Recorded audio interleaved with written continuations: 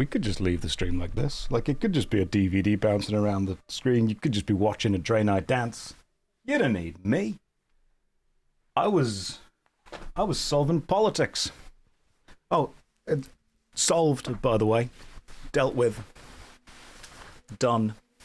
Done and finished. So, we can just let everyone know that that's done. We don't need that anymore. Someone said to me, Josh, are you going to the heart of democracy? I said, no, I'm going to Parliament. Okay. Oh, that's enough. You've all had enough now. No more fun. Stop it. Stop it now. And you ready? Okay. That's time is gone. Say goodbye to the DVD logo. It's going away. Say goodbye. Okay, it's gone. I'm here. Deal with it. This is what's happening. I'm sorry. I understand. I know that the logo was far better. I know. We know. You know. Everyone is aware that the DVD logo was far better than I was, but if I leave the DVD logo on too long, then I lose the Streamer of the Year award to the DVD logo. And I don't want to do that. That doesn't sound fun for me. Oh, I almost forgot. Hang on. Is this going to turn into a political stream? That's a great question. I think it's good that we're able to ask such great questions, and I think what's mostly important about discussing the politics and the idea of the general... Some of you were here last stream, some of you immediately knew. So right, what happened? Basically, I just went to Brussels. First of all, incredible city. Like, architecture, absolutely beautiful. Just undeniably beautiful, pretty city. And I spoke to the Parliament, the European Parliament, about the Stop Killing Games initiative. And I praised in that stream the process of democracy. And somebody commented and said, Josh, I can't believe you're glazing politicians like this. I said, listen, that's a very good point. We need to address this. I don't like politicians. What I like is the process of democracy. What I like is the democratic idea that everyone gets a say or an input on the way that they are governed, the way that they are, the way their country, their systems are ran.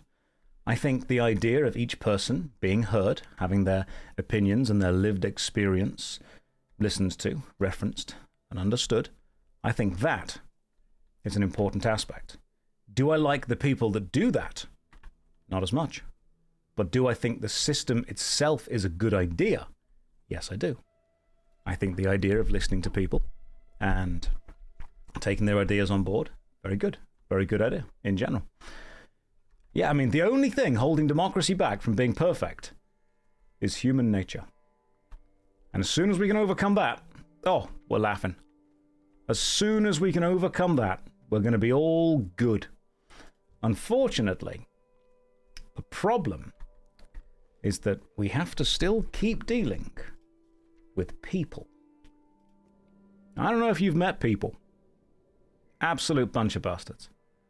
Dealing with them, bad idea in general. Right, let's drink some water. Level up for a bit. Alex Fox says democracy exists for elites to make it look like things change and the masses have any kind of control. And you know what? I think that's a very accurate, actual opinion of it. And I think it's a shame that people have that opinion. I think it's an absolute shame that a system that is designed to give people and the masses a level of control over their everyday life and the way it's run, the fact that people have lost faith within that system proves not necessarily that the system itself is broken, but the people that are in charge of the system are abusing it. Because the system itself is a great idea.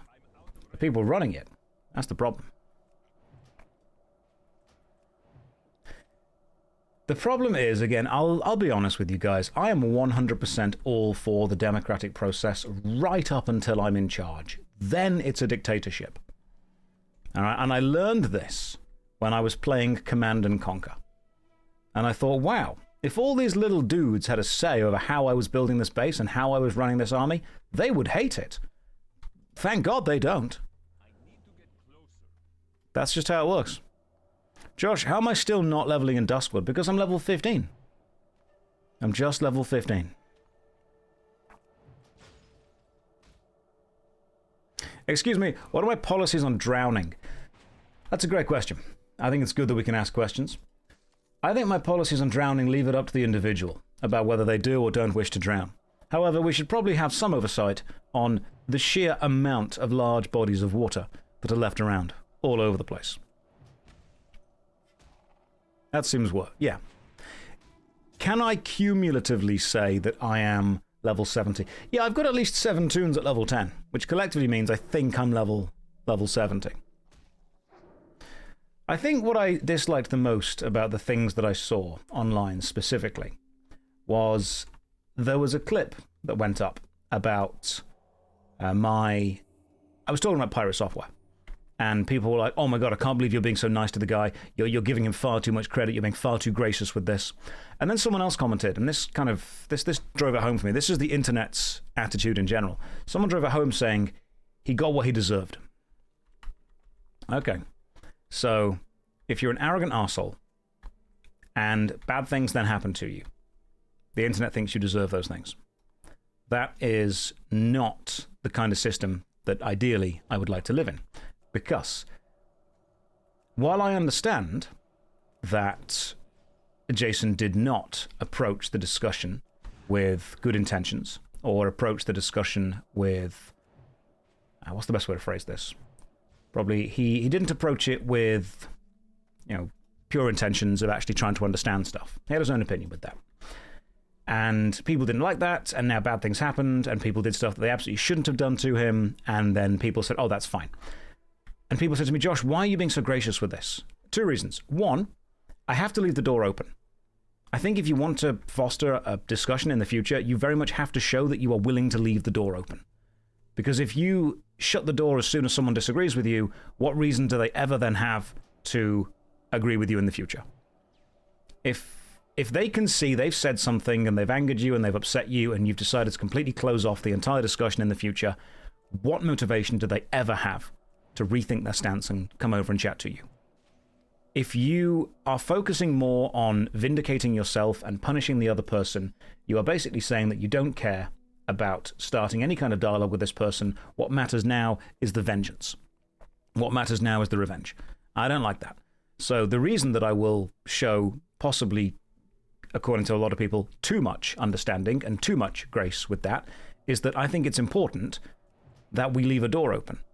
That if he ever says one day, hey, you know what, I want to come back and have a chat about this, we're willing to have that. That's very important on my part.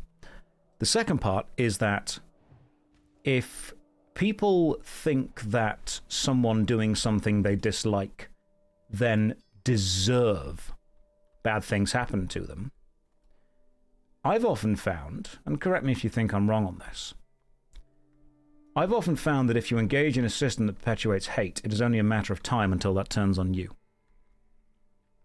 Which means, if I am willing to support bad things happening to someone that I don't like, it is inevitable that eventually I will do something that somebody else doesn't like, and then that system will happen to me, and I'll be sat there going, why are you treating me this way? Well, the answer is because I was treating other people that way.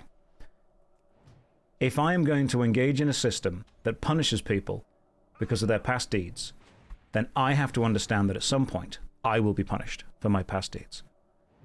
And I have to ask myself sometimes, if I mess up, if I do something that is unpopular, if I do something that requires a little bit of educating, people need to sit me down and say to me, hey, this is why you were wrong. How do I want them to treat me? Do I want them to treat me with the same harshness that I treated with somebody else? Well, no. I would ideally have them treat me with the same grace that I try to treat somebody else with. So all those people saying that I was being far too nice, maybe there's an element of self-preservation to it. Maybe there's an element of, maybe I was, but I would rather have this. Yeah, any kind of connection back and forth is a game of tennis. Every time someone hits the tennis ball of conversation back to somebody else, you add a little bit more energy into that ball. You add a little bit more spin, more change. And if you add, hatred and vileness to it, then it'll be returned to you that way. And eventually, it's going to become too big for both of you to bear. It sucks to be able to treat people who have treated you shitty in a nice way. but sometimes it's the only way that you get the solution you want. And you have to occasionally ask yourself, do you want a solution or do you want an argument? Alan, it is about facing consequences, absolutely. What's more important to you? Punishing someone for the things they've done or getting to a solution where the future you want is happening? Which of those would you rather have happen? And if one of those requires you to extend a bit more grace to the person you're talking to, despite the fact they may be, in your opinion, a shitty person, what is more important to you? Do you value them facing consequences more than you value the system being beneficial to everyone else? That's the question. Because a lot of people would far rather see someone punished for something wrong that they've done instead of see the future actually be beneficial for everyone else if it means the punishment doesn't happen. Now, you can, of course, have both. You absolutely can have both. But ask yourself the question, and be honest, guys. Be genuine here. Do you think the internet mob is smart enough to know that? A person is smart. People are stupid.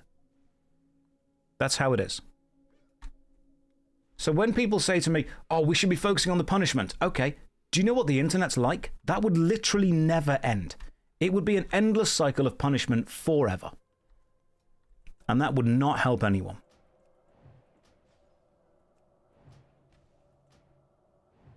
Which is why sometimes people message me going, I can't believe you're being nice to this guy when he's been an arsehole. I'm like, well, the opposite is that I'd be an arsehole to him.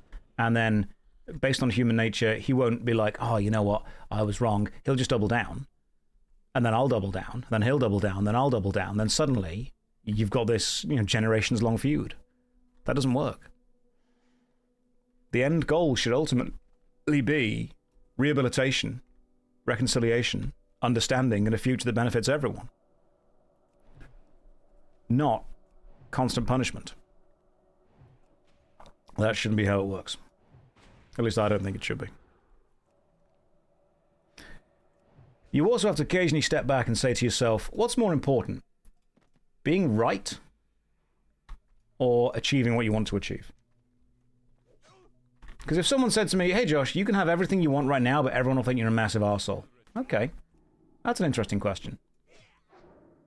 If you were offered this magical genie wish of the Stop Killing Games initiative immediately works, and companies and corporations are 100% on board with it, and it doesn't harm developers and it doesn't hurt players, if you were able to instantly get everything that you said that you value, but everyone thinks that you didn't do it, everyone thinks you were against it, would you do that? That's an interesting question. What would you value? Being seen by the public as a villain, but you actually end up living in the situation you want to live in? Or would you rather not achieve the thing that you actually want to achieve, but avoid the hatred?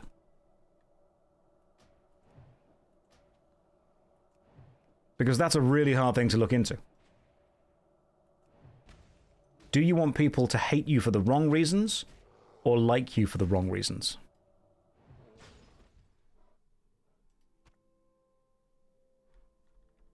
And that's a hard question.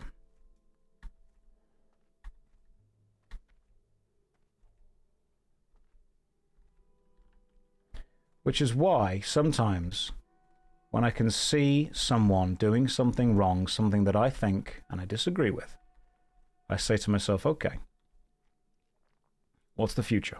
What do we want? How does this work? How do we work together to get the future we want? No matter what I think about them, what other people think about them, what do I do? Zeus, what did he do wrong? I think the personal attacks were a bit too much.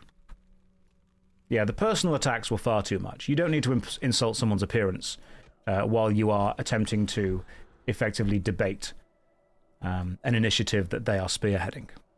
I've not killed the new cow boss, no. I've heard the new cow boss. I've seen it. It looks fun. But I've not yet played it. It's on the list. Would that not require we assume the other people don't form a mob of pitchforks and fight? Yeah, absolutely. Have I covered Ashes of Creation? No, Kira TV has pretty much got that one on lockdown. You want to watch stuff about Ashes of Creation? Kira TV, he's got what you need. That dude is sorting everything out. He is the be-all and end-all of this. Go watch that. What is the circumstance that sparked this lovely philosophical talk? I think it was mostly about the clip that came up about me talking about pirate software, and people were like, Josh, you're being far too kind to this guy. He's an asshole. I'm like, okay, well, what does being mean to him achieve? It achieves, you feel good. Yeah, you feel good because you're attacking someone that you don't like. You're fighting the good fight, but that's not going to get the system and the situation that we actually want to happen in the future to happen. That is not going to, aid that at all. That's not going to leave the door open for future discussion, is it?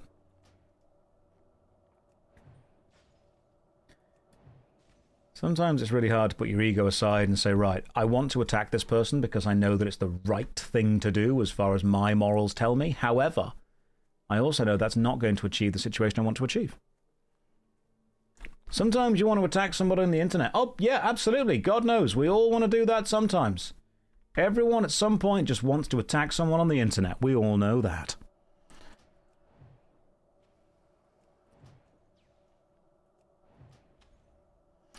Better world. However, what would happen if the grace isn't rendered back to you?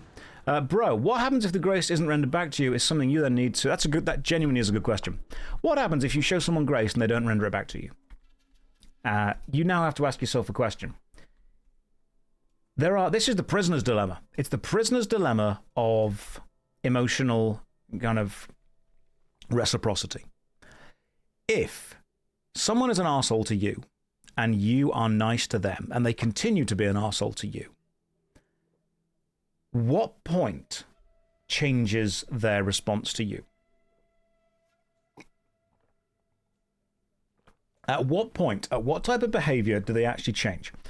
Do they become nice to you and civil if you turn around and treat them like an arsehole? Well, chances are no. They're not going to suddenly start being nice to you if you aren't nice to them, because that's just how these people can be. Which means it sucks, but the only possible answer, the only possible way to maybe get what you want in the future is to continue being nice to them. Or at least being civil.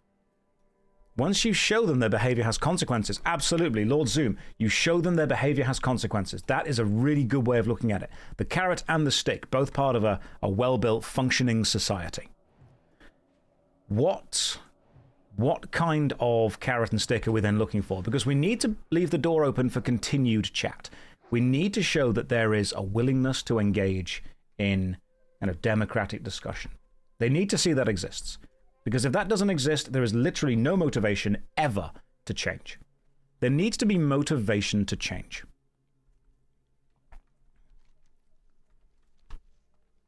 Now, the motivation can either come from rewarding the behavior you want to see or punishing the behavior you don't want to see. Rewarding the behavior you want to see is, continuing to engage in a nice, fair topic and discussion, and actually acknowledging when someone else does something that you would consider good. That's a very important thing that you want to do. Actually, when someone does something beneficial, acknowledge it. Say, hey, that was good. But how do you prevent the behavior you don't want to see? Because insulting people doesn't do that. Insulting someone normally, or attacking someone, especially on the internet, doesn't actually make them change the behavior. They don't rethink about it and think, you know what, yeah, that was right. I deserve that. I'm going to change. That is not how that works.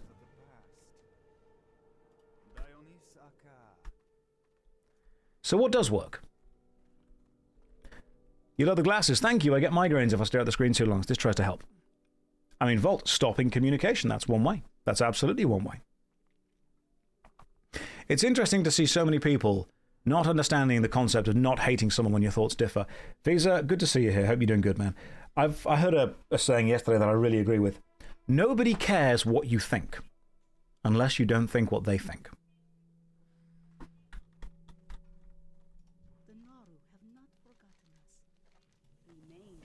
And when I read that, I thought, oh my God, that's actually quite true.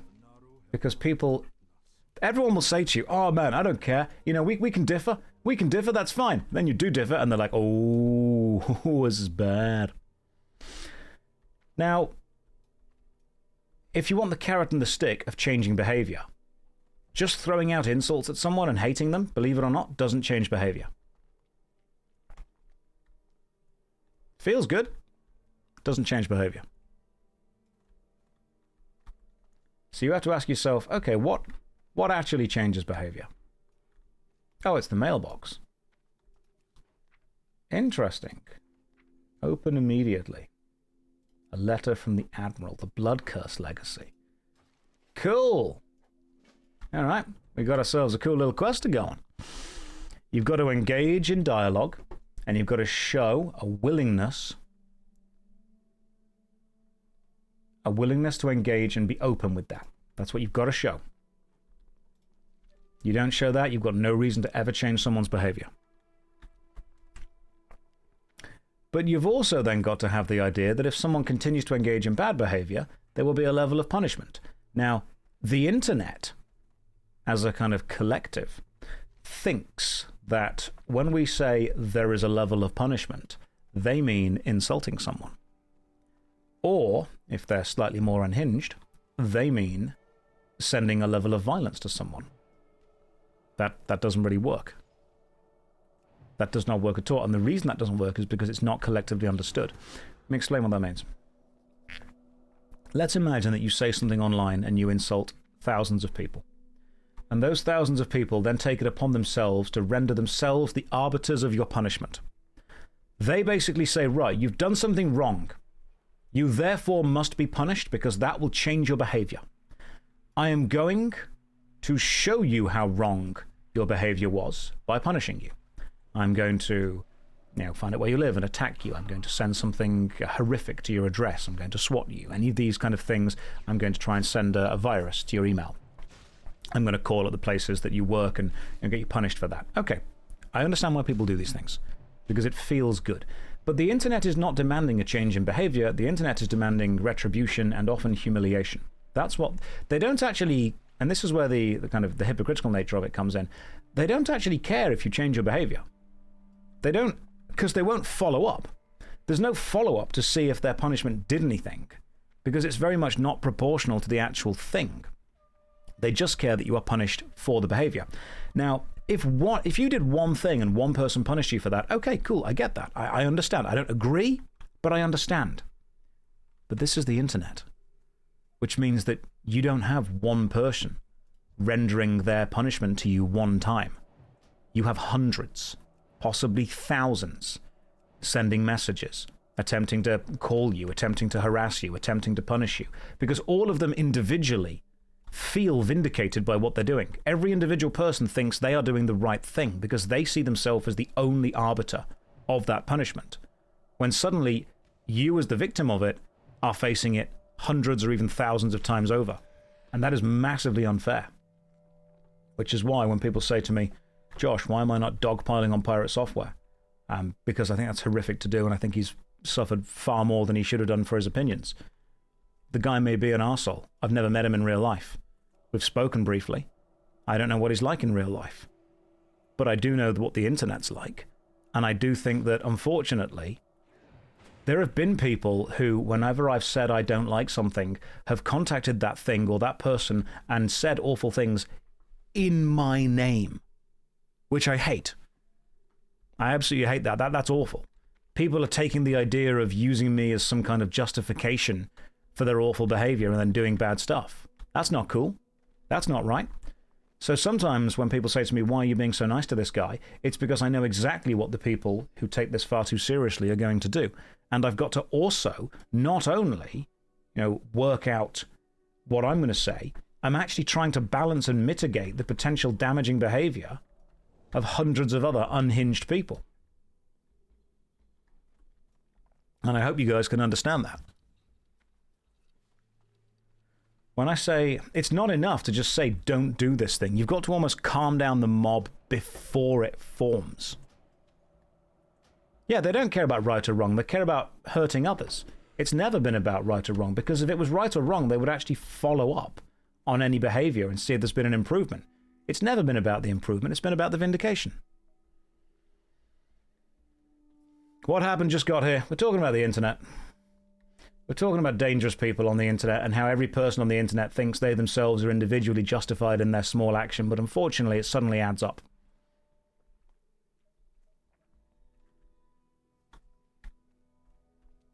So I would rather extend a little bit of grace to someone which prevents people doing stuff in my name. Even if people are like, oh, you're being far too kind. I'm like, nope, I'm being just kind enough to make sure that somebody isn't an arsehole.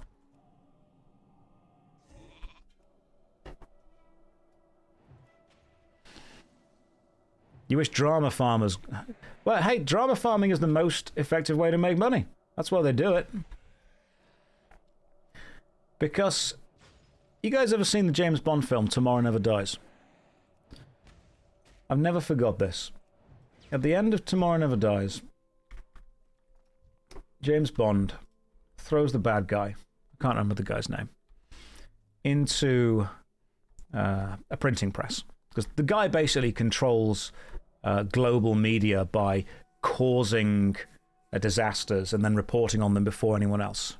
Carver. Yes, possibly Carver. It's a really good one. The one with the media mogul, played by Jonathan someone, good actor.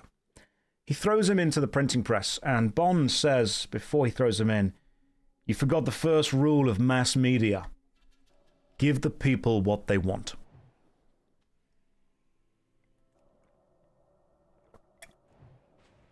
If you want to make money in media, you give the people what they want. And the reason you give them what they want is because if you give them what they don't want, they will leave. Even if it would be good for them. It would be good for people who are in an echo chamber to sit around and listen to the other side. It would be good for people who don't want to hear about a certain thing to at least listen to some of the arguments, even if they don't necessarily fully engage with it.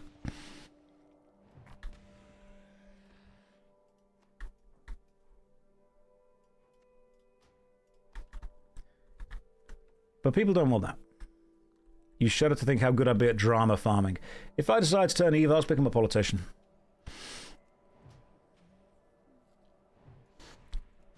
I'm sure I could do that if I try. Because remember, the majority of entertainment isn't about challenging people. It's not about making people feel uncomfortable. Good art can make people feel uncomfortable. Good art, good engagement with art, can make you question your own beliefs. And I did that years ago. I did that many, many years ago. And I think it was university. It was university that unradicalized me from being an extreme, I would say in English terms, much more of the far left. And the reason that I was pushed away from this was because I realized that when you get into extreme ideologies either side, it no longer becomes about actually supporting the people that you're claiming to support, and instead becomes a purity test. I have seen friends believe in one ideology or another be insulted and shot down by others who believed in that ideology more. And then it suddenly became, well, I support this thing more than you do, therefore I am righteous and you are wrong. And while I was sitting back and I thought, hang on, I was friends with all of you guys because I thought you were supporting the humanitarian cause. I thought you were supporting the right thing, but I realized that this whole thing is actually about ego. It's completely about ego. It's I am more holy than you. I am more righteous than you. When I realized that's where it was going to, I thought, you know what? This isn't the right thing to be part of. So yeah, that's how I kind of looked into it. It's sports. It's just sports. One thing that's also very, very important to remember. If you are part of any group that curates its membership by requiring more and more proof of support, more and more extremist, purity test, ideological proof. If you're part of any group that says, well, actually now we have to agree with this, and now we have to agree with that, and now we have to agree with that, and it slowly starts to cull people and curate people out of it because they aren't following along with the current most important thing, then I guarantee eventually you will be one of the people that is cold.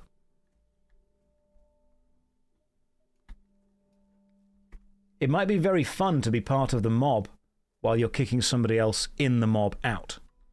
But eventually, if you do that, you are supporting and curating a system that will eventually kick you out. Which is why sometimes I say to people, look, I disagree with this aspect of what you've got going on, but we agree on this, so we can still kind of at least engage in some kind of conversation. And people say to me, oh, but they don't agree with you 100%, therefore you cannot work with them. I say, okay, if that's your level, if you don't agree with someone 100%, you cannot work with them, then what happens when you and I don't agree 100%? Do we just immediately cease everything? Do we cease everything beneficial? I don't think that's a smart way to be. Being a zealot on either side is generally a bad idea. And people will jump on me and call me a centrist and say, oh my god, I can't believe that you're not supporting one side or the other. It's not sports. I don't win if your side loses. I win if society gets better. The idea that society can only get better if one side gets literally everything it wants means that you are ignoring the lived experience of millions of people. And suddenly that's not democratic anymore.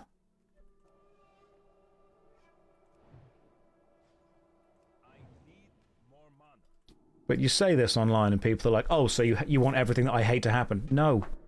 No, I don't. I guarantee you get off the internet, you go out, you talk to people, the vast majority of people on either side of any political spectrum will probably agree with each other on most things, because they're not extremist. In political circles, it's called being a fence sitter. Yeah, okay, cool.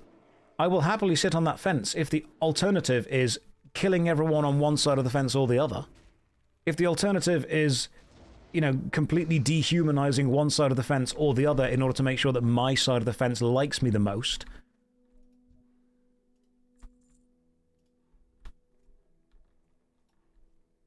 I'm not going to say, well, you know what? In order to get this side of people to like me, I've got to dehumanize and completely objectify that entire other side.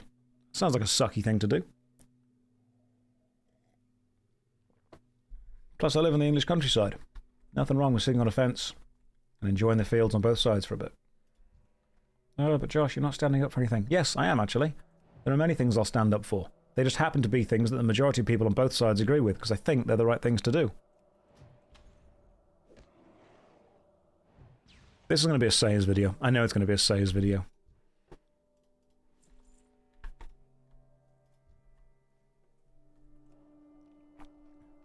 There's no point trying to talk about it, because people will... Yeah, exactly. You'll get hated by both sides. That's fine. I'm totally okay with that. If someone is going to hate me for having empathy for somebody they don't like, then their hatred doesn't mean that much to me.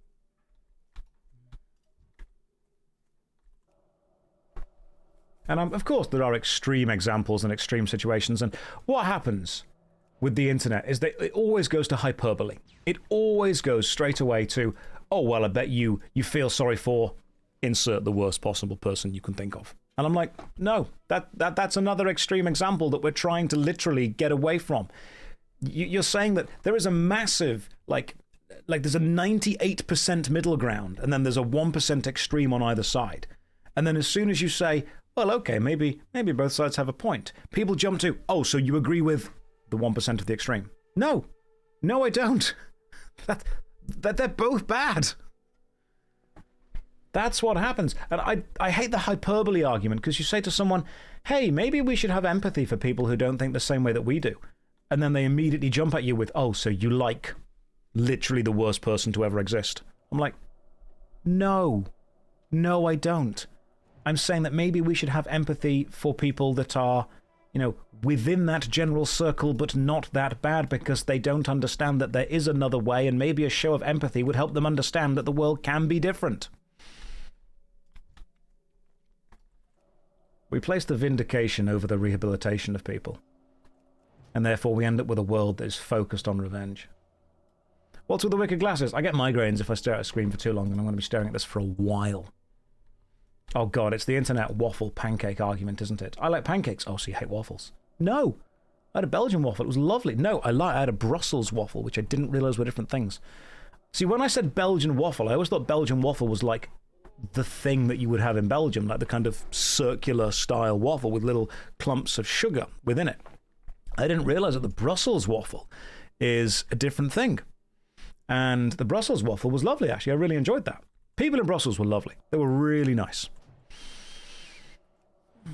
Those are Liège waffles. Yeah, we had the Brussels waffle is the kind of the rectangular one, wasn't it? It's really soft. That was so nice. Yeah, it was a very, very tasty. So I had a really good time there. What about French toast? French toast is banging. All right. French toast is great. What is my favorite dinosaur? I quite like Judi Dench. I think she's great. Are you saying you don't like Belgian waffles? Was it a good trip? It was a good trip. We met lots of people, had a really good time. People in Brussels are just annoyingly good looking. I think maybe it's just an England thing, but Brussels, you guys are crazy attractive. So well done, everyone there. In fact, you ask about dinosaurs. When I was in Brussels, I did go to the Natural History Museum and have a look at all of the cool dinosaur skeletons they've got, which I thought were great. Big fan of those.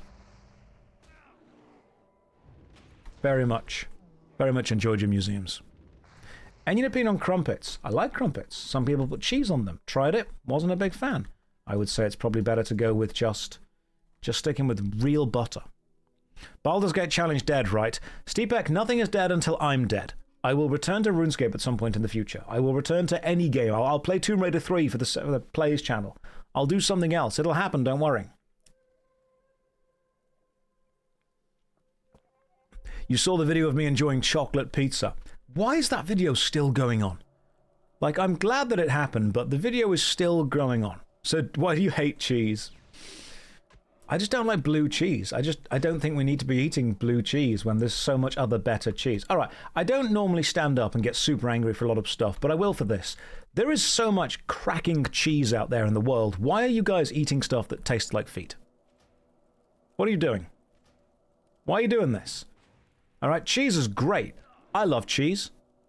But why are you eating bad cheese? He's off the fence. I will jump off the fence into the good cheese lovers group. That's what I'll do. He's gone rogue. Dinosaurs were the reason I got into Warhammer. Hell yeah. That's a great way to get into Warhammer.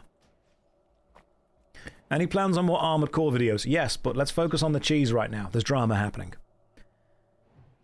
Some of you will unwrap blue cheese and you'll say to me, "Ooh, smell this. It smells lovely." And it will smell like the worst thing that I've ever smelled. And I'll say to you, "What are you going to do with it? Are you going to throw it in the bin?" And you're like, "No, I'm going to put it on crackers and eat it." And I'm like, "Can I introduce you to literally anything else?" Cheese shouldn't be moldy. It shouldn't. Milk went through a hell of a time to become that. And you're like, make it worse. Blue cheese smells better than durian. Yeah, we're not trying to... This is not the suffering Olympics. We're not trying to find the worst thing.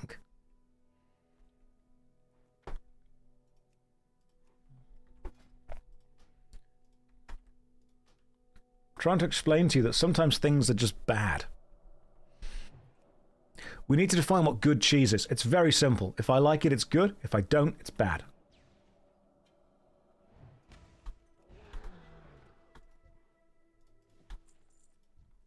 That seems to me to be the best way to define these kind of things. I'm a Brit. My food opinions are inherently invalid. You know what? That's true. I don't normally say these kind of things are fair, but yes. For a nation that conquered, or for an empire that conquered a third of the world and had access to every single spice, to turn around and go, "You know what? Fish and chips." I'm like, lads, we could expand our horizons here. All right, we've got access to every single food in India, and you've gone with mushy peas. What are you doing? Could have had far more. Could have had so much more. Could have been so much more, but we didn't. Right, I've got to find the dude, the High Chief dude. And I think he's a random spawn. Like, if you kill enough of these shamans, the High Chief dude just randomly spawns at some point.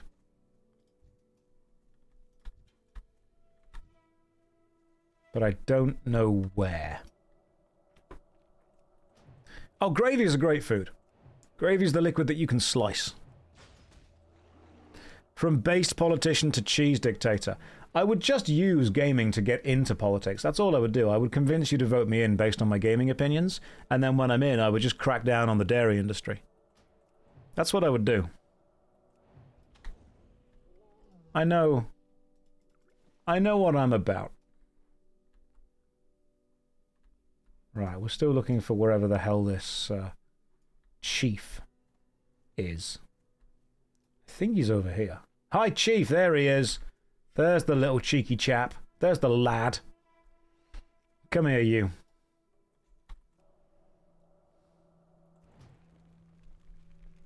Come here, you. Let's get you. Let's deal you some damage, shall we, before you get close to me. Then let's freeze you and step back, because that just truly is the best spell. The crowd control. Oh, it's beautiful. You know, I tell you what, I've also got Arcane Explosion right now, so I could just use AoE farming at some point.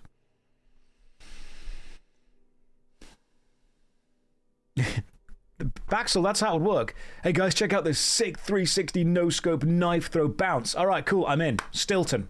Destroy it. I want all of... wherever Stilton is made, nuke it. We haven't used our nukes in a while. Let's put them to good use. No, Josh, you're going to solve the situation in the... Are you going to solve the global situation? No. Who's making that blue cheddar stuff?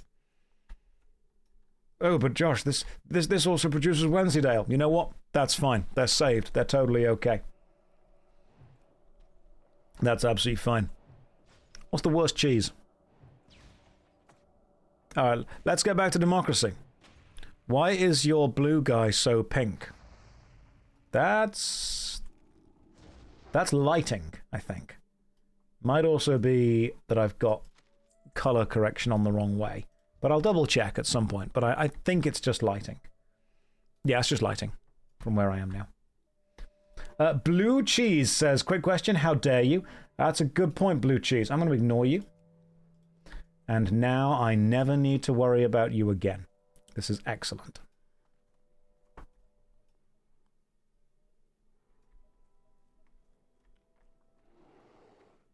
I mean, that to me...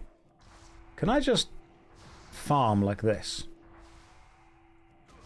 Okay, so if I just do that and then AoE farm, that could work. Okay, so we can just do some AoE farming with a mage. That's a good idea. I'll see what I can do with this. I am lactose intolerant. I will not tolerate cheese. Bad cheese, anyway. Oh my god, you go to the European Union, you speak at Parliament one time, and straight away you're a cheese dictator. Some of you are thinking, Josh is going to control cheese. How dare he?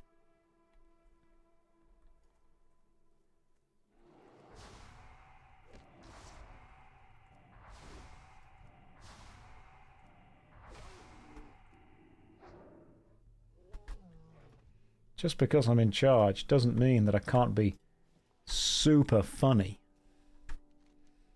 Alright, the comedy continues, lads.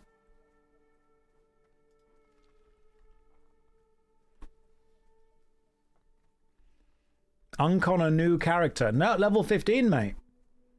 Level 15. I'm great at this. Am I going to try midnight? So, no, unless they pay me to. That's the honest answer. Like, if you see me... I have absolutely no interest in playing Midnight whatsoever. But if you see me playing Midnight, I can guarantee you I've been paid. Like, I wouldn't even lie to you about it. I would be like, okay, welcome to this sponsored stream of Midnight, which is going to last exactly as long as I'm paid to make it last for, and then we go back to Classic. What the hell is Midnight? Good question. Midnight is the next retail Warcraft expansion. I appreciate the transparency. Yeah, that's what I've always wanted to be with you guys. They're transparent. People are like, oh my god, I can't believe this guy's just doing stuff for money. Yep. Yep, that's where we are now. That's the life situation we're in. You got 99 mining. Oh, congratulations, man. Oh, Wheelman. Well done, dude. That's amazing. How have you been? Gilded Medic. I hope you are well. Yeah, other people are like, yes, I also exchange my time and labor for money. It's just so funny. People are like, can't believe you sold out. That's the goal. The ultimate goal is to have something that a massive company goes and says, hey, you know what? We'll give you money for this. You know why? Honestly, because I would rather take a company's money than yours. Like, money's tight for everyone. I get that. If some massive multi-million, multi-billion corporation wants to start giving me a load of cash so I can keep doing this and keep entertaining you, and suddenly you guys can spend your own money on whatever the hell you want, fantastic. Everyone's a winner. I would rather take money from a big company than take it from you.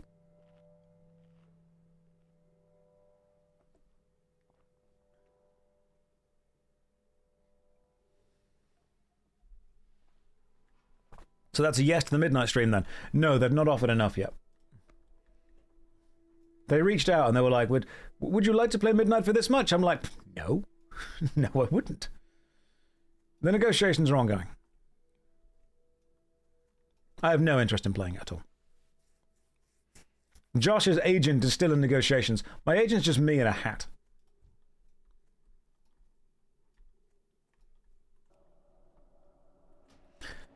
My parents divorced. It was difficult without guidance or role model. It took me a lot of time to learn everything on my own. Negative. I've learned so much in a good way of thinking. I'm glad, Matt. I'm really glad for that. Congratulations getting over that. It's a hard thing to do. But I'm sorry. I am also a child of divorce. And I think I knew that the marriage was on the rocks when my dad bought my mum, for her birthday, Tekken 2 on the PlayStation 1. And I think I knew there were two things that let me know this was wrong. The first was that my mum has never, ever, ever, ever played the PlayStation or showed any interest in playing it whatsoever. The second was her face when she opened it, contrasted with his face when she opened it. And that's when I realized, I think, maybe it was a present for him that he had used as a birthday present for her. Now, at the time, all child me was thinking was, great, we now own Tekken 2. That sounds fantastic. Adult me is now thinking, the marriage was worth one Tekken 2. Which, to be fair, is still a pretty high bar. Yeah, you know the whole Homer buying Marge a bowling ball thing? That energy. That kind of energy was happening within the Hayes household.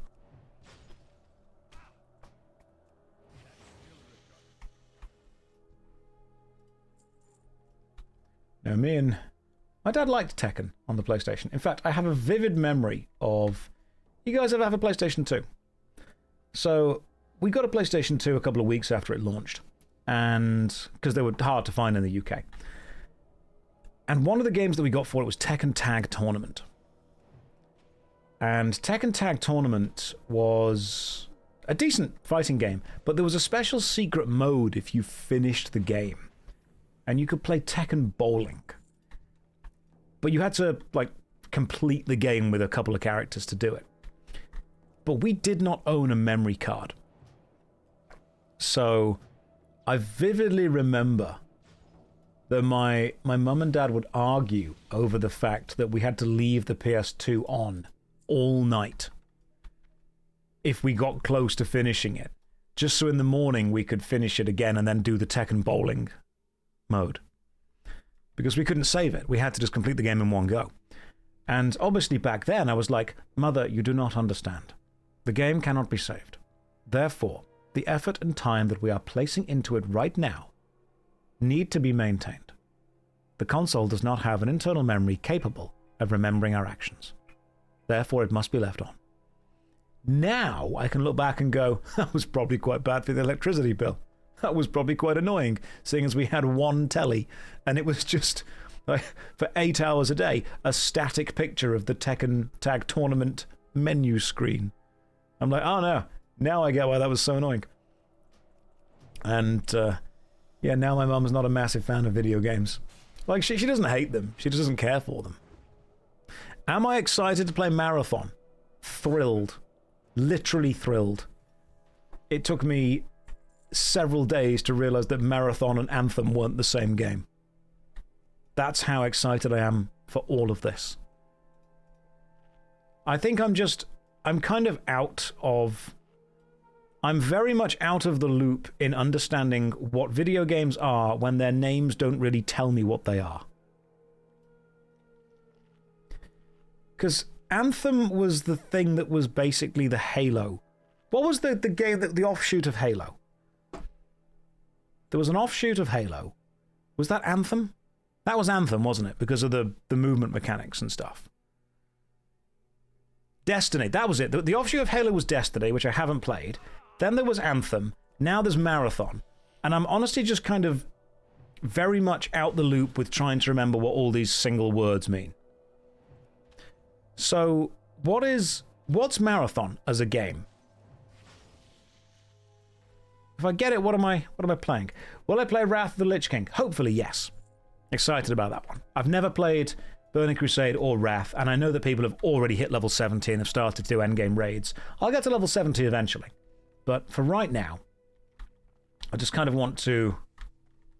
Where's the big boss bad boy? Where are you, big boss bad boy? That's not you. Where's Big Boss McBadass? Nope, he's dead. He's over there. You know what? I'll give you a hand, my friend. There you go. So no, I have no real interest in playing Marathon. Unless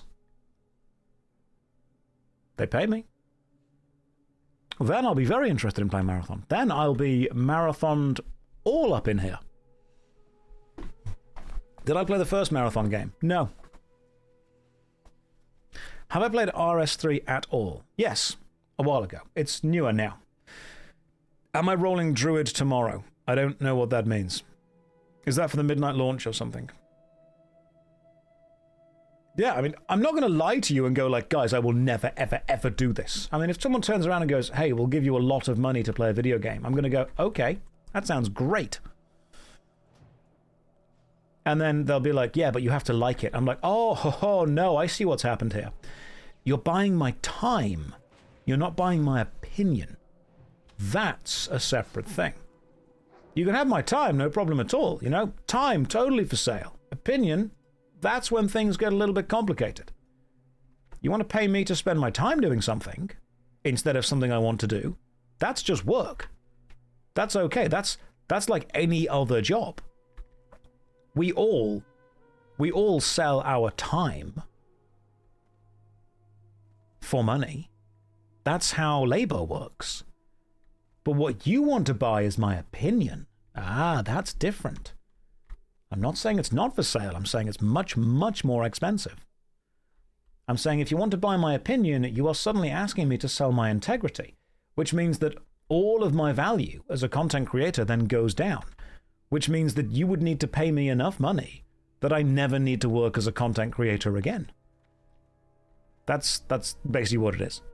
Like if someone says, hey, we'll pay you X amount of money, you never need to work ever again, you can retire, you can pay off all of your family's debts, and you can live comfortably forever. I'm like, okay, that sounds great. Sounds fantastic.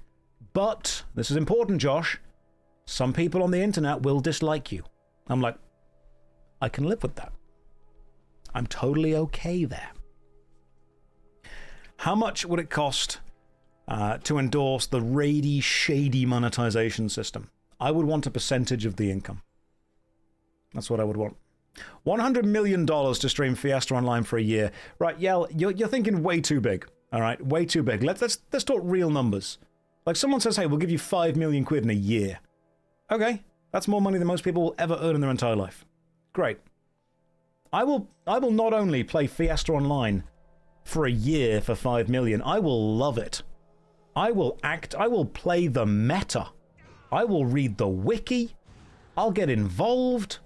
I will be the best Fiesta Online player you ever did see.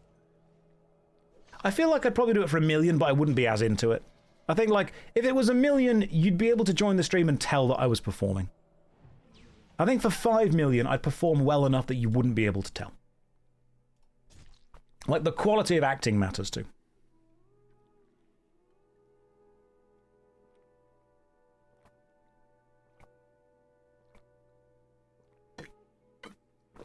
Ad hoc says, Josh rotates alts like Leonardo DiCaprio rotates girlfriends. I hit level 27 and just decided to give up. You know, that's too much. I've seen all I need to see. Time for a new one.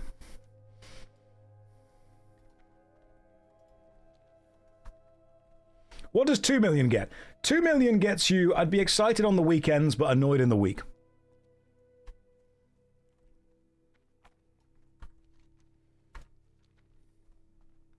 I've spoken to lots of people who have said they would never, ever, ever sell out their principles for any amount of money. And you know what? Fair play to you. Respect for that.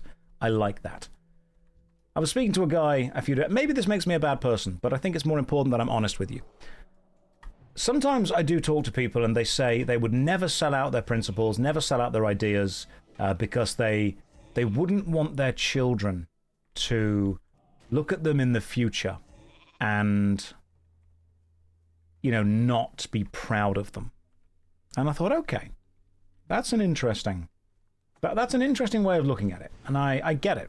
As well, you want your friends, your family, you want your kids to look at you and you want to teach them principles, teach them ideas. But let's expand on this. This actually loops back to the question we asked earlier. Would you be hated if it gave your friends and family a better life? Would you be willing to be the lightning rod for hate and ire if you knew you had provided them with the best possible chance at everything? So, if someone said to you, hey, you can go through life and your kids will respect you and look up to you and value you, but you will never be able to give them the life that you want to be able to give them. That would suck as a practical thing. But if someone turns around and says, hey, you will go through life, we're going to pay you 10 million quid right now, and we'll put it into a special savings account, and your kids, they will always have the clothes they want. They'll be able to go to the college they want to go to. They'll be able to have a nice car. They'll be able to buy their house off. They'll be able to go on holiday once a year to somewhere nice. And they'll still learn good lessons. They won't be shitty people. They won't be, narcissistic or arrogant. They'll still be good, decent, genuine people. They'll still understand the value of hard work, but they will also then have the privilege to be able to go and do whatever they want to do in life. You're giving them the best possible start. But the trade-off is they will not respect you. They may even hate you. Would you do that?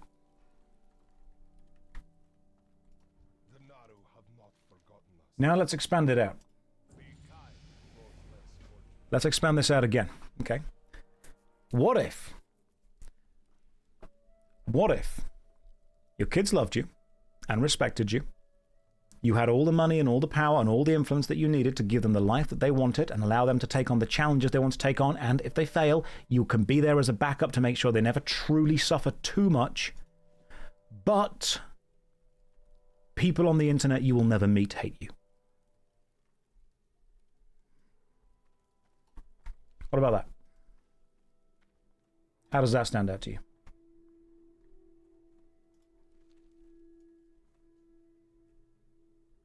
What if you and your friends and your family and your close circle suddenly have the safety and have the security to live the life you want to live, holidays every year to wherever you want to go to, the food you want to eat, the houses you want to live in, the cars you want to drive? We're not talking like excessive billionaire wealth. We're not talking like private jets and helicopters. We're talking a decent, safe car. We're talking a nice house in a nice area. We're talking you can get, a takeout once or twice a week if you want something like that. We're not talking excessive, gratuitous wealth. We're talking comfortable. We're talking comfortable, something that you would probably describe as wealthy. Would you want that life if the cost you had to pay for it was people who used to respect you online say that you have sold out. Because most people would be like, yeah, I would do that. Do other people have to pay the cost of what you do? No, not at all. Not at all. All you're doing is saying things that they don't like. Because I've got a load of friends that work on OnlyFans, that do adult content work. I've got friends that advertise gambling sites. I've got friends that advertise mobile games. I've got friends that work for the oil industry. And you know what? I don't particularly agree with what they do. And by that, I mean the oil industry. I don't care about the OnlyFans at all. More power to you. Go for it. Oil industry, a little bit dodgy. Okay? Not going to exactly praise the job there. The OnlyFans stuff, the adult content creation stuff, advertising mobile games, go for it. Couldn't care less. But when I said to them, why do you do it? And they said, well, people online don't like me, but my kid gets to go to a private school, and they get to have all the food they want, and they get to pay their mortgage off and pay their bills off. And I'm like, oh, yeah, you know what? That makes sense.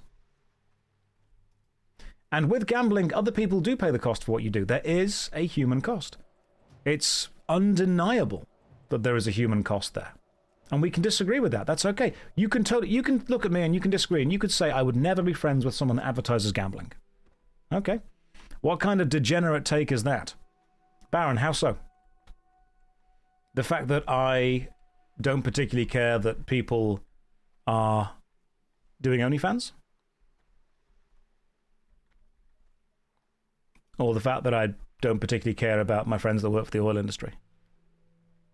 I mean, I don't like their jobs, but I'm not going to dismiss them as an awful person for it. You cannot condone gambling when you play Magic the Gathering and Path of Exile. I would not be friends with people who cause harm to others for a living. No. I mean, Kath, we then have to really expand that out. Are you vegan? Because you'll be friends with people who aren't. At what point would you... Do you think OnlyFans does not have a human cost? Ledix, I don't work on OnlyFans, I just have friends that do, so I'm not really qualified to say what cost it does or does not have. But what I am saying is that I am not judging my friends who do that as bad people. Because while people online may not wish to respect them, they have secured a solid future for themselves, their families, and their children.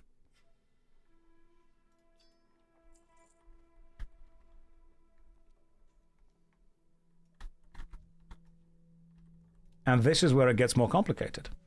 I'm not praising the system. I'm not saying that I think it's a good thing that necessarily has huge benefits. I'm saying that I can understand why they have done it to secure the life that they want to have. And if in doing that, if in securing that, they incur the ire of people they will never meet, I think they can deal with that.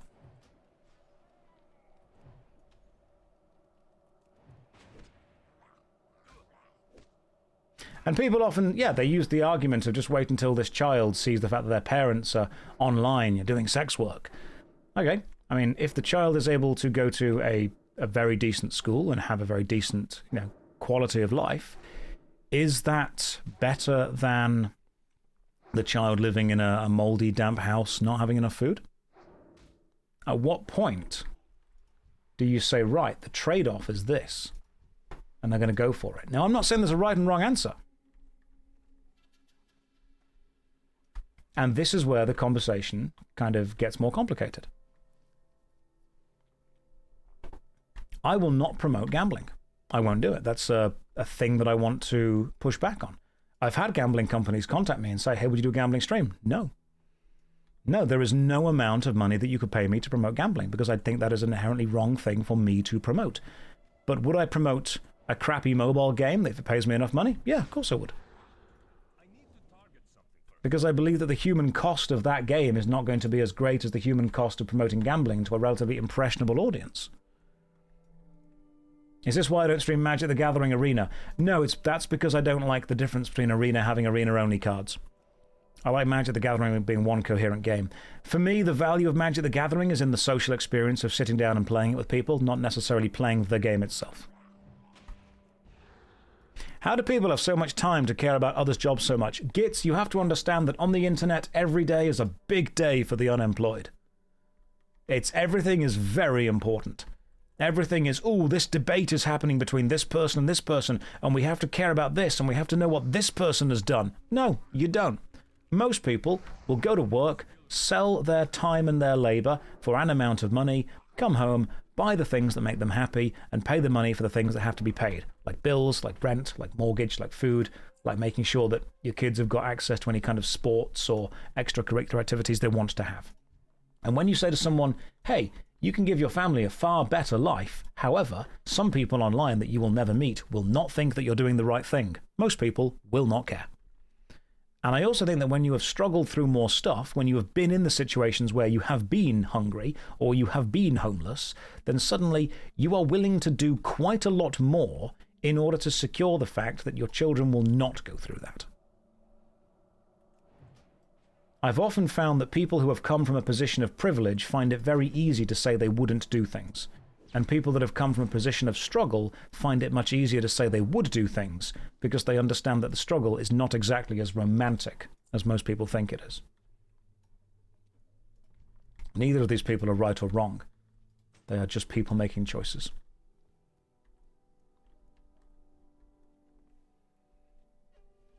And sometimes you can look at someone and say, I completely disagree with the choice you've made, but I completely understand why you made it. Or the opposite. You can look at someone and say, I completely, I don't understand why you have made this choice at all, but yeah, I would have made the same choice. And that is the complexity of all of this.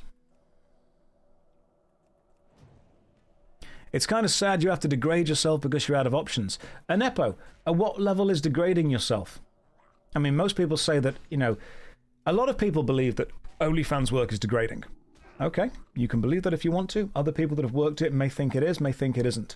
But at some level, you are still willingly giving your time, your effort, your energy, and your input to a system that says where you have to be and what you have to do. Am I forgetting my own buffs? Yes.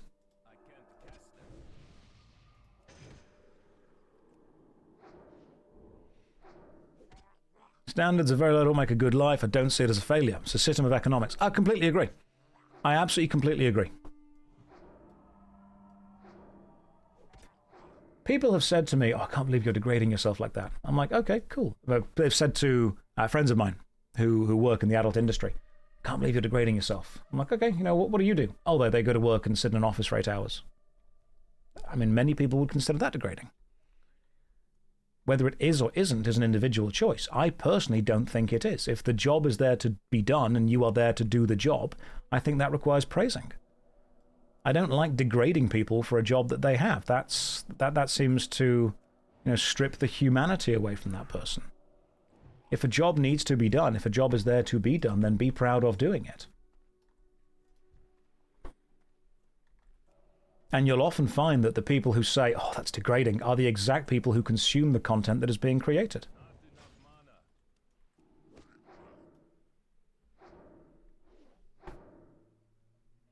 Yeah, it depends on what it is. Exactly. If someone says, oh, I can't believe you're degrading yourself and you're making $5 million a year, then, okay, maybe that person is totally happy to accept your dislike, knowing that they're putting their family through the best education with the best chance of a future. Maybe they're totally okay doing that, knowing they're doing it for what they see as a greater good.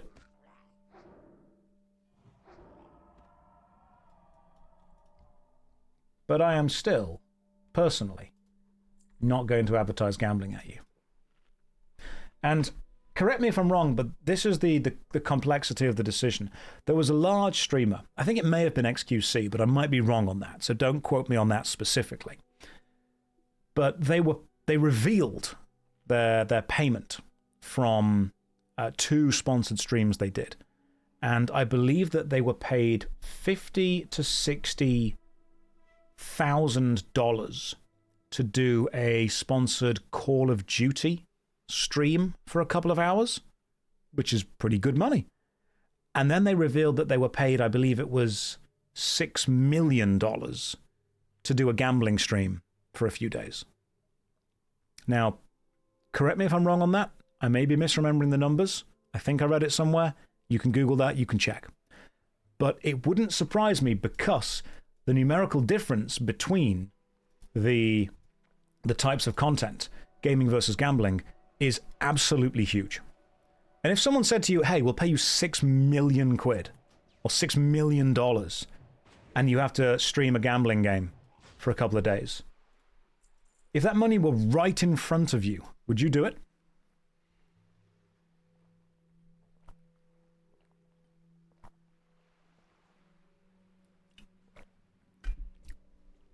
Now, Weave says no. If you are in a position to turn down $6 million because you don't want to do a gambling stream for a few days, I understand. However, ask yourself this. Someone is going to get paid that $6 million. Someone is going to advertise gambling. Las Vegas is still going to exist. Now, I'm not justifying the problem by saying that the problem isn't going to go away. I'm saying that your moral compass of saying no, you wouldn't do it is completely valid, but it's not going to stop the problem. You saying I won't do this is not preventing other people saying they won't do it, which means someone, somewhere, is getting that 6 million quid. Why shouldn't it be you? Because you don't want to look at the money and think of where it came from?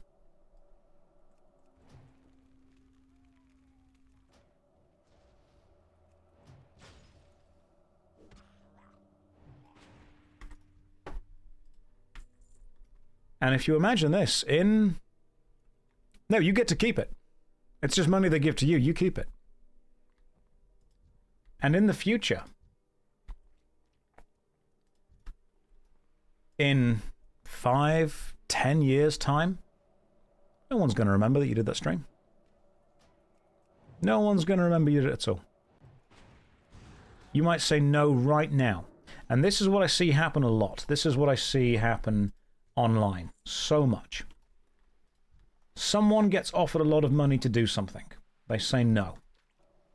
And the online space praises them for it. The online space says, what a good person, what a great person, can't believe you've done that. And they get the social credit of saying no. A couple of weeks later, totally forgotten. Everyone's moved on. You don't get praise for it twice.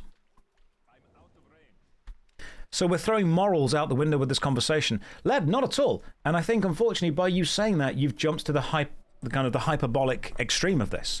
You've said, we are throwing morals out the window. No, we're not. We're not at all. This is all based around the idea of morals. What you're saying is you would not do something because you personally would not want to be, responsible for doing that, which I completely understand. But what if you are not the only person that is involved in this situation? If your family is completely debt-free, if your friends are all really comfortable, then fantastic, I'm really happy for you. But if someone said to you, you get to do this, and in doing so, you will be able to pull your family all out of debt, okay, great. Are you willing to take the damage? Are you willing to do the damage to the rest of society if, in doing so, you help those closest to you?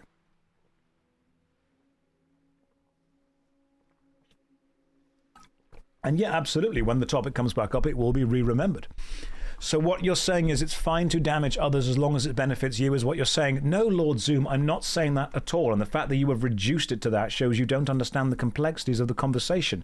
I'm saying that if you are going to be involved in these kind of discussions, that is something that you need to approach and understand. What I really hate about these online discussions is when I say, hey, we should think about the moral complexities of these kind of discussions. And someone says to me, okay, so what you're saying is this extreme example is true. No, I'm not saying that. I'm saying that if you were actually realistically, physically presented with this choice, you need to weigh up these sides. And it's very easy to say no to a hypothetical.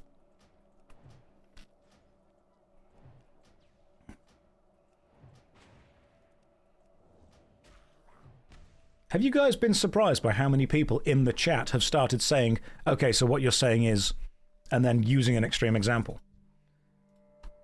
Also, when you say, okay, so what you're saying is the people closest to you matter more than others further away suffering from you, if you purchase cheaply made clothes, then what you're saying is, yes, actually, you do agree with that. However, you don't need to face the consequences of that because it's happening far away. Now, I'm not casting any kind of moral judgment on you. I buy clothes at Primark all the time. I absolutely understand that my actions are going to have inherent consequences for people far away that I will never meet. By engaging within that system, I am continuing and even supporting a system that has a level of exploitation. But the reason that people don't care about this is because, this is very simple, you don't see it. You don't see it. If you are asked if you want to engage within a system that punishes people and harms people that you have to see, people are normally against it. If you say, do you want to engage in a system and it will damage people, but you will never see them and never interact with them, sometimes people are much more okay. We've lost the Primark sponsorship, lads.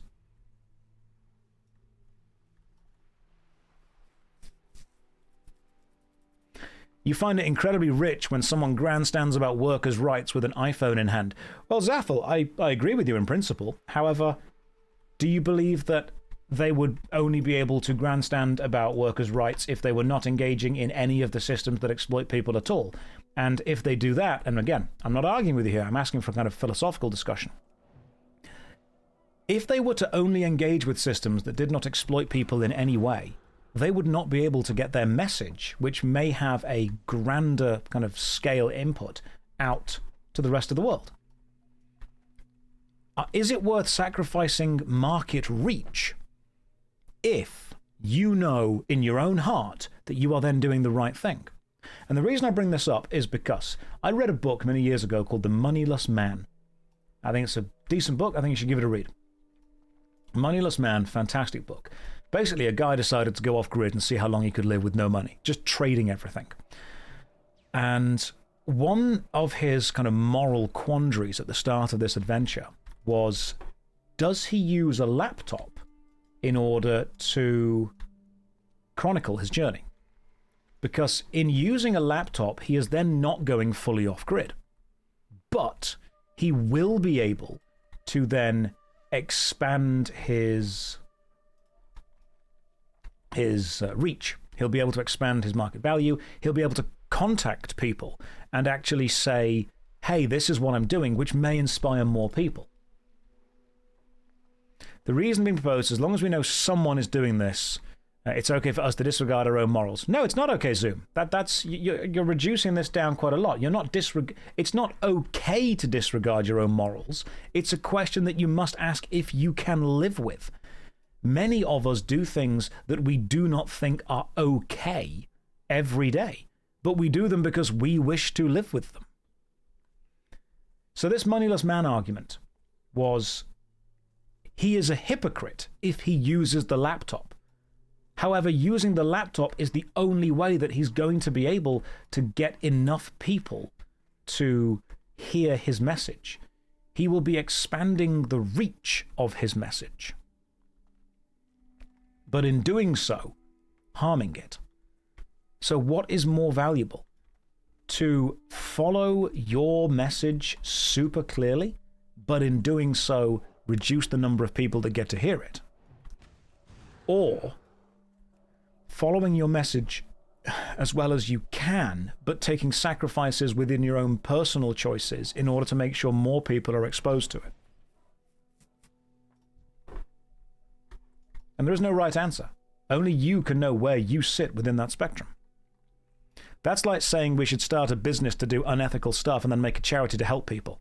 Habibi, that's not a stupid thing to add at all. That's a philosophical paradox. That's not stupid. That's a really interesting thing to look at. Would you?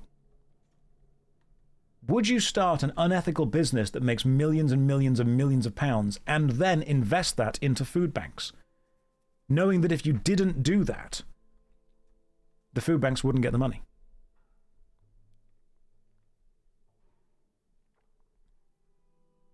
Did I say Habibi? It's the chatter's name. At least I think it was. Let me double check.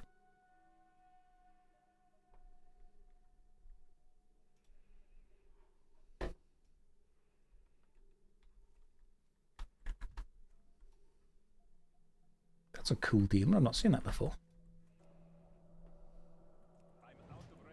Companies do that. Sell fatty food, then fund weight loss drugs. Yeah, I completely understand. And I agree. It's the idea of this complexity.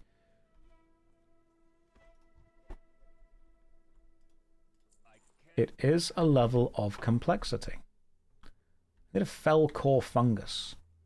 Where are the fell core fungi? There's one. Gotcha. Probably don't need cloth anymore.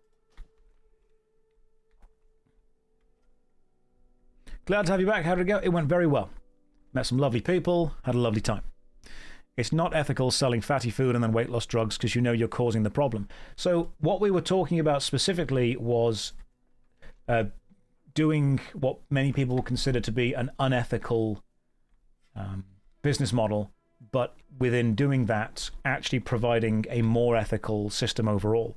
So would it be okay to take money to do a sponsored gambling stream and then spend that money funding free educational programs?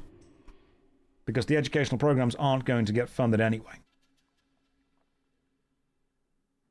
What's the correct answer to that? And the answer is there is no correct answer. It is only what you personally believe is right and wrong. Why did you get a leaflet through the door saying that I own Europe now?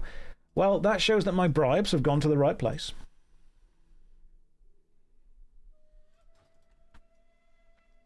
I think a lot of people like things to be right and wrong. Oh, the old rabbi story. That is very true. That is very, very true. Red Sky, I love that rabbi story. I'll tell it as best I can.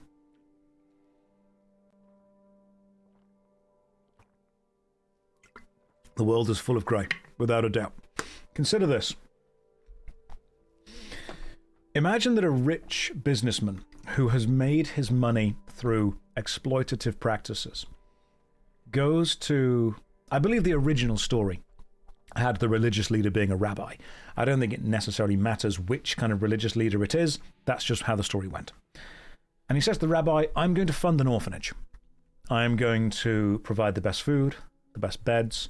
I'm going to use the money that I have made in my unethical business decisions to fund an orphanage. And the rabbi says, go away, think about this, and come back when you've decided you definitely want to do it. And the businessman comes back a few days later and says, Rabbi, I have realized that I was funding the orphanage for the wrong reasons. I was not funding it because I believed in it. I was funding it to make myself feel better about my previous decisions. I was doing it to assuage the guilt that I have felt for the choices I have made. I was doing it for selfish reasons. And the rabbi responded, do you think the kids will care where the money came from? Let's imagine that you, as a child, were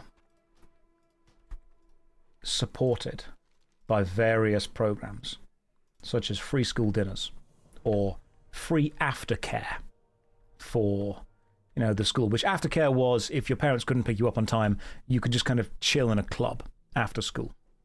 Because I was supported by those. I had free school dinners when I was a kid. I stayed in the aftercare club. If I'd have known as a kid that the money that supported the thing that was supporting me had come from an unethical source, do you think I would have turned around and said, well, now I'm not doing it? No. I would have taken advantage of the system that was there to support me. Because to me at that time, the thing that was supporting me was more important than where the money to make it came from. So when people say they would not do unethical things, even if they could then spend the money on the ethical thing afterwards, I understand that you are placing your own morals above, making immoral choices. And that is respectable. But what about the people that you could help? Would they look at you and go, yeah, it's the right thing to do to place your own morals above the other things, even though you could help me. No, they're going to want to help you. I'm reducing the ideology. This is after the fact. But if you engage with something unethical to exchange it for something else, that practice is in itself harmful overall. If you've already done bad, it's completely different. It also depends on... It depends on the extreme exchange. I mean, while you cannot quantify ethics, while we can't reduce them to a single number, if you could do something that was 1% bad that had 99% help, is that worth doing? If you could do something that's, 51% good but 49% bad, would you do that? And then, would you do something that was wrong if you were the only person that suffered from it? Knowing that we're all going to be dead one day, is it worth taking that hatred onto yourself?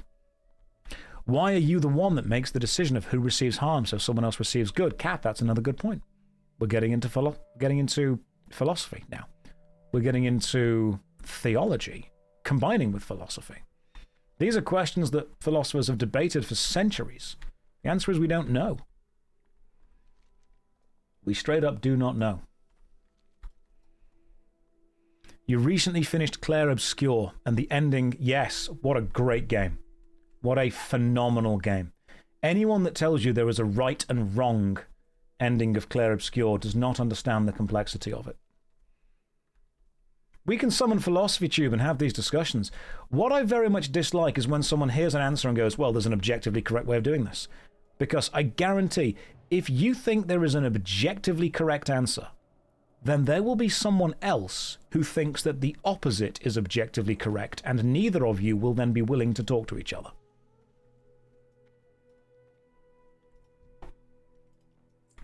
It is very difficult to occasionally look and say, you know what, you were right.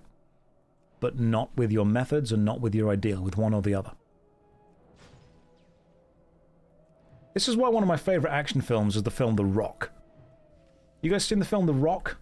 Sean Connery, Nicolas Cage? I think the bad guy in the film The Rock is justified.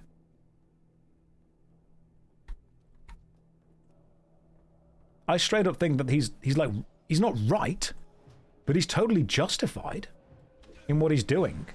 I don't think his actions are, morally correct, but I think that what he's trying to achieve from them is right. Yeah, the one with the green poison balls. Yeah. He's basically trying to get aftercare for soldiers that were then forgotten by the government. That's his whole thing.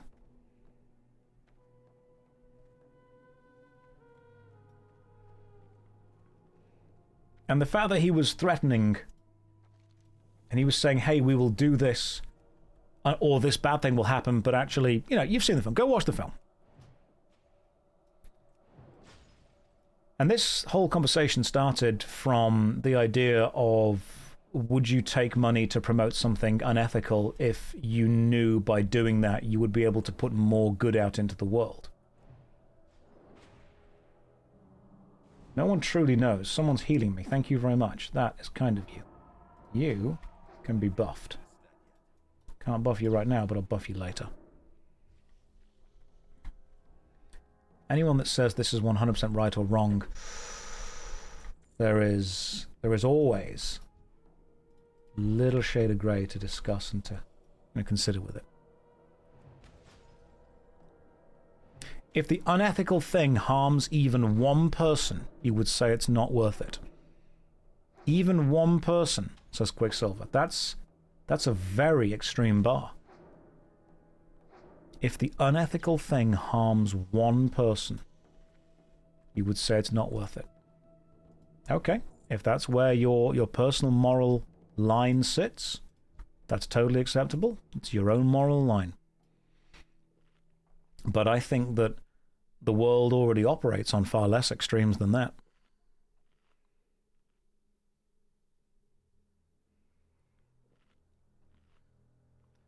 I would say that if we're going to go that distance, imagine an older gentleman taking a manual labor job, moving heavy boxes around, knowing that every day was harming their health, damaging their back, breaking their joints, potentially over the long term. But in doing so, they were providing for their family. Is that an acceptable balance of harming one person to help others? Well, you could say it's their choice to go and be employed. You could say it's their choice to do that, but if their choice is harm themselves through work they can do or not, harm itself is a spectrum too, absolutely. And this is where we get into the old, does the end justify the means question. That, anyone that says there's a definite answer to that is wrong. We don't know. You can chat about it. That's the thing. You don't give away agency if it's yourself. You're not deciding to harm others. But what if you're the manager? What if you are the manager of that specific warehouse and you are told by your bosses that you need to complete X amount of warehouse work within a day, otherwise you're going to be fired, and you know that you being fired means that your family doesn't eat. You're then responsible for calling in, specific people to get the work done. And you know that you could call in that old guy and the work would get done. But then you're harming him more. You're taking time away from him and his family. Now, it's not necessarily illegal what you're doing, but many people could consider it immoral.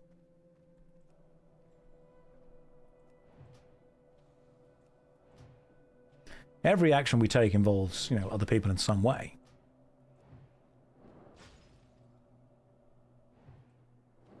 And that's the complexity of it. That's, in a weird way, the beauty of it.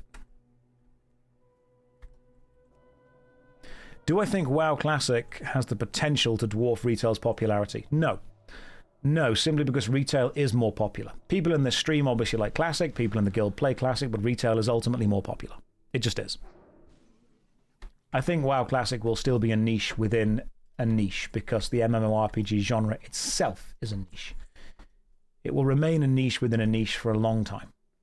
It will still have its hardcore supporters. It will have people that enjoy it, people that like it, people that kind of hang around with it, but it will still remain a niche within a niche.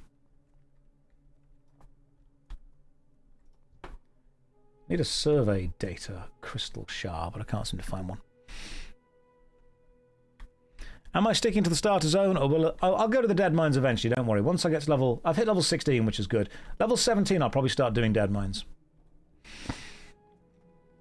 What is my stance on do the ends justify the means? Depends how much benefit the ends would have and how much damage the means would do. There is no definite answer on that. If the ends are, a 1% increase in quality of life for everyone, but the means are hundreds of thousands or millions of people have to suffer for it, maybe not.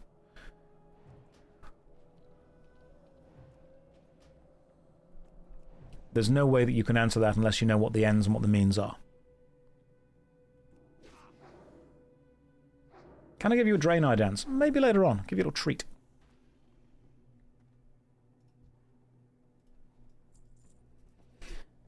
But this kind of philosophical discussion is only possible when you can... This is... when someone says it's okay to disagree, we can agree to disagree. When someone says that, what they often mean is, we have had this hypothetical philosophical discussion of where we believe our own personal limits are and what we believe the human condition truly is, but we don't necessarily see eye to eye on the depth and the complexity of it. That's okay. That's where it's totally okay to disagree.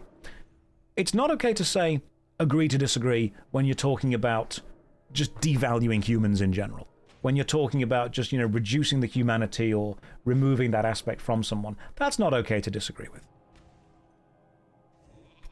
Let me just have a little sit down, little health back here.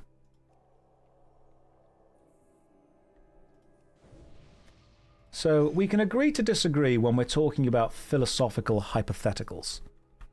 I wouldn't say we can agree to disagree when you think that, a certain group of people just deserve to die.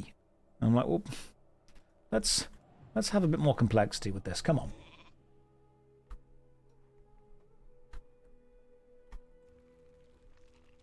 Would I be okay with nuking the UK if the rest of the world had a significant increase in quality of life? That's an interesting question. Because we also have to accept and we have to understand that our views on morality and philosophy as humans often change quite substantially when our own friends and family become involved. Anyone that says they don't, I think needs to examine the connection they have to their friends and family. If someone says, hey, you can press this button and someone you've never met will die, but you get 10 million quid, a lot of people would consider pressing that button. But if you say, hey, you can press this and get 10 million quid, but someone that's near and dear to you will die, people would hesitate more. And people that are going, yeah, no, not ever. You might not. But what I need you to do is expand your thinking to include the general population. Whenever I say, hey, would you harm someone for monetary gain? People in the chat go, no, not at all, never, that would never happen. Okay, I'm glad that you are stable enough in your morals to know that you wouldn't do that. Well done. Arksoff, you don't need to convince me that you wouldn't. This is not a moral failing on your part to consider it. But you need to accept that there are people in the world who will consider it. And if someone turns around and says to you, yeah, I consider that, that does not necessarily make them a morally inferior person. It just means they are willing to consider.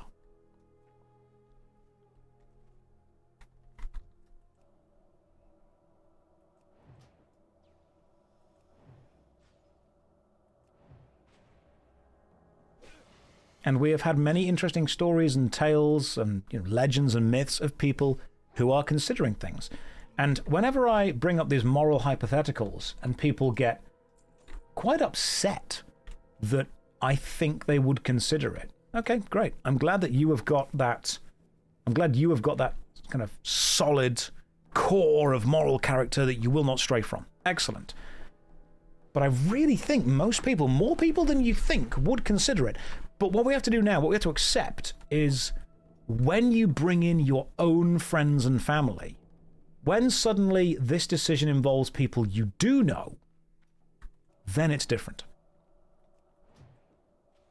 Then it straight up gets very different.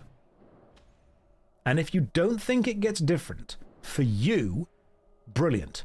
I'm glad you consider every human being on Earth a member of your family. That is a beautiful thing to be able to do. Not mocking you, genuinely, that's quite nice. But think of Barry down the pub. If you say to Barry down the pub, who, doesn't really think about things too deeply, press this button, someone you never meet, never will meet, never know, and has no impact on your life whatsoever will die and will give you 10 million quid. Barry would press it. You say to Barry, hey, press the same button and your sister dies. Then he's going to reconsider it. Then he's going to think. Suddenly, the fact of, direct connection, the fact of familiar or friendly connection, that changes the decision. For most people, it would. In fact, there is a really...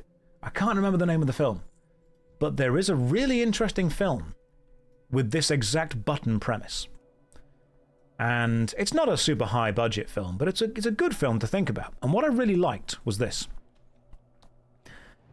There is a film, if you can find the title of the film, please let me know.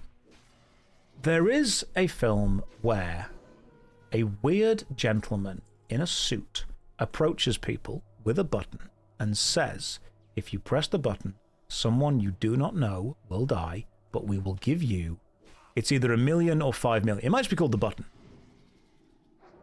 1 million or 5 million or 10 million, whatever it is. And someone presses it.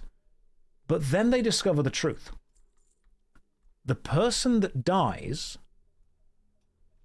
is the last person who pressed the button. So when they press it and they get their money and the person with the box then moves off to ask someone else, if they press the button, they are then the next target. And I like that. I think that's a really interesting way of looking at it, because you're then adding a level of personal connection to the choice. You're then seeing that it affects you.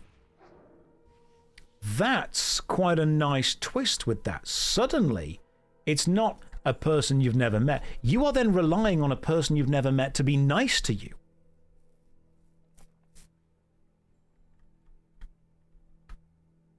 You're saying, hey, I will take the life of a person that I've never met for personal gain, but then I have to rely on the fact that somebody else wouldn't. That's a moral quandary right there. That's a good bit of writing. Love that.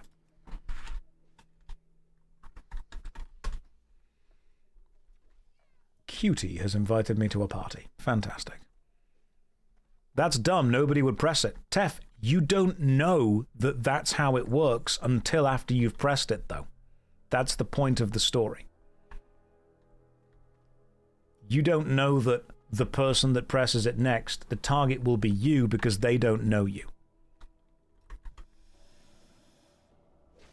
Am I baiting viewers to farm engagement?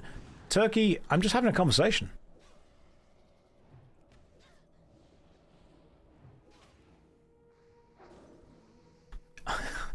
To quote the quote that we all hate, I'm just asking questions.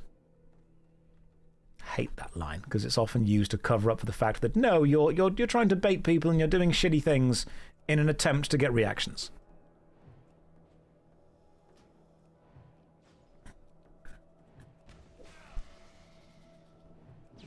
Yeah, that's a great question. Once you've worked customer service, once you've worked any kind of retail job, once you've worked any kind of hospitality job, I think you very quickly lose faith in a lot of people. It's very nice to think that people are great when you haven't met that many people. The more people you meet, the more you realize that they're nowhere near as... The average is a lot lower than you think it is. Just consider that. Would you still love me if I was a worm? Just asking questions. Inside you, there are two wolves. One of them is a worm.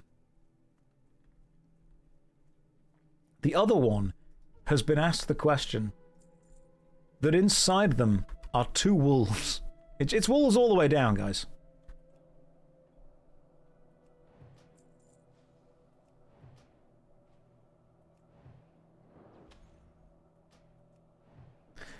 I think working in customer service does tell you that lots of people are normal. But there is a much higher percentage than you would like who are very, very, very abnormal and are remarkably selfish.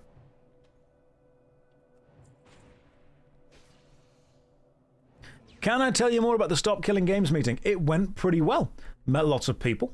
Met the YouTuber Does It Play, which is a lovely guy. Really nice dude. Had a really good time in general. Brussels, lovely place. Ate some good food. Spoke to some people.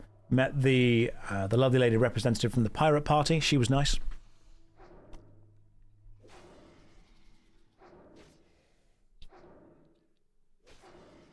Met some other people. Had some nice food. Did I see the boy peeing statue? It's everywhere. I went to go and see the boy peeing statue, and then I saw that every single tourist shop ever sells, like, everything with the boy peeing on it. Everything has got the little corkscrews with it and everything. How goes the space alien?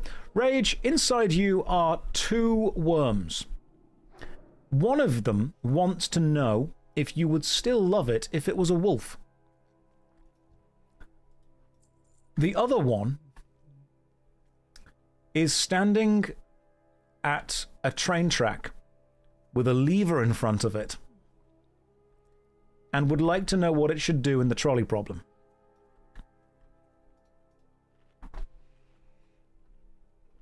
It's a complicated thing, Rage. We've talked philosophy.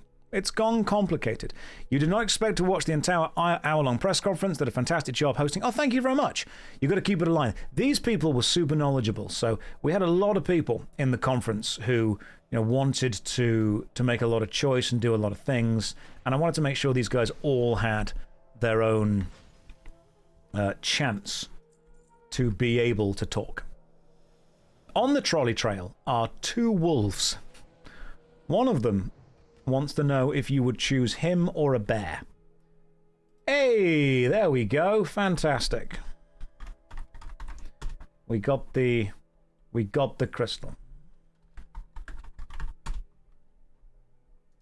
Right. Good luck, cutie. Right, let's go this way. Back to the main place. What's that down there? Crystallized bark. Yeah, we can get some crystallized bark. Let's go kill some trees. Your only problem was how people mashed the microphone. So I've got issues with the technical setup in general. The technical setup took a hell of a long time.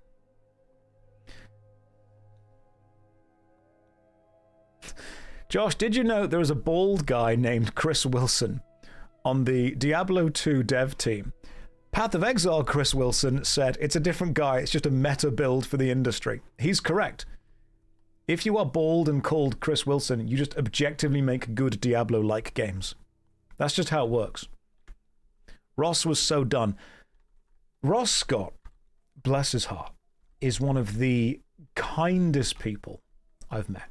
He is very generous with his time. He is very direct. He spent most of the time when he wasn't needed to answer questions exploring the beautiful city of Brussels. And he is so done with the political side of this. He just wants to be able to play video games. That's it. Like, the dude is so single-minded in that, in a good way. He's so focused. He's like, I don't care about the maneuvering. I don't care about the he said, she said. I just want to play video games, and I don't even care if I'm the figurehead of this. I literally just want to play video games. And, you know, they say that anyone capable of being elected should be in no way allowed to have that power. Ross is the perfect example of a guy who just does not want to do this. In a good way. In a really good way. Ross, he just wants to play his games. That's all he does. He wants to make funny videos, play video games, have a good time, and just hang out with people. That's Ross, through and through. What you see is what you get, and he's very direct.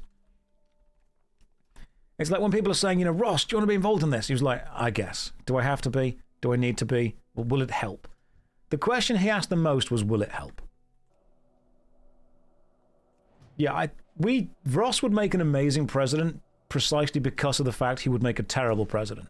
Ross is Alistair from Dragon Age. It's exactly who he is. He just does not want to be there, but he will do it if nobody else does it. People said that Ross drew the short straw, and then Ross said, well, nobody else was drawing straws. And that's kind of exactly the attitude that he has to this. He's very chilled with it. So I've got a lot of time for that man. A lot of time. Very nice guy. And to quote Half-Life 2, the right man in the wrong place can make all the difference in the world. So he just wants...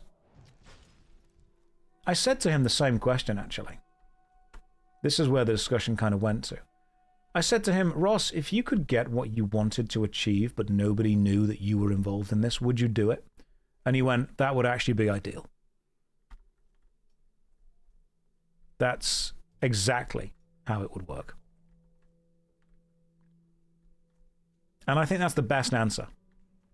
He would happily live in a better world, even if nobody knew he was the reason that the world was better. In fact, he would prefer that nobody knew he was the reason, so he could just quietly and calmly enjoy the world that he has created. No, he's very funny as well. In real life, he's extremely dry sense of humor. And yeah, very, very kind, very nice guy, very humble. A lot of time for that man.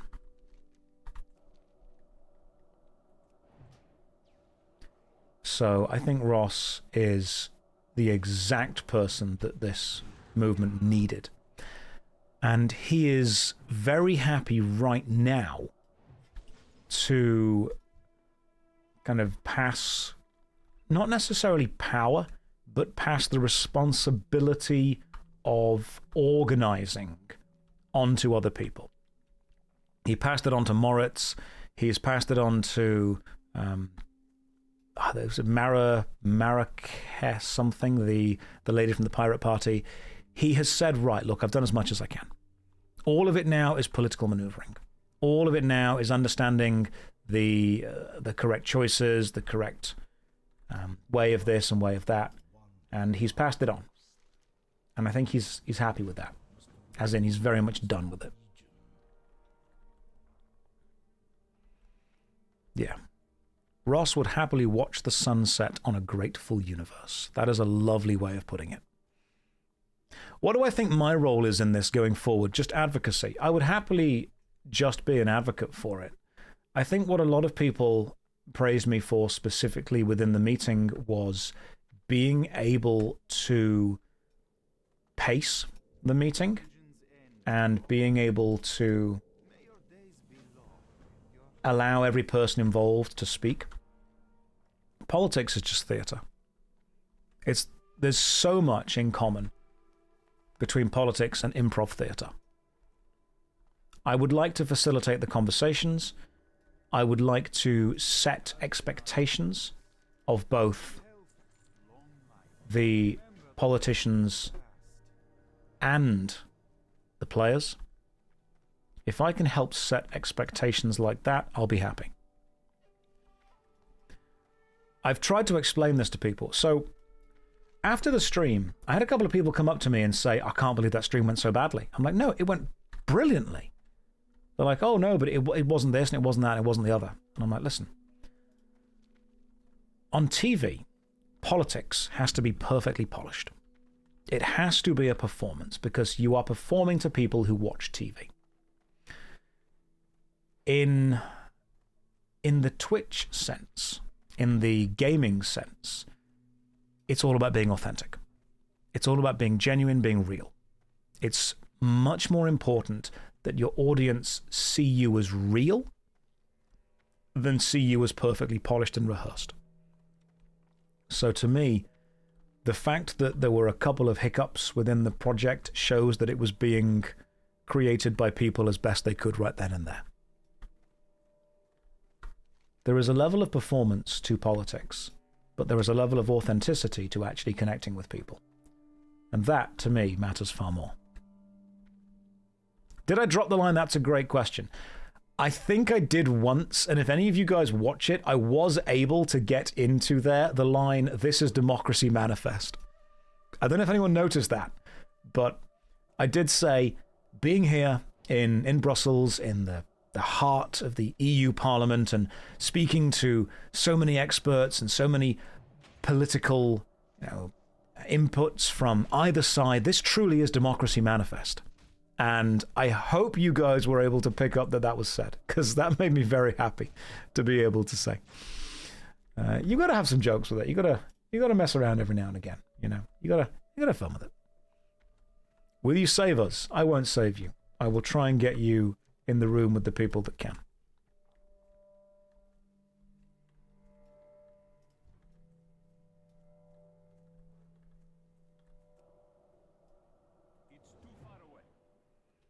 You didn't roll your R in democracy. Democracy. We can do that, if you'd prefer it. How am I level 16? Am I playing for several weeks? I'm just bad. I spent all my time talking about democracy. That's what it is. Will I be the next president? God, I hope not.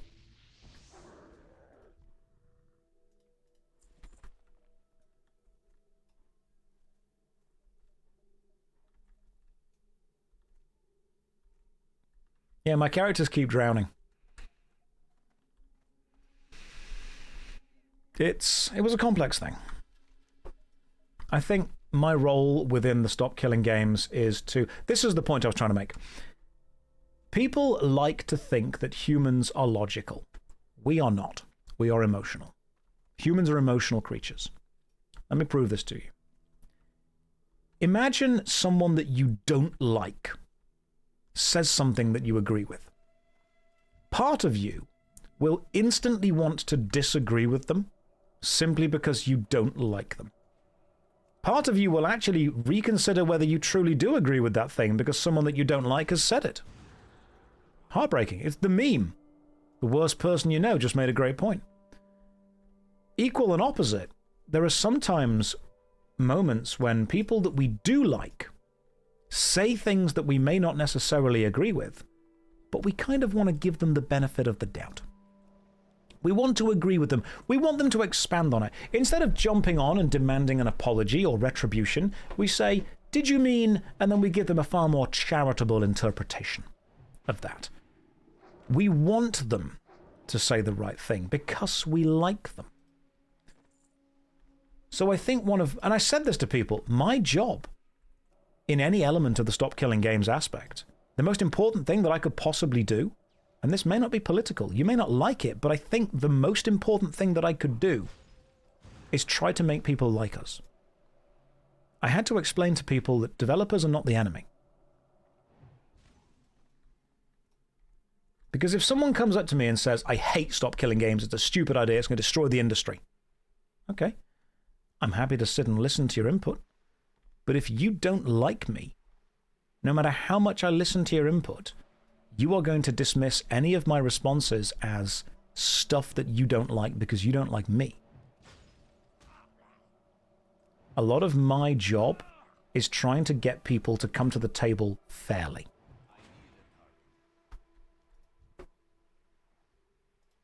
If I can get people to come to the table and have that discussion in good faith, fairly, I'll be happy. That's my main role.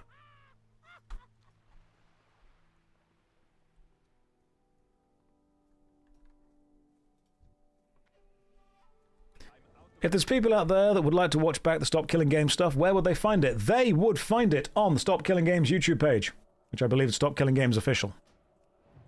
Josh, did I decide on a Horde guild name yet? Oh yeah, hang on. So, Rage has sent me a list of names that she has picked out, curated, if you will, for a possible Horde guild. The list. Emsy already made one. Well, that's great. Good to know. The Union collected names for the Horde guild. You can change a guild name, can't you? You can change a guild name, no problem. MZ has already made it. It's called the Union Busters. Okay. You can't change a guild name. Well, apparently it's the Union Busters. So we have the Union and the Union Busters within the Horde. I guess it's been created. I guess it now exists. That's why we wanted to wait so you could make it. I don't want to make a second guild. I'm done. I'm not even running this one. I'm just kind of there. Right, so we need to work out, because me and India wanted to run it. Right, in that case, what we will have to do is work out who is working on, and specifically working on the guilds. I would say that you and India are probably going to be online more than MZ is. So if we want people who are going to just be more accessible, then you guys working through it would probably work better. I'll have a chat with MZ.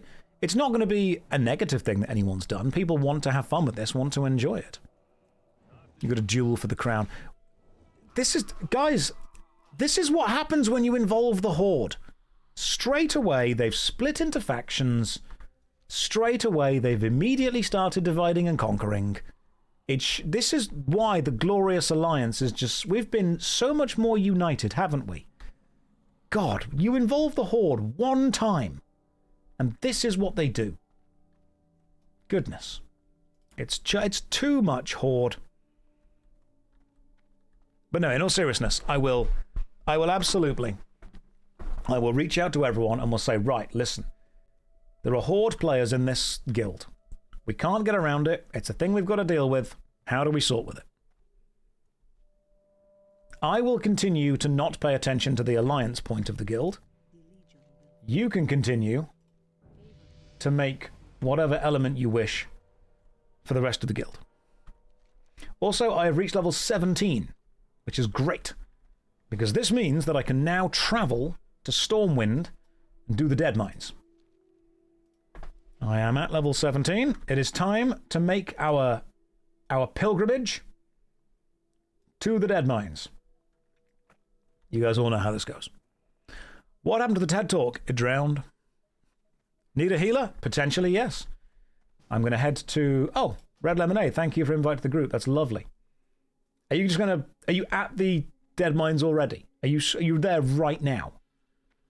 Because what I will need to do is just end some of these quests. Let me just abandon these quests, because I've got more quests to be able to pick up and sort.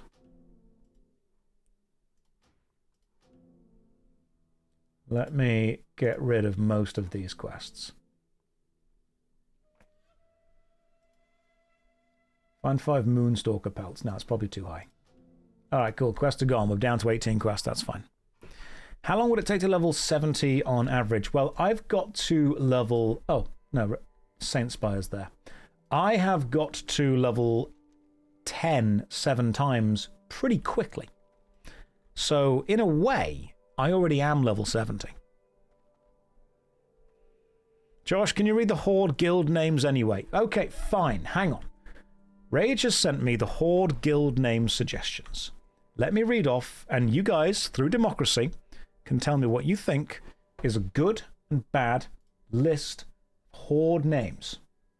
Let's see what I can do. Sort this out for you. Right. Rage. There we go. Okay, a list of Horde names that have been sent to me. So instead of the Union, we could have the Divide, the Communists, Hunyon, or H-Union, as in Horde Union, the Separatists, the Corporation, the Royalists. Right, I'm seeing a lot of very emotionally charged names here, but we're going to keep going. Human Resources Department. The fact that you could have a Horde guild called Human Resources when the Horde can't have humans in them. That's great. Splitters, Busters, Communion, the Onion, instead of the Union, just change one letter from U to O. The Reunion, the Tribunal, the Board, the Hornion, Drowned Ones, the Angry Gumdrops, Corporate Overlords, the After Hours Committee, or Dark Union. I think the Onion's quite funny, because then you have the Union and the Onion. It's just changing literally one letter. The Board is quite funny as well. The Union and the Board. I do quite like the idea of it calling Human Resources. It's got layers. That's a good point. It's got layers. You can't call them the Alliance Caretakers. The Funyon. Right, we're all going to Westfall now, guys. Because then, if it's called the Board, instead of shouting for the Horde when you charge, you would shout for the Board. And it would just be like a business mandate. If you call them... That way, it's the Union versus the Board. Which, in a way, is the Alliance versus the Horde. I love the idea of shouting for the Board. How would you say board in Horde language? Because instead of like Loktar Ogar, it would be something else. It would be Loktar Agar or something. I think for the board is quite funny.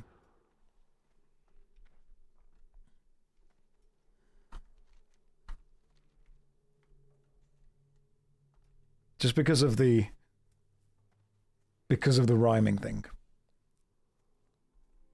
Loktar HR. That's perfect. Instead of Loktar Ogar, Loktar HR is perfect when you're screaming for the board. I would go for the board. And then it's the Union versus the Board. I like this idea. This is a really good... This is a good connection. At least I think it's a good connection. What do you guys think? Loktar Ogar means victory or death. So Loktar HR means victory provided that we're following all of the rules. Right, let's find a mage trainer, because I'm level 17 now. Let's get it made. If you guys are online right now and you're in the Horde, go and create the board. Such a dumb name. I love it, but it's dumb.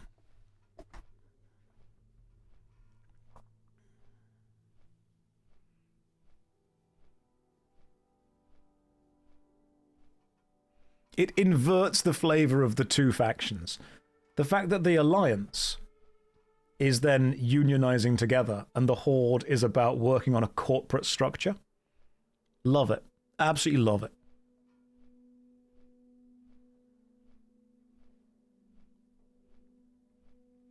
Right, we're flying back, and then we're going to go and do the Dead Mines for a bit. We're going to level up. We're going to get some of these. I want the Emberstone staff from the Dead Mines. And then, after doing the Dead Mines, I want to do Shadowfang Keep until I get the Mage gear from there. That's my plan.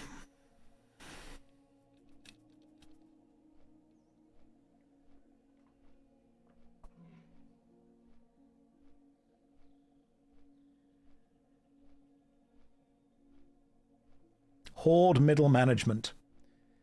This is where we're going to discover that orcs are like really good at making PowerPoint presentations. Yeah, the robes of Arugul, that's what I want. So we're going to get the staff, get the weapon, and then just gear up through dungeons. That's my plan. He wasn't at Parliament. That was a press conference. I was at the Parliament building, but I wasn't in the big parliamentary room. I did have to go through a lot of security checks to get into the EU Parliament. Because there are two things within Brussels. There is the European Commission and there is the European Parliament. And they are different things. The Commission and the Parliament are different things.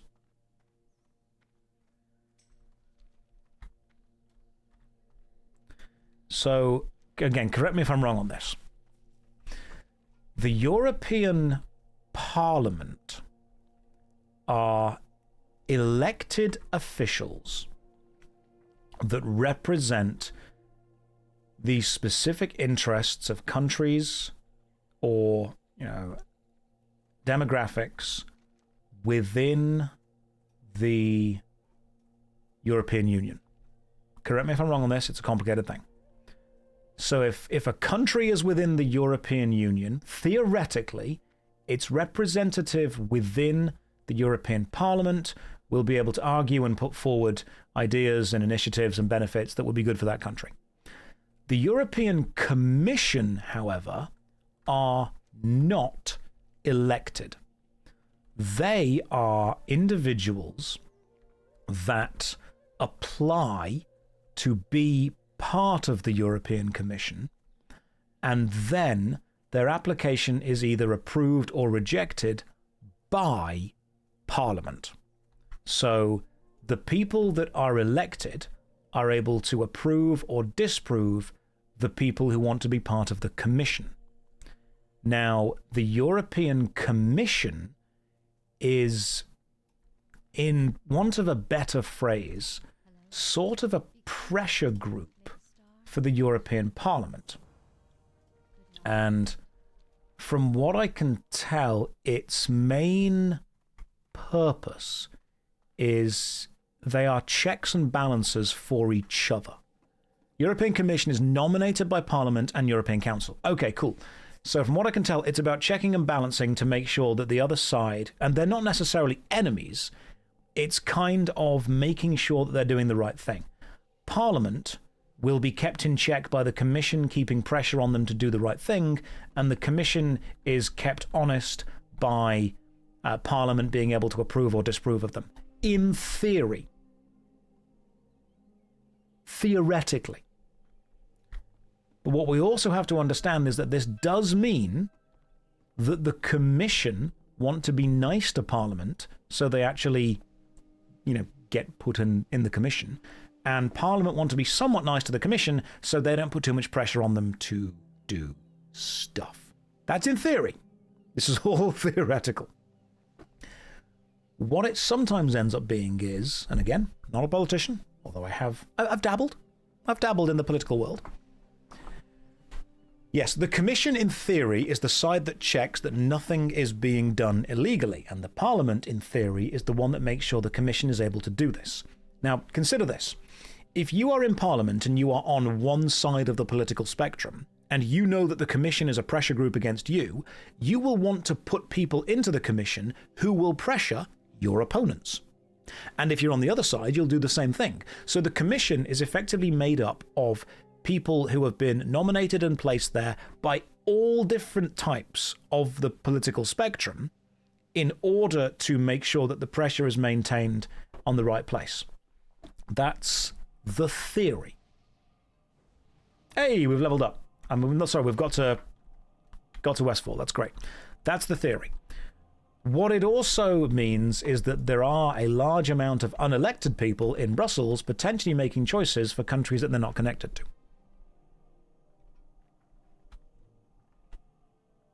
Which, of course, is complicated. How does GB influence now? Soft representation or some official capacity? Great Britain now has effectively no influence on the European Union at all, seeing as the UK was removed from the European Union. Which is why, when I was there in Brussels, I had to go through a security check in order to be allowed into the European Parliament, because even though the UK is not represented in European Parliament, I was allowed to be there as a representative of an initiative that was being presented by a joint kind of venture of people from different countries. But I was not allowed in the Commission at all. The weird thing was, neither me nor Ross were allowed into the European Commission.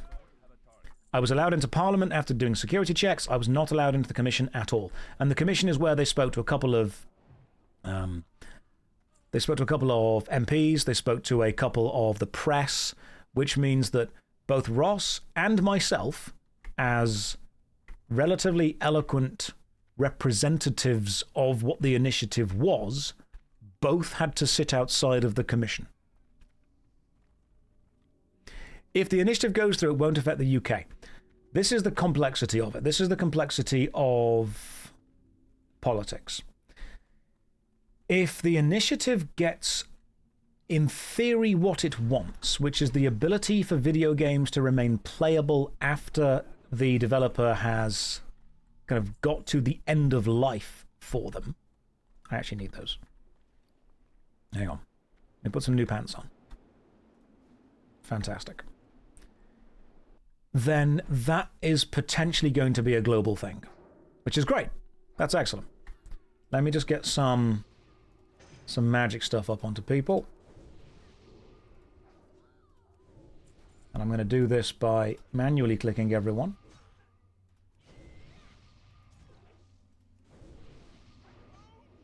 Okay, we're all good.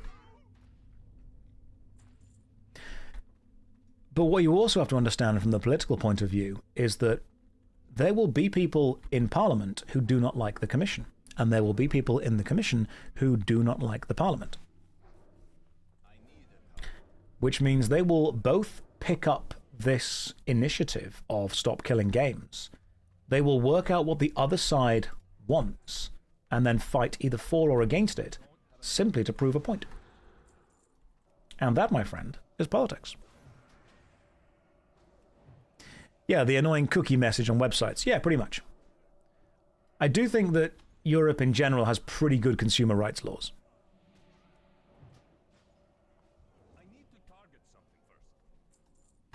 Yeah, Europe in general is pretty decent with the consumer rights laws. You know, I can just do this, can't I?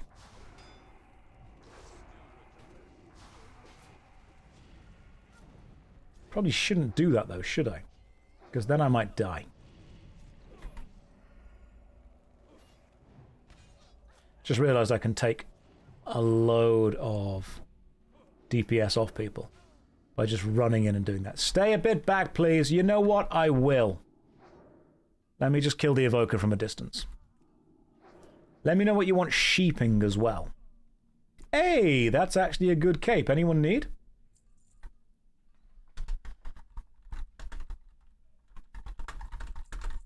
If not, I will need this.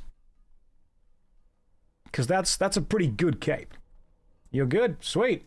Let's go for it. Hey, there we go. A better cape. We have bound, and we have equipped. Please also pull things backwards so the melee can safely get behind the mobs. Can do. We pull things backward, and I will make sure... Yeah, once the primary target's marked, I'll be attacking whatever that is. I mean, these things are dying faster than I can actually cast some spells. Am I playing retail tonight? Not unless they pay me enough. They pay me enough? Sure. They don't? No.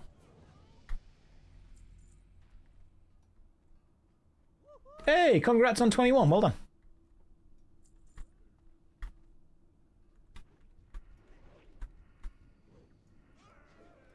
Let's get rid of these guys.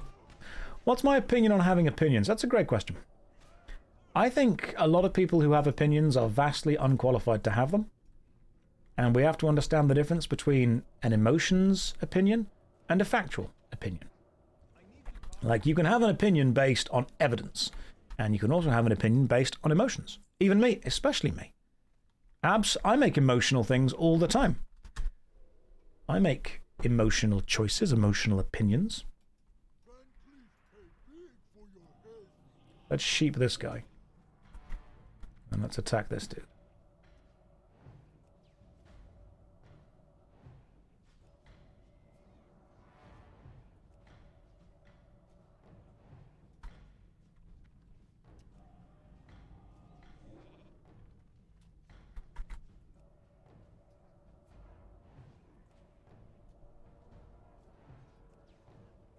Seeing what I can do for this guy. Keep the sheep up.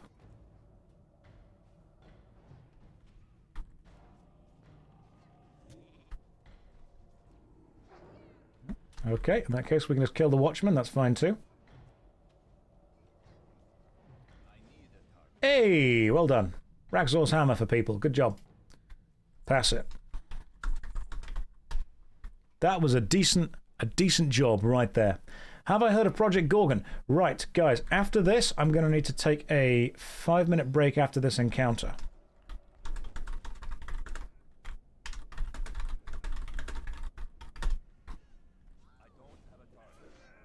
Because I quite simply need to go pop to the bathroom. So let me sort out this encounter.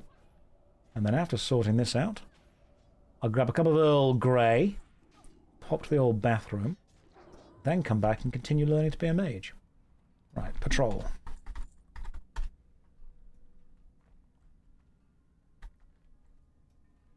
Yeah, we'll wait for the patrol. Okay, cool. AFK.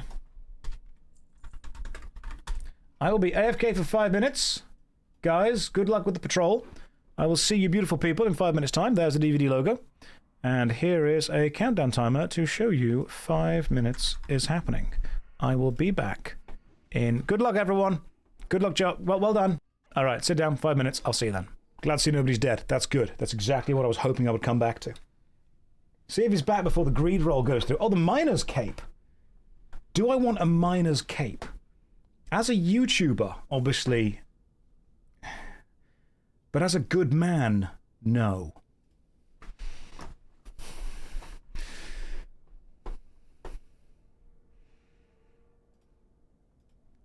We like to have fun. We like to joke around a little bit there. Okay, lads, I'm back now. Thank you very much. If you can't laugh at yourself, you know, that was a true DVD logo moment. Think of all the good I could do if I took it. No, that seems like a bad idea all around. Let's go. Awful joke. 10 out of 10. Thank you very much. If you're in the guild and you're also in the Horde, there is now a Horde guild called the Board. Can you get one more Horde to sign the charter for us? Right, you guys might need to go and sign the guild charter to create the Horde side of the Union Guild. Where's the Paladin? She drowned. Create the Horde side of the Union Guild. Become the Board. Freeze you and then step back. Love that attack. Are we abandoning the busters? The reason that we've had to create the Board is because that means that both Rage Darling and Inju can be effectively in control of it, because you can't change guild names. And I think it's a very important idea for Rage and Inju to be in charge because they're simply online far more.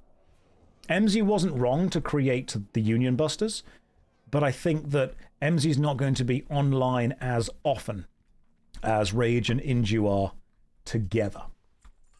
So we want someone to be at the top of that who is just online more often. That is a good cup of Earl Grey.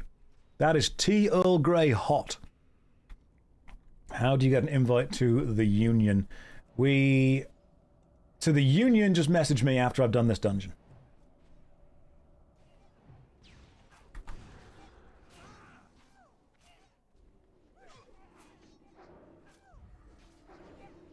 How much am I selling the DVD logo for? Not for sale, my friend. Not for sale at all.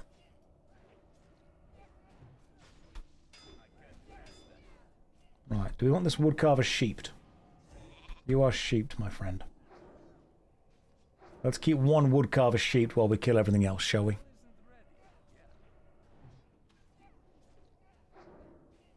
Tea, unhealthy amounts of sugar, cold.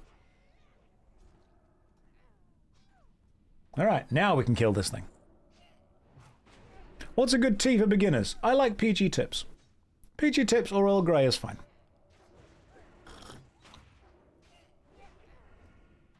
I'd say we're doing okay. 21, 21, 18, 18. I just don't want to be stealing aggro off people. What about Yorkshire Gold? Yorkshire Gold's a good tea as well. You got the Spiff and Brit there for that one. Tetley. Tetley's a good tea. I like Tetley. Most people may not, but I like Tetley. I think Tetley's a good tea. PG Tips taste like poo-poo. Ah, why? That's a good input. You're meant to put it into water. You don't just eat the dust. That's not how this goes. I will sheep one of them. And then just don't attack the sheep. You know what I need to do? I need to sheep that one. You, my friend, are being sheeped.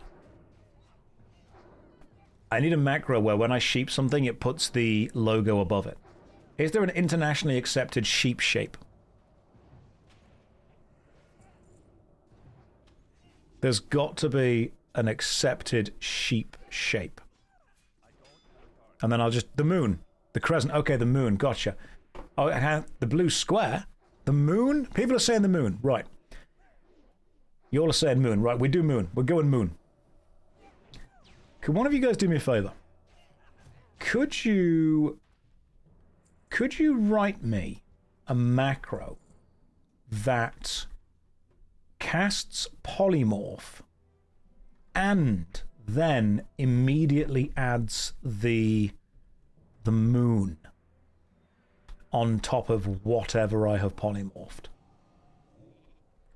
That'd be great.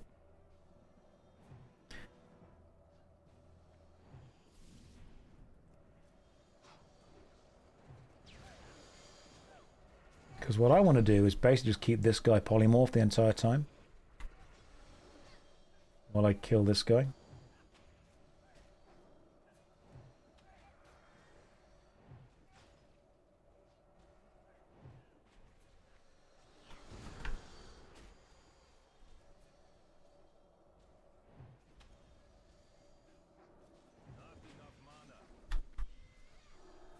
Nope, out of mana for that one then. Alright, cool. I see what the problem with the mage is.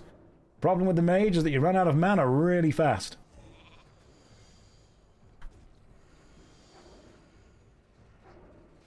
Nobody told me that the mage runs out of mana.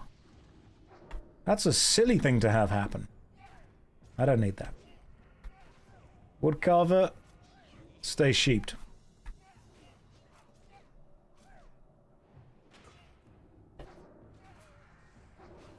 While we continue to kill Sneed. Stay sheeped. Just drink more mana potions. At one point it'll get better. Yeah, I see. Hey, Taskmaster's Axe. Let's freeze you so I can get away. I think we did pretty well right there. That was good.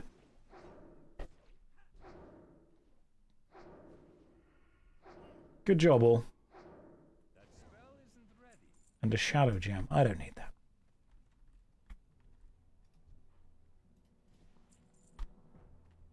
Well, that went pretty well. Now I know about my mana. At some point you can make mana crystals that are like pots. Okay, great. We'll go with that. Spell level management can help with that class. Yes. Yes, yes, yes. I will need to learn this. Oh, hang on. Someone's been attacked. Right, Defias Wizard, you are being Mooned.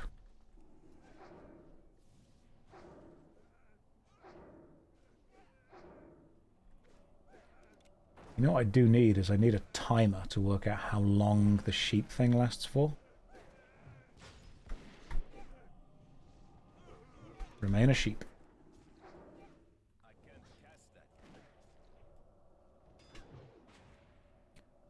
Patrol number 2.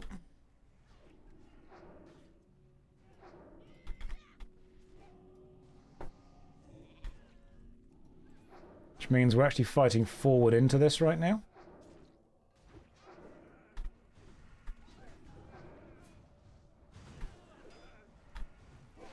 Okay, give me a sec.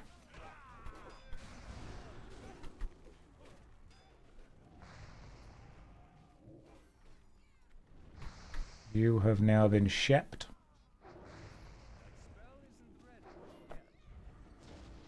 I understand that we are going to be dying soon. But I think we're doing okay. Yep, red's down. That's fine.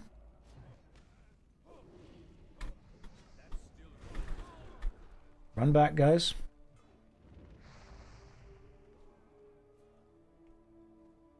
Run backwards. I've tried to freeze who I can.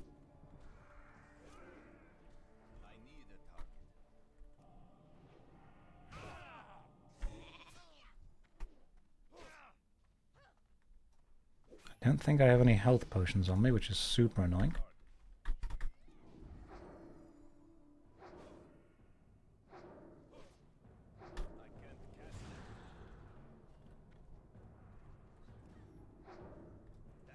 Managed to freeze you. I can keep this guy down and then sheep this guy. The overseer's there, that's fine. You stay sheeped. You are dead. Hey, Defias gloves, cool. Can't wear them. Not a problem. Let's just wait for this to get back. One enemy here.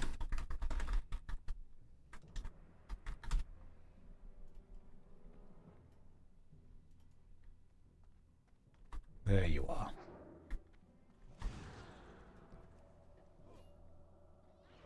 Now that you've played WoW, have I watched the Pirate Software Mage clip? I was fully aware of that beforehand, and I know exactly what it means.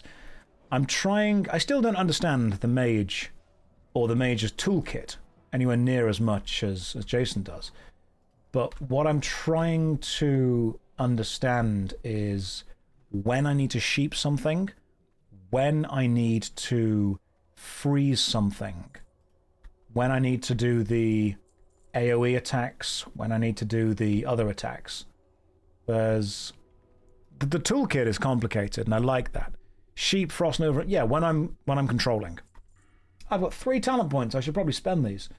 Increase the duration of chill and reduces the target's speed. Improve Frost Nova, reduces the cooldown, that could be good. Frost Bite or Ice Shards. I probably want reduces the cooldown of Frost Nova, because I can use that to control, can't I?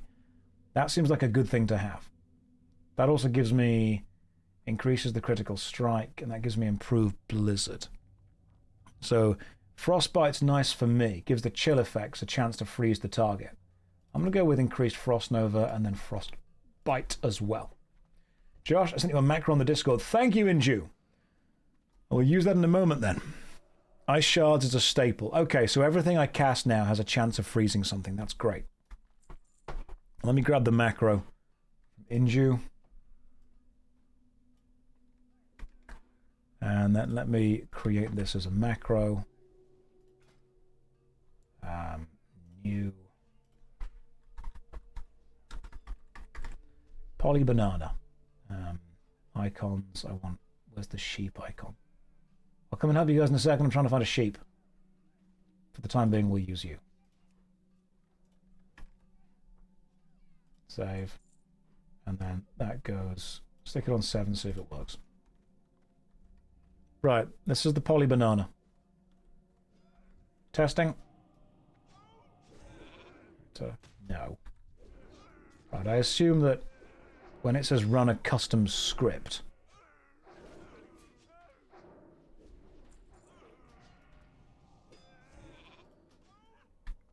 does it add the banana to them?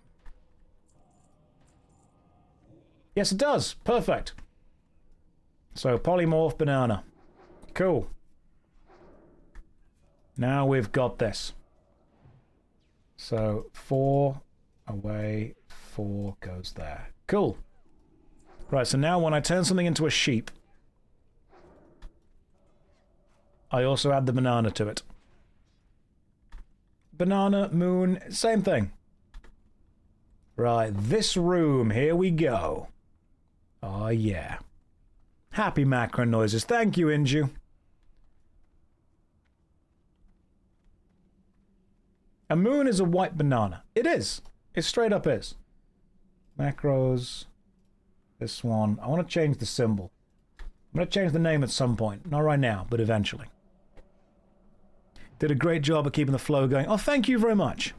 I have not given my healer any water. No, not yet.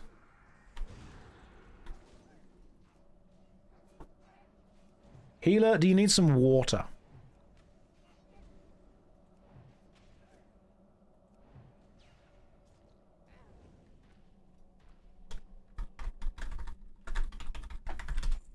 Do you need water? If so, I can conjure water. A bottle of water for you, mate? Yeah, it is. There's your bottle of water. Let me conjure more. Beautiful. Now I've got 16 bottles of water.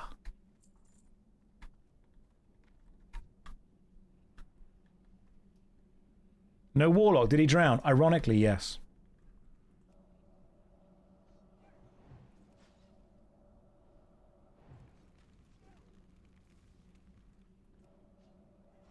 A table of free food and water for the party. That sounds great.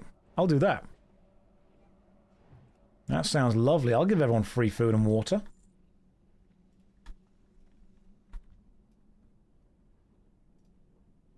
Might occasionally have to have a bit of a drink myself. Some people are saying I'm cosplaying Simon Cowell. I think I preferred Emmanuel Macron.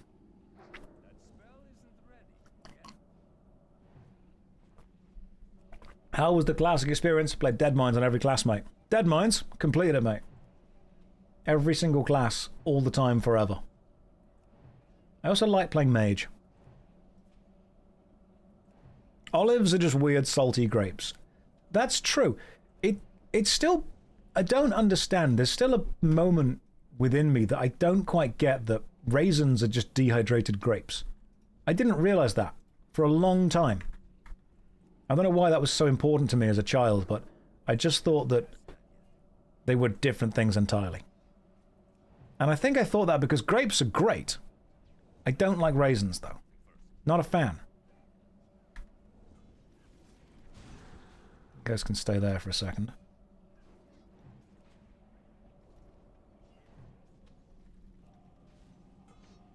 Get sheeped, nerd.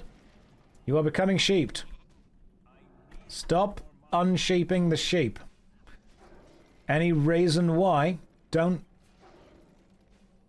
Guys, walk back.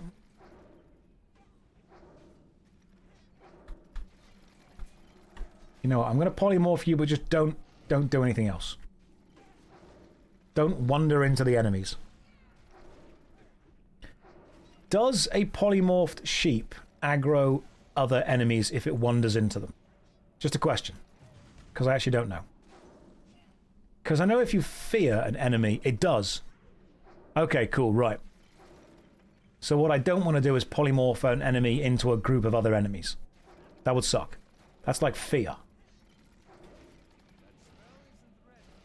I need a better wand.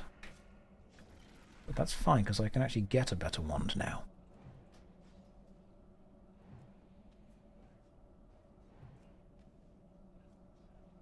Sheep don't run anywhere near as much as feared enemies do. That's true. You've never seen a sheep wander off, though. That's good. Now we know that sheep are doing well. This is good. This is a good level of control to have.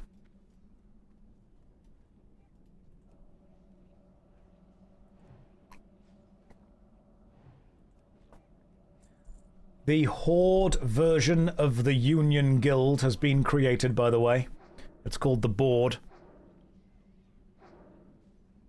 And you can go and join the board if you wish. And then you can shout for the board as you run into fights. Well, we've just pulled some more people in the room.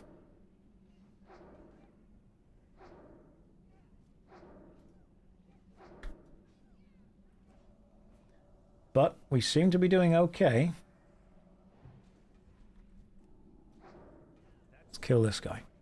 Locktar HR indeed.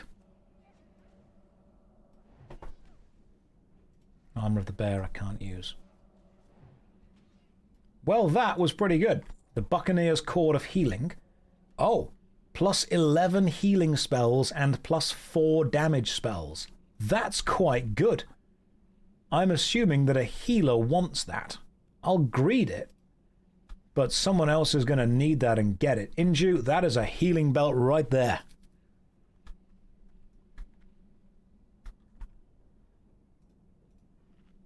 Let's have a little snack and a drink.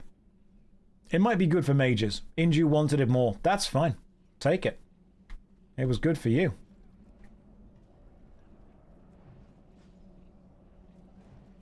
Oh, you want this thing sheeped, do you? Okay. I can't sheep that. It is mechanical. What I can do is freeze them.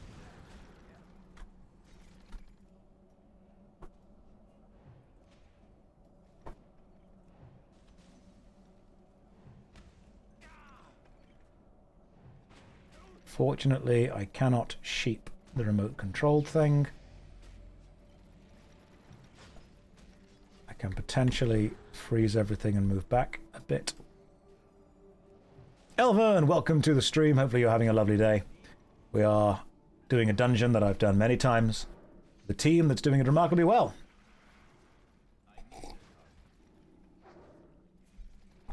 I'm hoping that I get the cool staff. First they came for the golems and I did nothing as I could not sheep them. I think I'm learning my class better. I want to sheep.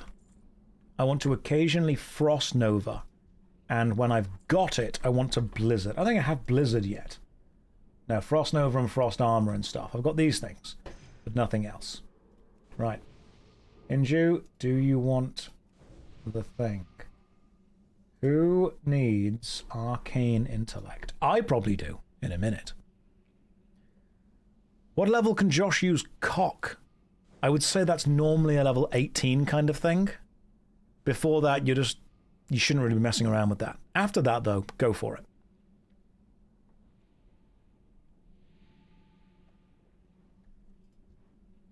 Right, let me just cast arcane intellect onto everyone. Right, you're now all remarkably smart. You're trying real hard to catch it with the replays channel not going well. That's just because, you know, there's a lot of stuff going on.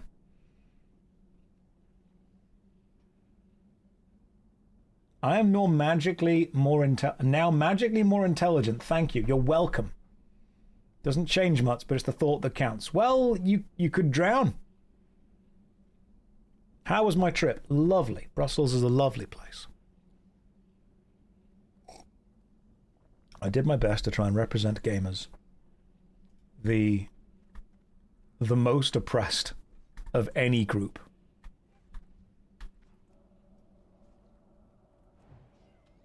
I'm back. The Boiler Man has been released from my cellar. Great. I'm glad it's gone well. Welcome back.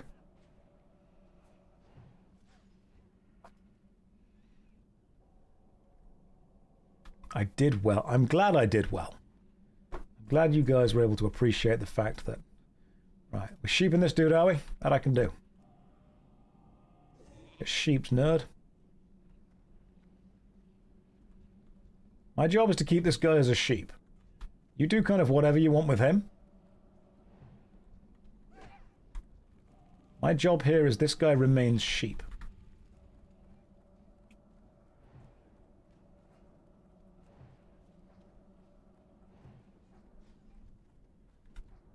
Working out how many frost bolts I can cast before sheep must be cast again. Apparently it's like 5. Smelting pants!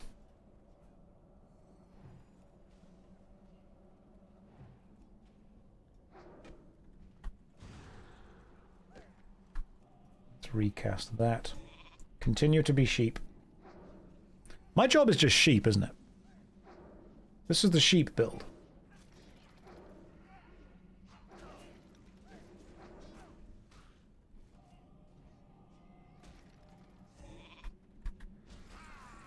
Although it does at least keep one enemy kind of away. I am the shepherd to the flock. Sheep has diminishing returns. How so? Do you mean every time you cast it, it gets slightly worse?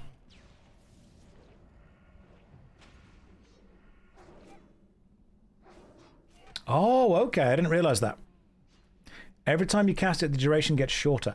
Does that mean that you need to wait for the sheep to fully unsheep and then resheep?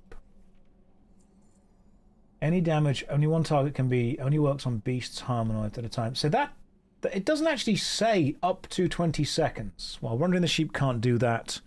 I don't think that affects in PvE. PvE, I think you just get the full amount back. Chat's wrong, that's in PvP only. Gotcha. So I can keep enemies pretty much crowd controlled all the time. That's good, that sounds great. There's a higher chance to resist, okay. I don't know if that works in what it is now. What are we getting? You guys good? Did we get one guide? Are we cooked, chat? Chat, are we cooked? Oh, guys, you have no idea how difficult it was to remain professional when I was in the Parliament. The desire to just start off the meeting with, chat, are we cooked? Was pretty strong. I had to make sure that I walked in there with the energy of, like, a politician. Be like, ladies and gentlemen of the European Parliament, thank you for taking the time to engage with our initiative. It's remarkably... I was tempted to go in there and be like, right, guys, listen, we're fucked up. Ubisoft, we're looking at you. Look at what you've done. You've made Sega cry. We're all very upset. Could have just let the crew exist, couldn't you? But no! Somebody had to be anti-consumer. Now look at Ross. You've given him anxiety. What's going on? As funny as that would have been to open the kind of political discussion like that. Yes. Ladies and gentlemen of the European Parliament, if I could direct your attention over to this board, which shows the level of ligma that we are currently at, you will notice it is dangerously approaching D's nuts levels. I could have done that. Would have gone down in history. Did I have my sunglasses on when giving the speech? No. Moritz took them off me and put them on because he looks a lot like Emmanuel Macron when he does that.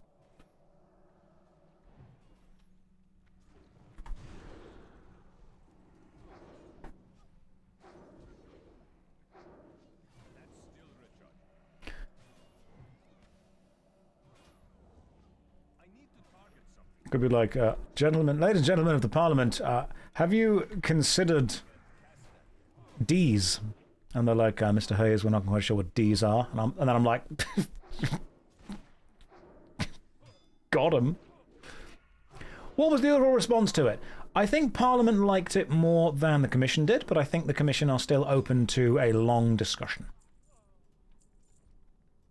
I think in general, we are dealing with people who don't necessarily understand gaming, which is why it's important that we have the connection with the Pirate Party, because those guys are just a bunch of nerds.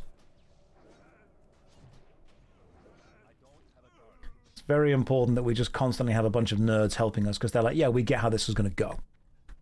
That's remarkably important. You feel like Parliament is always open for a long discussion, isn't that kind of thing? You'd think so. But you have to understand that a lot of their discussions are also what we call filibuster. Filibuster is where you just keep constantly talking and nothing gets done.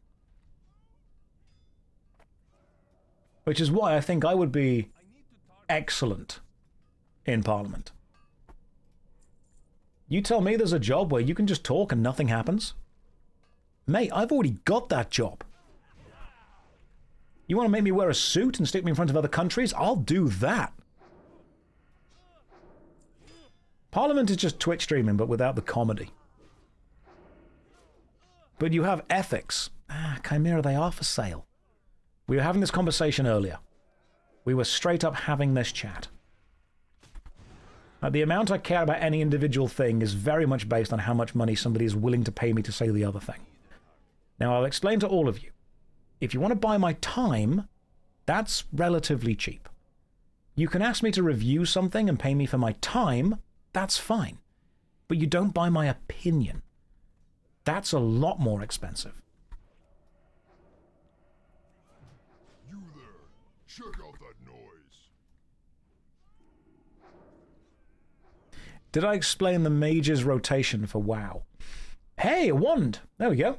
3.7 damage per second. That is fantastic, actually. I need that, don't I? It's a better wand. I'll use it right now. And I've won, but I need to eat some cheese first. Then I need to get the wand. Where was the wand? Hey, there we go. Equip.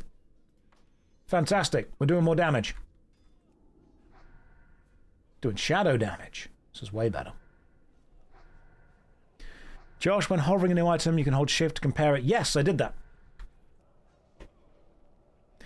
I did that, and it has more shadow damage. Whereas my old wand didn't have that. How was Belgium? It was lovely. It was really nice. As a city, fantastic. Architecture was gorgeous. People were nice as well. People were very nice.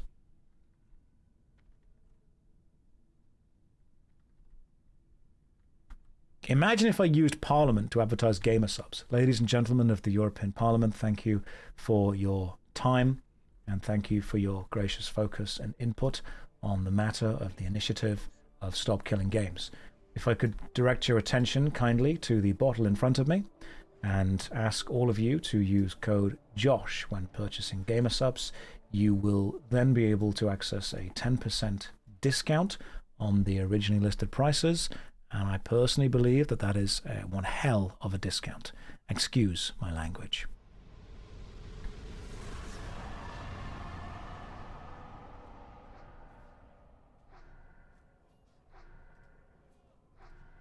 That's what we need. Oh my God, as soon as we finished the parliamentary live stream, I was almost like, ladies and gentlemen of the European Parliament, thank you very much for your time. Don't forget to like, sub, and ring the bell for all notifications of future citizens' initiatives that I will be hosting. Take care of yourself, chat. Good night, and God bless. And then just stand there. Just wait for them to leave. Sup, MPs? Smash that like button.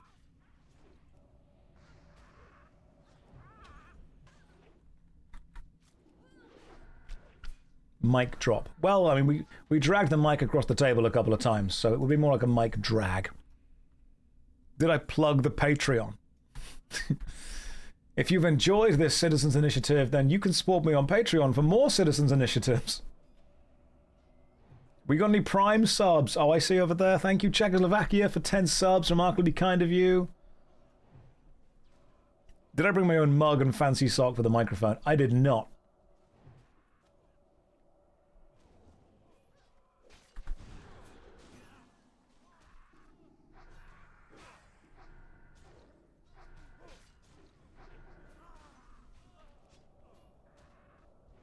You can die right away, my friend. Czechoslovakia, wait, look, my understanding of global politics pretty much started and stopped in about 1993, where I decided to give up because all of you decided to stop making countries up. Alright, focusing on the elites, we can do that. Did he really say Czechoslovakia? Listen, I'm going to be real with you guys. My understanding of global politics was pretty much entirely defined by Command and Conquer. Like, if it was in Command and Conquer, I understand. If it's not in Command and Conquer, I don't. Remember when Command and Conquer 1 happened? I still think Persia's a place entirely based on Prince of Persia.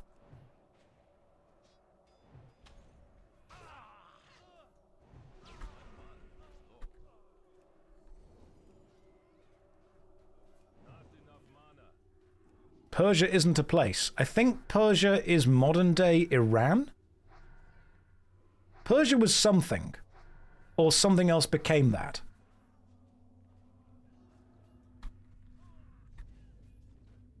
Yeah, Persia is a place in Iran. I know that now. Now they just make carpets. They don't make princes anymore.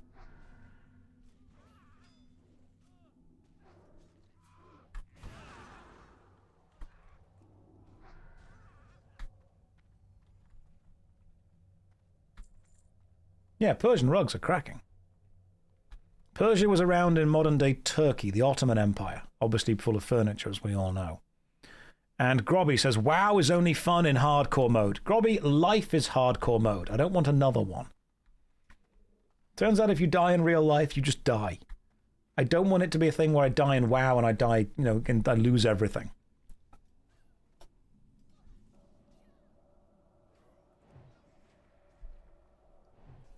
Focus ads, focusing ads.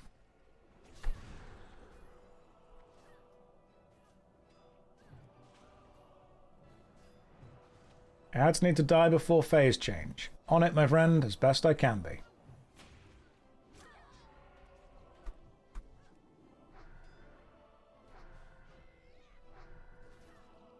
I don't know how one can enjoy hardcore. It just feels like a waste of time, too much frustration. Different people want different things. Some people enjoy the element of hardcore WoW, some people enjoy PvP, some people don't. I read a really interesting Reddit thread where someone said that they normally only play on PvP servers, and when they tried to play WoW Classic, they remembered that they played on PvP servers when they were a kid. And when they came home from work and they had 1 hour to play and someone killed them, and then they had to spend the time running back to their corpse, they realized that it wasn't as fun to run back to their corpse constantly when, you know, the person was just camping them and killing them again. They were making very little progress. It depends how much time you've got and what kind of experience you want. If you want the experience to be fully focused on, you know, the drama of one life, one death, okay, yeah, cool, I get it. I get why you would want that. But if you've only got a limited amount of time to play the game and you don't want your time to potentially be removed by an unfair death, then yeah, don't do that. Hey, Thief's Blade. That's meant to be a pretty good one. +7 agility.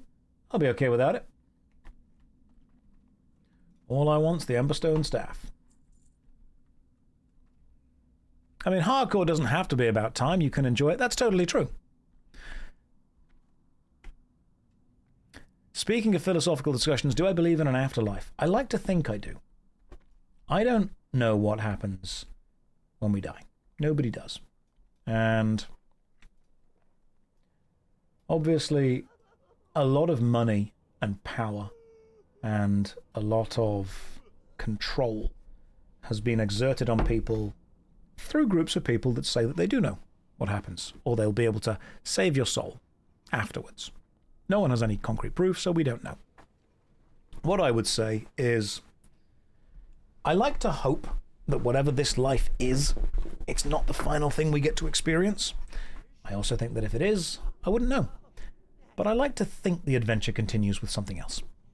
I don't know, and I'm not going to try and tell you that you're right or wrong for anything that you do or don't believe.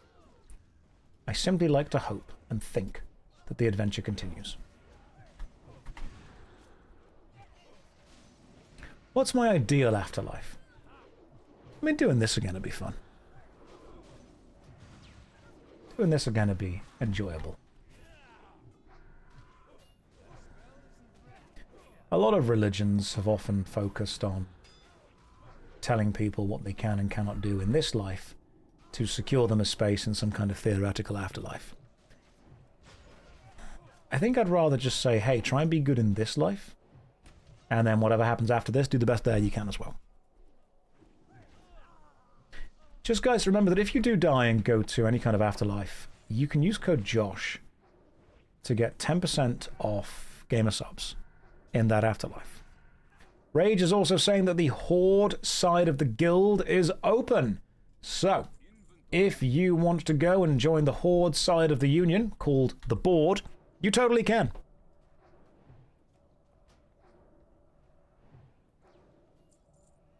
The board is currently ran by union reps. We require a new officer rank name. I will sort that out. You know what? No, the board is the board. The board and the union clash. That's up to Jess. That's up to Rage Darling. I don't know. Did I get a migraine again? No, now I just think I look cool.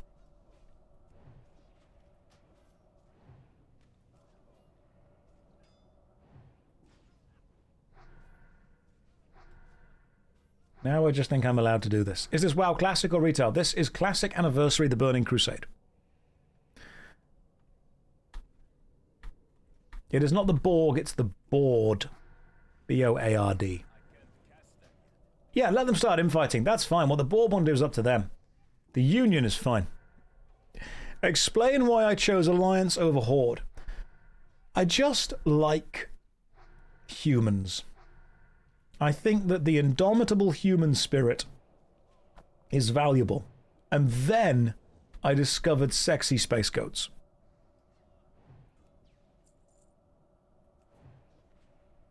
That's kind of how that worked. That's what happened. Josh says he likes humans as he plays as a giant buff blue alien man. Well, we play how we want to see ourselves.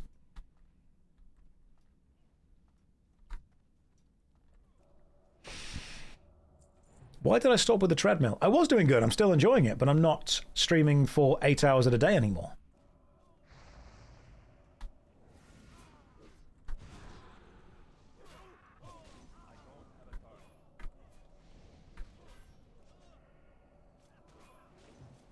If I'm streaming for 8 hours a day, I can't walk on the treadmill as much. But I will continue to walk every now and again. Worry not, that will be something that continues. Let's kill this Defier's pirate. After killing the pirate, freeze you and then move back. I just got a job after 8 months of looking. Oh, congratulations! That is fantastic! Well done. Have I tried gaming while walking backwards? No. No, I haven't. Maybe that's the thing I'll try one day. Have I tried hardcore mode yet? I promise you, you will like it far more.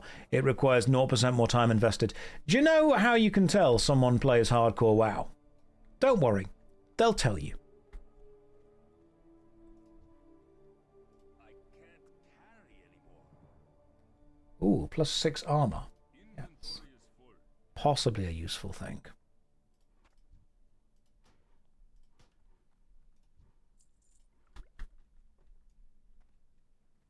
Hardcore players attempt to understand why people don't play hardcore mode. Challenge. Difficulty. Impossible.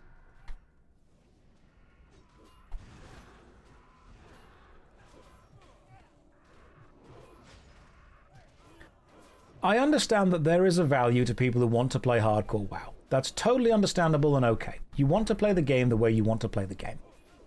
But what irritates me is that you then demand that everyone else play the game that way as well. And I'm like, at some point, guys, we kind of have to accept that people are going to play it different ways. I don't like knowing that my character only has one life. And the reason for this is, I believe that you learn a great deal through making mistakes. I believe that making mistakes, dying, failing, learning from that failure, and then trying again is the way that we improve. Hardcore WoW means that a mistake is punished instead of used as a learning moment. I don't want my mistakes to be punished. I want them to be things I can learn from. If I already understood WoW, if I already knew exactly what I was doing, then hardcore would be interesting, because then I would be making mistakes that I already know not to make, and the punishment would be proportional to the time I'd put into it. If I don't know WoW, then starting off with, because this is my first time playing WoW, remember, if I start with that, then the idea is any mistake you make is punished with you needing to restart the whole thing. I don't find that a fun gameplay cycle. I don't want to start with hardcore. And people saying that they have far more fun, you have far more fun because you already know what the mistakes are.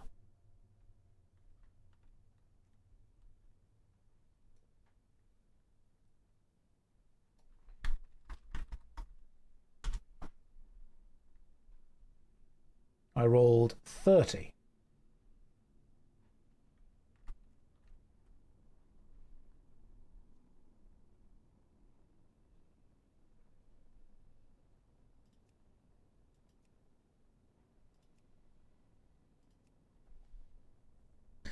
Scabs rolled 92. It's definitely Scabs. Did you see that Sony patent about drastically reducing the size of the game by installing the bare minimum streaming assets? I've seen a lot of things recently. I've seen that... Is it EA are removing your purchased... Willow Belt of the Whale. Spirit and Stamina. Don't need that. The purchase of Anthem from people. I feel like I learned the rhyme for nothing. He's just always streaming WoW now. Yeah, Grizzy, I want to be consistent. Consistency is important to me. I know several new players who make it to 40 on hardcore. It's doable. It just requires you to be immersed. Not saying it's the only right way. I'm saying if you end up getting tired of the entire player base being obsessed with optimized gameplay, it's worth your time trying out. Grobby, no one on this stream has bothered about optimized gameplay. The only people that come into the stream and insist I do something are the people insisting I play hardcore. Plus, you might need to understand that if I play hardcore, I've got to focus on optimization even more. Like, if I know that I have one life, then I'm going to focus on being super, super efficient at everything.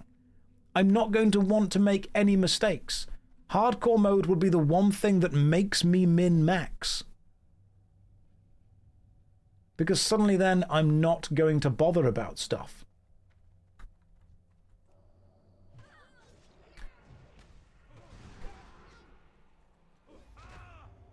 To the wheel, lads!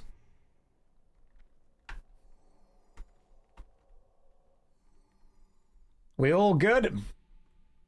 Alright, 1, 2, 3, 4, and we've got 1, but I saved everyone. Hardcore mode would make me want to min-max. Your enjoyment of WoW goes up when you stop engaging with the WoW community and just play. That's true. That's what I've found out so far. Hardcore is like always being stressed with it. If you enjoy it, fine, but don't try and force me to play. No idea what happened there. I saved everyone. That's what happened. Coat is clear. Right. Let's wait for Inju, because they've gone... Where are they? Yeah, someone pulled something. Did Inju drown? Oh my god, I hope not. Can you imagine?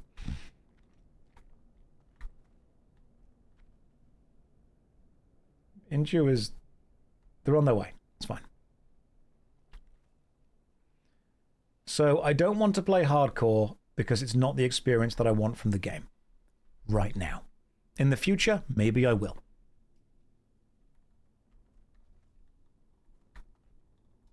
Any thoughts on the new OSRS boss? It's the easiest boss for new players while also having the hard mode. Yes, I think it's amazing. I think it's absolutely fantastic. I love the fact that the boss is both the easiest and the hardest. That's incredible. That should be... Far more people should be doing that. I'm going to make you all smarter. Hang on. Everyone get smarter. Inju, you are healing some stuff. Have a buff. I wear sunglasses because I get migraines if I stare at the screen for too long. And seeing as I'm playing for a long time in a session, this is the best way to do it. Okay, Squall Shapers. Destroy those over the cost of everything else.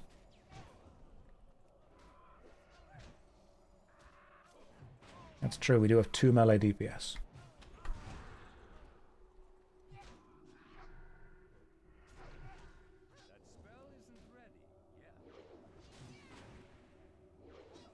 Yeah, WoW Hardcore will be the one thing that makes me fully pay attention to the game and just not be silly with anything. And I want to be able to be silly with stuff. How would I milk a Tauren with efficiency and grace?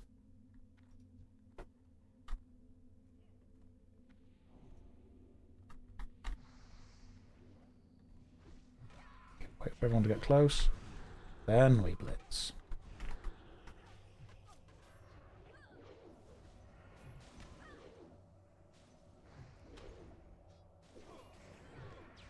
Halfway toward waiting for the next Nova. As soon as I can.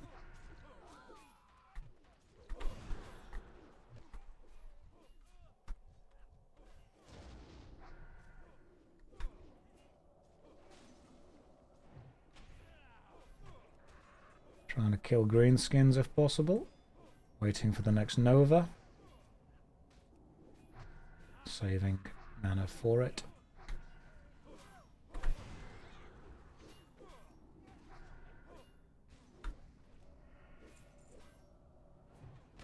Hey, that's the stuff I actually need.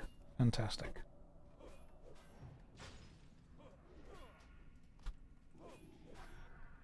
That was the one staff that I did need.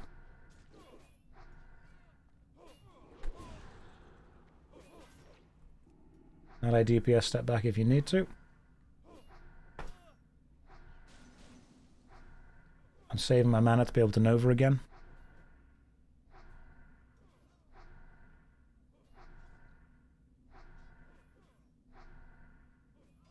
Okay.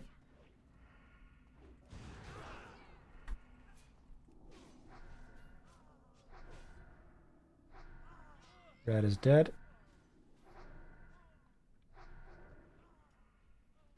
Well, I'd say we did quite well there. Right. Where's the dude? There's the staff. Requires level 18, but it will be good as soon as I get it. Fantastic, thank you. Drink up, let's get red back. Everyone drink and heal.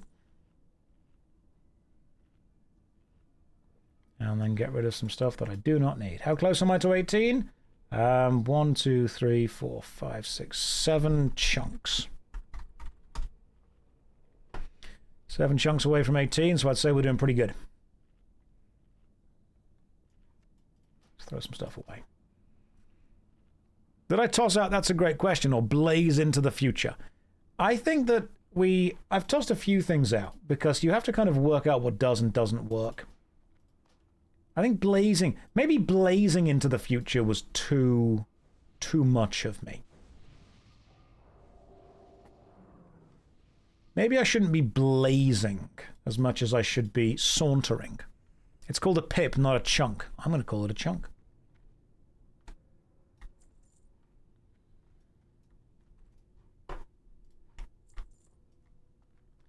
I'm going to call it a chunk, and let's just see what happens. I can't actually use the staff yet, which is very annoying. Do we all have... There we go. We've all got some kind of special magic on now. You, my friend, get polyed.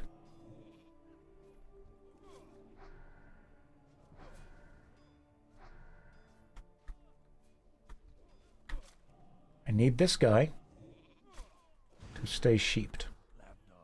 I need this guy to be killed. Are we focusing down the ads?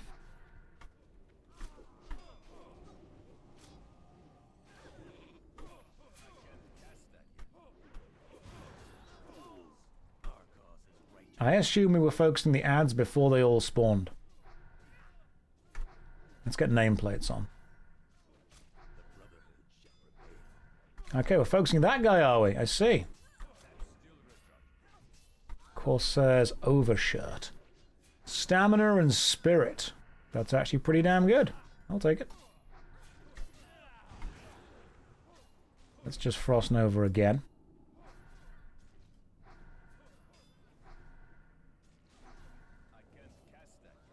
Right, so we kill one. The other one stays sheeped if we can. Alright, fine. You don't get sheeped then. I always thought it was kill the ads first. What class have I enjoyed the most? Honestly, so far, mage. Inscribed leather pants. Leather, don't need them. So far, mage has been great. I've enjoyed mage. Hey, we even got the little letter. Let's accept that quest. Now let's go and kill Cookie. Best case scenario, we get Cookie's wand. If we get Cookie's wand, then we've got the Emberstone staff, and we've got the Corsair's overshirt, and we've got the wand. That would be the best case scenario of just absolutely everything being exactly as we need it. Okay, so I just completely pulled everyone. That was my fault.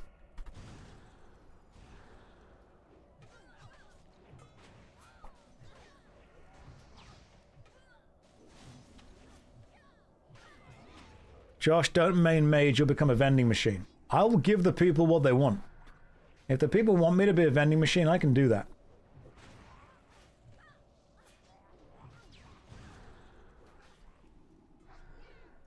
If we get Cookie's Wand as well, that would be the best possible collection. Armor and spirit go up. Yeah, I'll take those. Can I use them? Yeah, I can.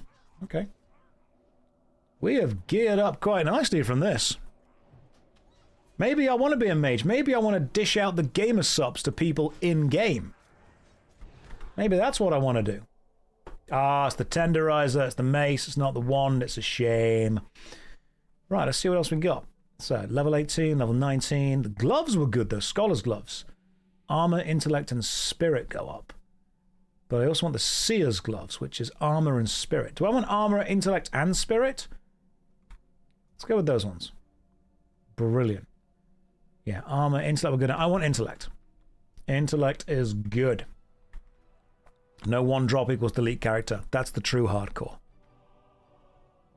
Thank you for the run, guys. That was amazing. Int is the best, yeah, because that's going to give me more mana and it's going to give me more damage. That is excellent. Int is way better than spirit. I am happy to go again if you guys are happy to go again. And some people are asking for a guild invite. Yeah, I'll try and sort you out with that. See what I can do. I mean, we've got 978 people online right now. I will need to kick some people from the guild at some point. In fact, let's see who's been on the least. Let's just kill someone, shall we? Let's just get them gone right now. Strife Shaman, 11 days ago. Don't know who that is? You don't deserve to be in the guild anymore, Strife Shaman. Get out of here. That's how ruthless we're going to be. Inju says, Josh, no. Strife Shaman's gone now. Strife Shaman wasn't the one that organizes the guild. You just booted your own alt. Yeah, I know. I'm not playing the Shaman, I'm playing the Mage.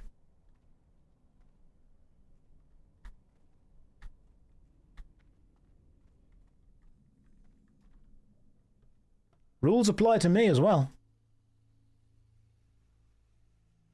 Fame changed you. What, because I'm holding myself to the same standards?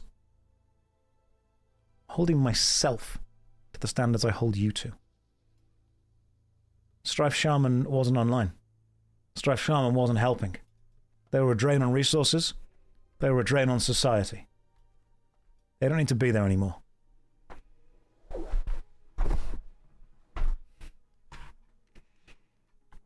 The Shaman actually drowned. How dare I kick my own characters? Because I hold myself to the standards I hold you to.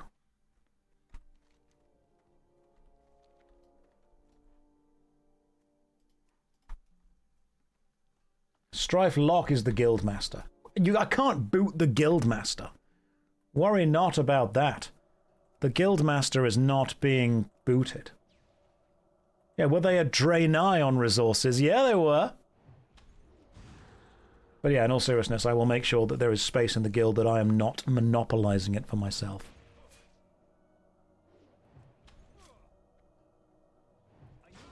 I mean, you can try it. I haven't deleted the character.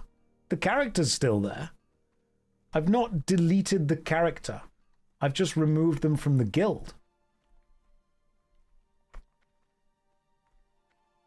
They remain a powerful and supportive character. I think if you really want to play WoW hardcore, when you die in WoW, you should die in real life. That's the true hardcore. Like, don't at me if you're not playing that level of hardcore. If you're not willing to be, really serious with it. How scary is Molten Core really?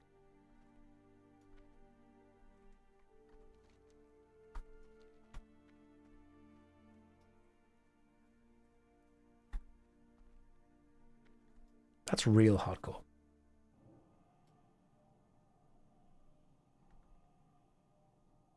Oh, good. We're being joined by Blessed Girth. Blessed Girth was, if I remember, one of the helpers when I created this character. Josh, please, what am I doing? Do I need to help you?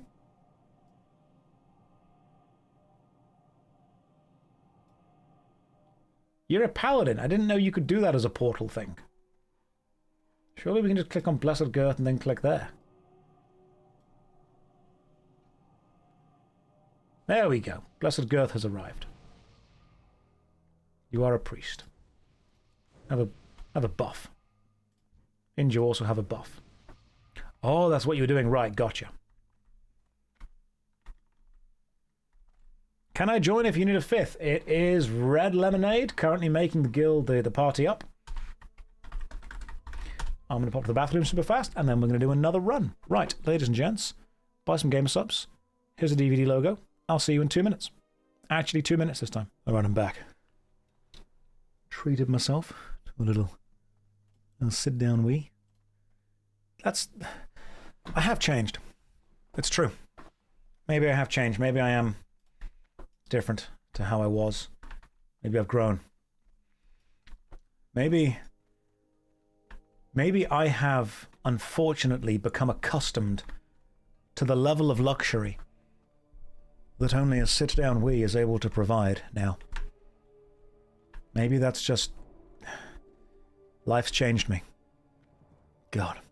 You give one speech at the European Parliament, and already I've decided to hide the guild chat. Oh, no, the guild chat can be there. That's fine. Can't totem without totems. God, the guild chat is wise.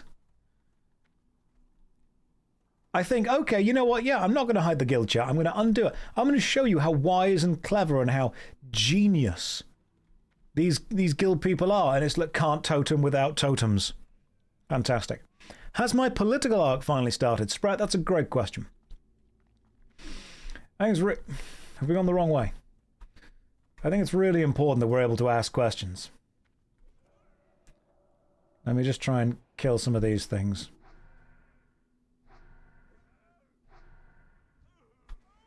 Oh god, the minion's just punching everything now.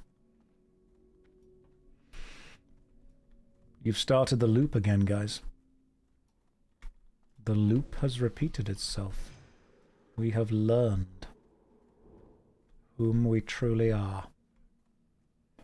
What's heavier, a kilogram of steel or a kilogram of feathers? A kilogram of feathers. Because not only are you carrying the feathers, you're carrying the memories of what you had to do to those birds.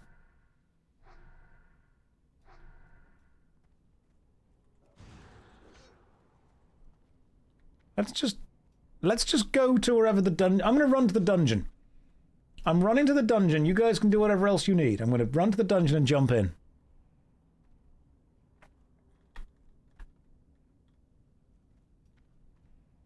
But steel's heavier than feathers. Yeah, but steel doesn't carry the memories. The problem are the memories. And the dungeon loops again. Yes, yes it does. How exactly do you crash into a planet? That's what I want to know. Inju, I've blessed you. You've been blessed.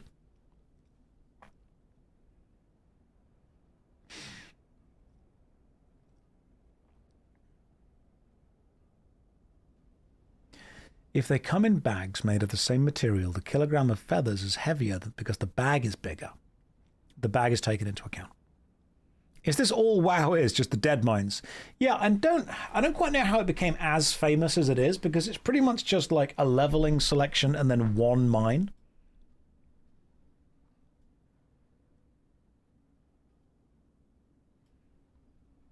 World of Dead Mines. That's what it should be.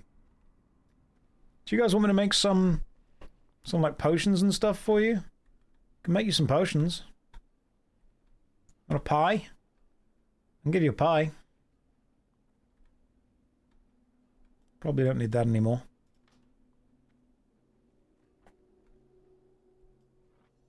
I'll sell some stuff eventually. Conjured fresh water, that's probably important.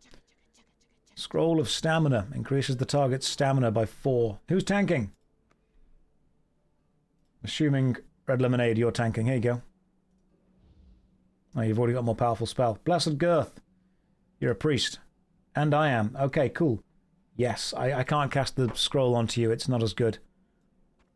I'm just going to make some room. Fisherman's knife can probably be thrown away. It's not very good. Yeah, let me just make some room. Girth, here, be blessed, my friend. Enjoy the blessed girth. Everything else can go down here. Scroll of Protection increases target's armor by 60. A lemonade. There you go, Scroll of Protection. Enjoy more armor. And everything else can just be moved down here. Okay, let's go. I can't even cast one spell before you guys have killed things. How big is the girth? Big enough. What did I enjoy? How am I doing? I'm doing good, man. Stop Killing Games, welcome to the stream. I think we had a lovely few days in Brussels. Lovely city. Can't wait to go back. Really excited about that. Ooh, silken thread trousers. Hang on. +3 spirit. Increases damage and healing effects by up to 4. That's good. I think I want those. Intellect goes down, but spell power goes up. You know what? No, I'll pass. I don't need those. I'll just get more from from whatever we do next time. Ross and Josh together. It was lovely. Ross is an absolute gentleman. Really nice guy. That's fine. I'd rather give those to the... I feel the healer needs those more than I do. Spell power is better than intelligence. Oh, well, now I know. Now I've learned. Now I've learned. Next time we get those, we'll see if I just go for, like, spell power instead. Well, the Defias miner has ran into all the other miners. Blazing Wand, not as good. They're as important as each other, people say. Spell power means more damage. Okay, so if I see some spell power, I get it.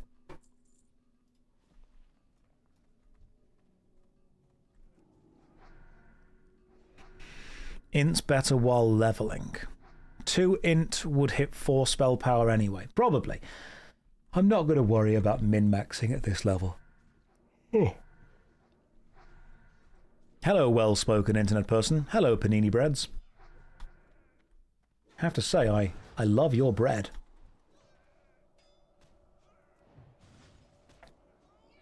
Yeah, more importantly, which one looks cooler? I think the most important thing to have while leveling is friends. The true intelligence was the friends we made along the way.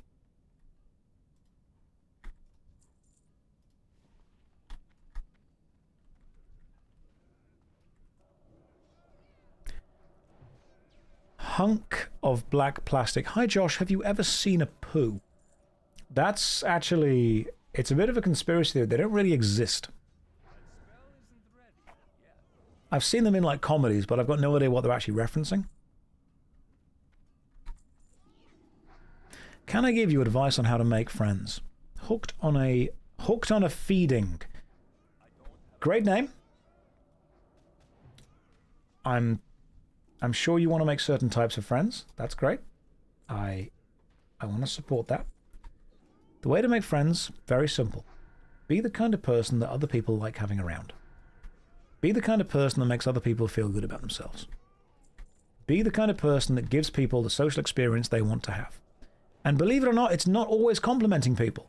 It's not always being there and saying the nicest thing. It's not always being a nice guy. Sometimes it's being a good man. Those two are different things. All right. Moon is being sheeped. Sometimes you don't always want to be the nicest person there. You want to be a good man instead. You, my friend, get sheeped.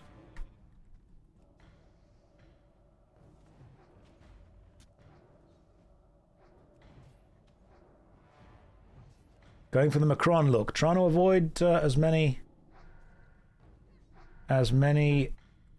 migraines as possible. Best way to make friends is to be yourself. No point pretending to be somebody you're not. Absolutely. It's important and I think fair that the person you're trying to be friends with needs to know who they're becoming friends with.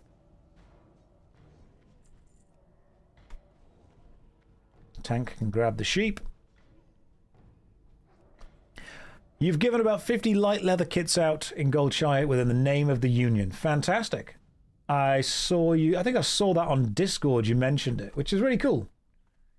I'm glad that other people are able to benefit from the power and the grace that we have within the Union. Sometimes you indeed are the issue. Sometimes you've got to work on yourself. It's an important thing people need to be aware of and do.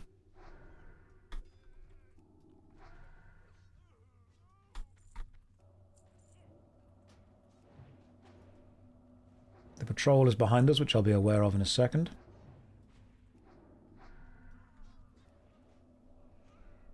Now, I think the best way to become someone's friend is just be the kind of person that people like having around. And I've met people and all they do is compliment everyone else. I'm like, this actually isn't helping.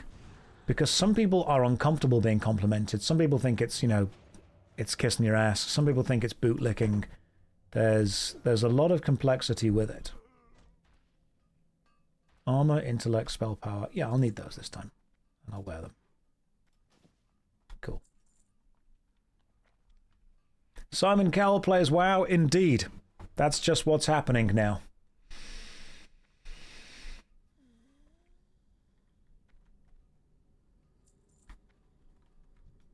There might be another guy down here. Another rare enemy, so we'll see what there is. Insults are seen as endearing. Compliments are simper. Yeah, absolutely. There's a complexity to it. There's a balance. Oh, the dude's not there. That's a shame. Red Defias mask. Hey, we got the rogue mask. That's cool. I always thought the rogue mask was quite rare.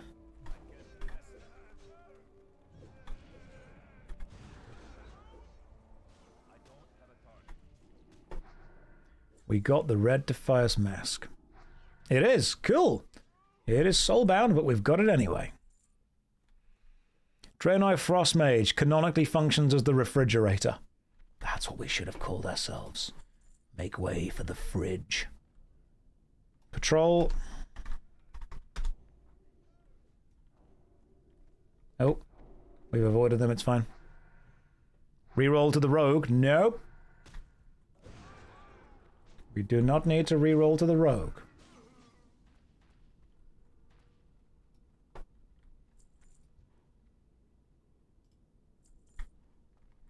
The Dirty Blunderbuss. Not had one of those since uni.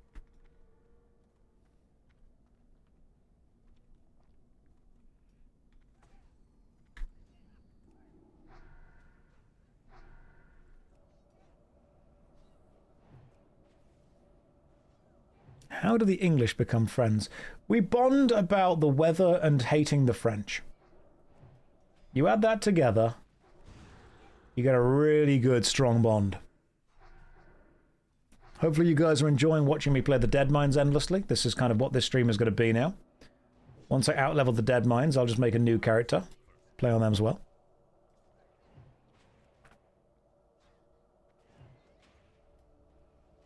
My goodness, Ding, thank you very much for all of the subs. That is remarkably kind of you. Don't need that cloak. I'm glad you're enjoying the stream. I'm going to continue playing the Deadmines. I'm going to hopefully be able to hit level 18, maybe even 20 today. What level do you need to be to do Shadowfang Keep? Because Shadowfang Keep I really enjoyed. Like, as a dungeon, I thought Shadowfang Keep was excellent. Kurgan, as a Brit, you can just nod at someone on the street with him. All right, mate? Right, so we can do Shadowfang Keep at 19. It's not necessarily recommended, but it can be done. Gotcha. Well, we've pulled the boss, so let's freeze people and move backwards. It's okay, don't worry. I'm going to keep going with this, and after this, I will freeze people again. As soon as the freeze is back up, we've got this.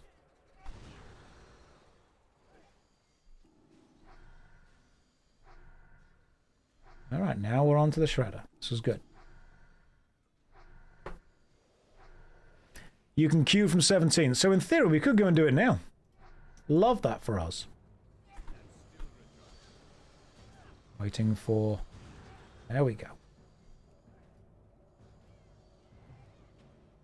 Have I ever done a level 1 Hogger raid? No.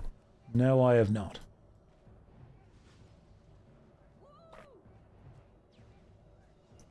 I'm going to kill the woodcarver. Or at least try and get the woodcarver onto me. You know what? Get sheeped. Be a sheep. I'll deal with you later.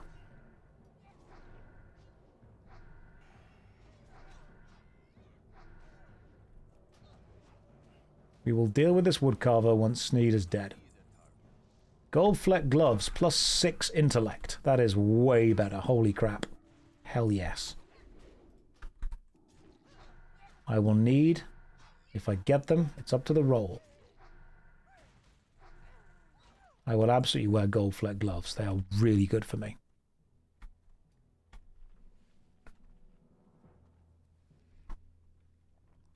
But if someone else needs them, it's up to the roll of the dice.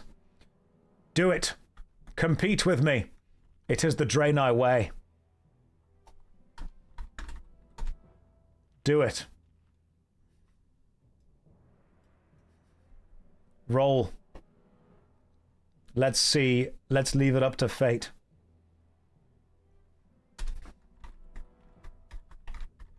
Congratulations. Don't be sorry for me.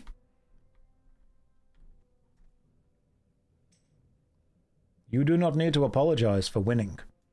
I want winners on this team. I rolled a 1. I only rolled a 1 because I knew if I rolled anything better, I risk winning. And therefore, I had to only use 1% of my power.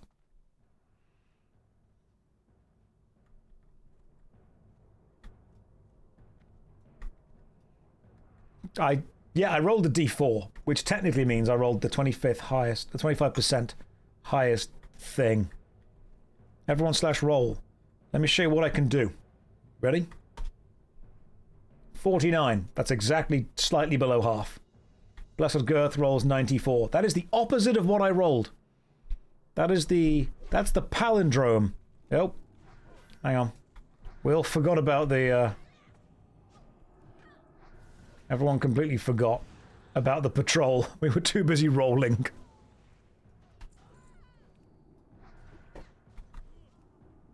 Barbaric Battle Axe of the Whale. I don't need that, it's fine. I rolled a perfectly normal thing. That was a whelming roll.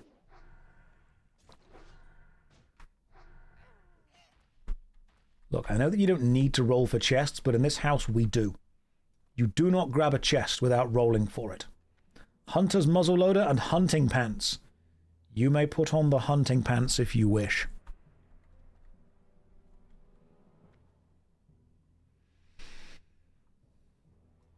I like how Blessed Girth is just only... You're just wearing shoulders, gloves, and trousers.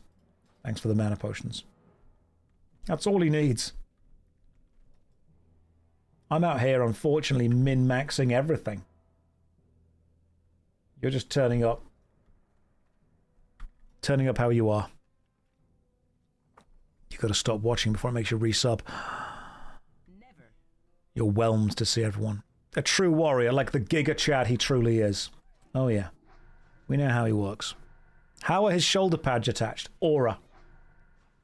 He just put them there and they refuse to move.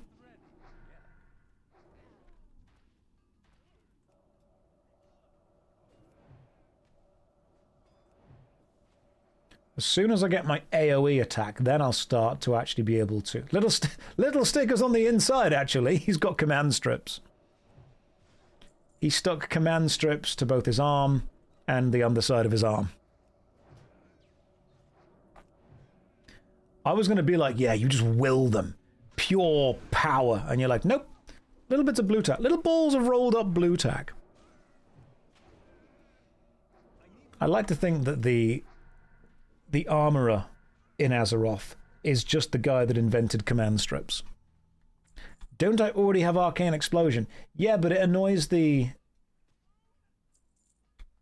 It annoys the healer. Bardic Gloves of the Monkey. When I do this, it seems to annoy the healer. Because then I'm just grabbing aggro from everything onto me.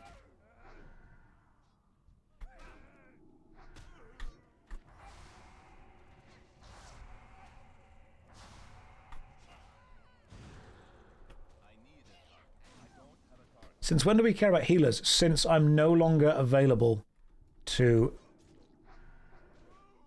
effectively... I can't self-tank. It's been fun to watch you enjoy the game through your VODs. You mentioned FF11 needing some help to guide you. I'm not intending to play FF11 anytime soon, but if I do need help, I will reach out. Thank you, though. Wasn't your major gnome before? He did steroids.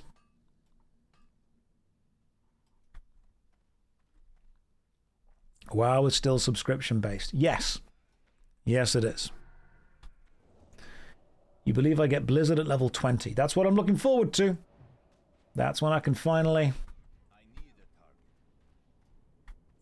That's when I can finally actually do some full AoE. The gnome just drank an absolute ton of gamer subs. That's what happened. Side effects? No, that was the main focus. Is this why your characters perish around 30? Too much steroid use? Yeah, the fitness industry will tell you different, but it is pretty much that. Do I have an exercise/workout routine? I did. Then I started playing WoW. Now I just eat less.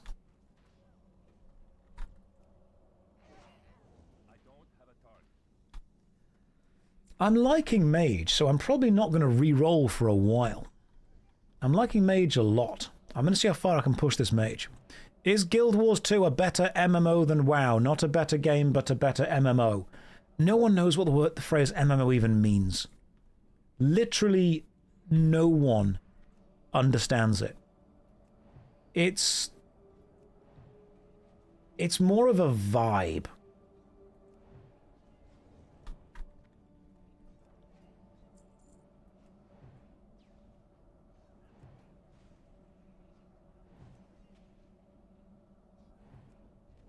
Yeah, the MMO is what you feel that you're getting when you play something.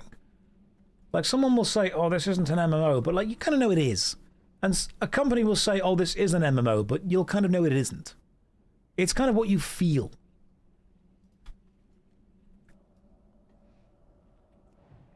I feel that I am starting to have enough mana now, which is nice. What I'm learning is that a mage that has mana is a mage that's not doing all the damage they should be doing. What's my favourite food if I'm going to bulk? Pizza. I'm a fiend for pizza. Is it a good bulk? No, not at all. But I will constantly and consistently eat all of it.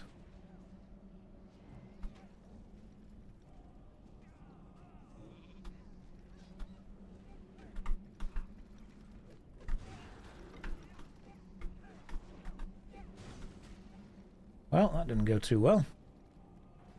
That's all. You've resisted the sheep, have you? Let's get you sheeped.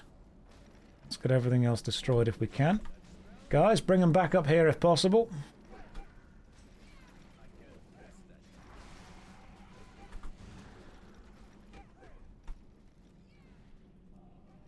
I'm trying to keep everything in roughly the same place. Hang on, we've pulled this entire floor, so this could be a bit of a wipe moment.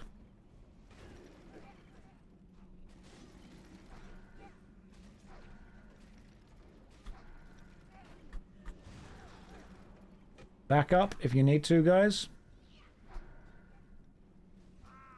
Well, I'm dead too. We tried. We tried. I could not sheep as many people as I needed to sheep. I believe in you, blessed girth. Bless them with your girth. Furnace pull. Classic. Classic. It was a good attempt at the Frost Nova. I didn't want to run away. I probably should have done, but I didn't want to.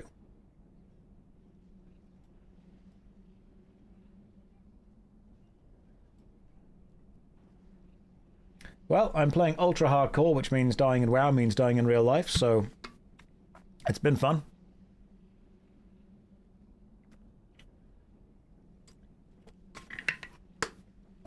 Let me go and grab my favorite bath bomb, the toaster. We tried. We resurrect, we try again. Should have gone to Shadowfang. We should have done. Didn't. Well, we go again. That was what we call self-tanking. Self-tanking the floor. Did I have a haircut? I hope so. I walked in, I gave a man with scissors some money. I hope something happened. Didn't. I feel a little bit cheated. Should have used the mana gem. I don't have a mana gem. I should have used anything. I should have ran. To be fair, I should have ran. But I didn't.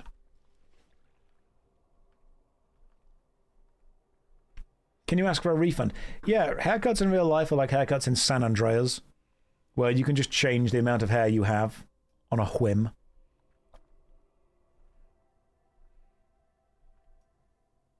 It's not hardcore, you know? Running in to try and save someone when it's not hardcore is totally fine.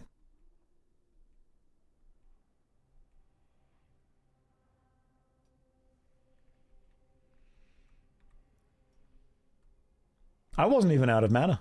I was just dead. God. That's WoW history now, isn't it? That is... Oh yeah, there's a Horde guild. If you are in the Horde, you can join the Horde version of the Union called the Board. And they are run currently by Inju and Rage Darling.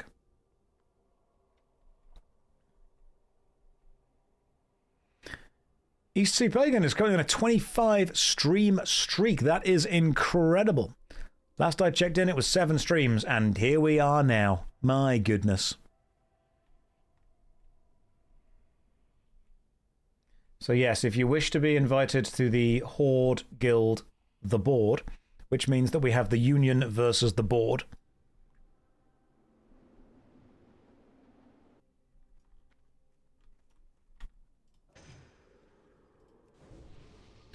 It's important to me to be able to understand the utility that I bring to a group.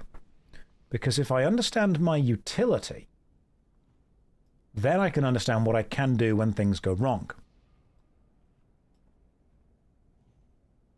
Let me just drink for a bit. While drinking, cast Arcane Intellect onto you. Then drink some conjured fresh water. I bring the last 2.2%. That's what I bring. Thank you for pointing that out. Thank you for reminding me of that number. I bring the last 2.2%. Some of you might be thinking, that's not a lot. Well, it's a lot when it's all you need. Right, who's not currently intelligent? Inju. Get smart. Right, let's go. Josh, default key bindings, Hayes. Look, if they weren't good, they wouldn't be the default, would they? If the default key bindings weren't the best key bindings, why are they the default? How many chunks till ding? 2. And as soon as we ding at level 18, I'll be able to use the Emberstone staff. And, oh, hang on. Yep, there we go.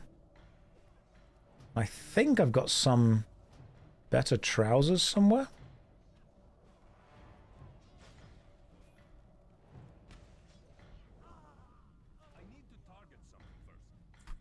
Nope, just the staff. So I do get a way better weapon. Damage, intellect, spirit, and stamina all up as soon as I ding that. I think once we hit that, we should probably look into doing Shadowfang Keep. Because Shadowfang Keep gets us the mage armor set, doesn't it? You're in the US and don't see the option to join the EU service. Is this normal? Right, the real, welcome. You need to make sure that when you have the Blizzard launcher open, that you are accessing the EU version of WoW. because there are two versions. There's the American version and there's the EU version, and both of them require different subscriptions. So if you are subbed to the US version, you will need to make sure that you're paying a sub to the EU version. You change that on the launcher, and then when you select your server, the server list should be there. You've got to make sure that you are paying a sub to the EU version. I think there is a way to contact support and be like, yo, can I change my sub? But only if you've not paid it before. Yeah, it sucks, man. It really does suck. I'm sorry it's so complicated with that. It should not be anywhere near that complicated. But unfortunately, that's the way it goes. All right, let's burn down these engineer guys ASAP.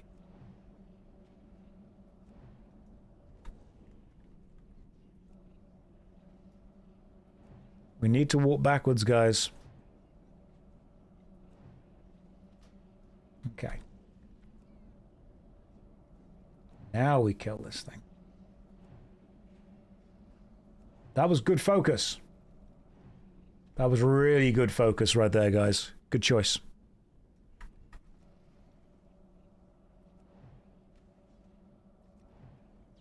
As long as everyone's attacking the same thing, we're all doing good.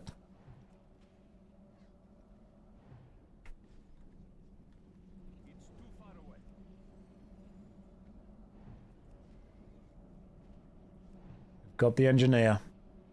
He's taken down. Next engineer. Let's take you out. Now I'm running out of mana, so I'm going to revert back to my wand for a bit. I'm actually not a fan of the dungeon, the Wailing Caverns. I simply think it's just too long.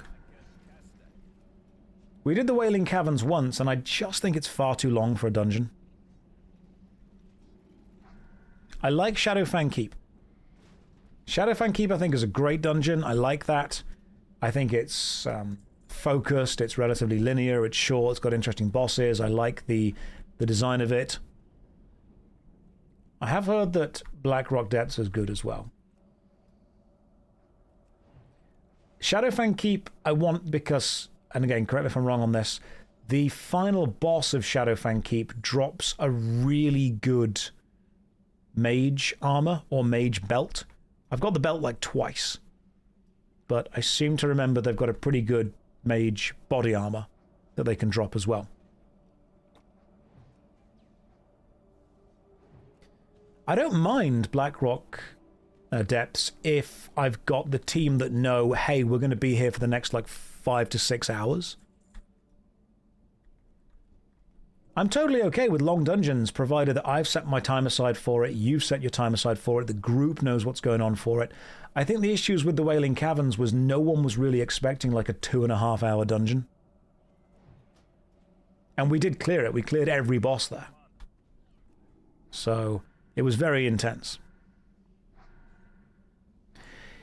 What's the possibility of joining both sides? I would say if you want to join both sides of the Union Guild, that's okay. Just try and be active on both sides.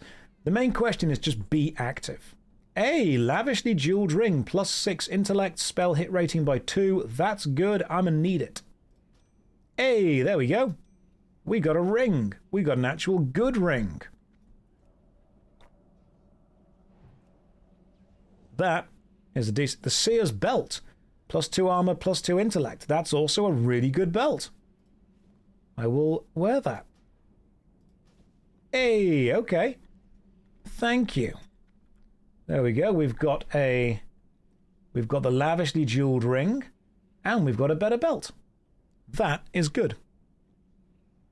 Hey Josh, you're a sweet dude. Big thanks to your parents for making you. Thanks, Pit. I'll let them know. I'll let them know that you think that.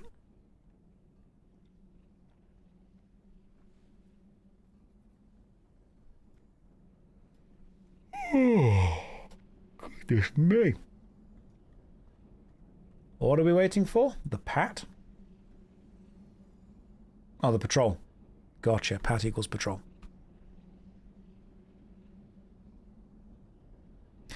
More a comment on... Let's have a look. Oh, do you mean with the...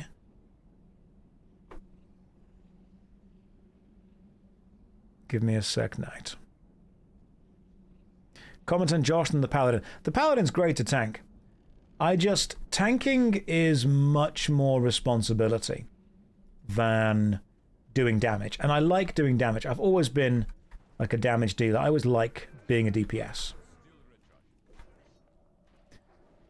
Now, there is a level that I can just kind of sit at the back and throw in damage and still be useful, which I like.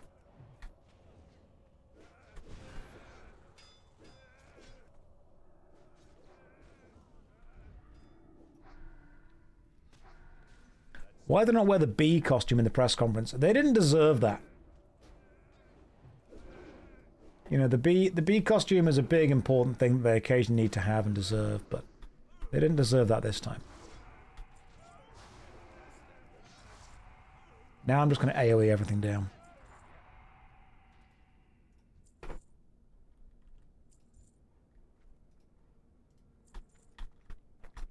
Because I need to be able to pay attention to the chat and the game at the same time. And to me, the easiest way to do this, easiest way to pay attention, is to be DPSing. Now we chill.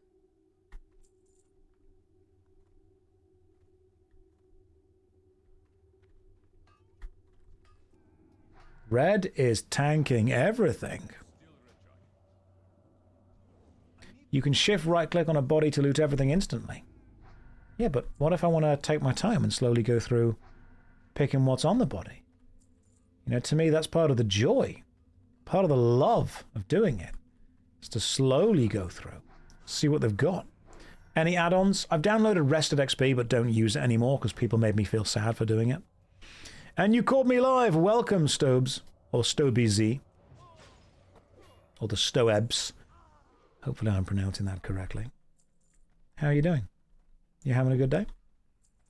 First live stream I've seen, I've managed to catch of yours. Wanted to say that a lot of your videos has gotten me through some good times, some difficult times. Souls, I'm glad to hear that. It's not soppy at all, it's genuine. Sometimes we find support and strength in the weirdest of places. There's nothing wrong with finding support and strength there. You guessed the lesson is that male Draenei Mage is sure a choice. Yeah, it's a good choice.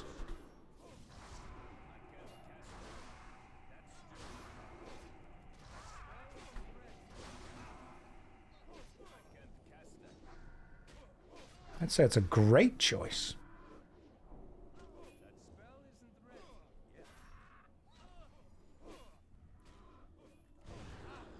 Good healing me there, guys, by the way. Appreciate that.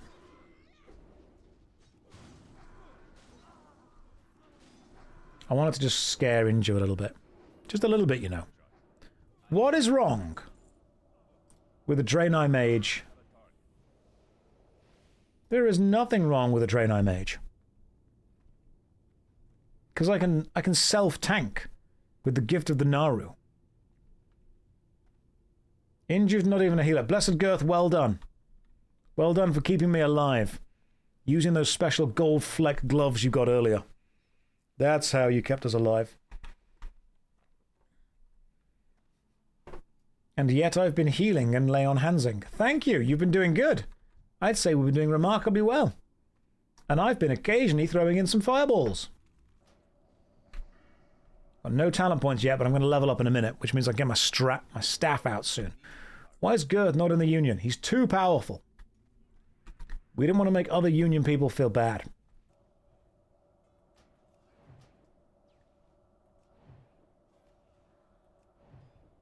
Right, you want the Spell Queller killed first, don't you? Right, Spell Queller first.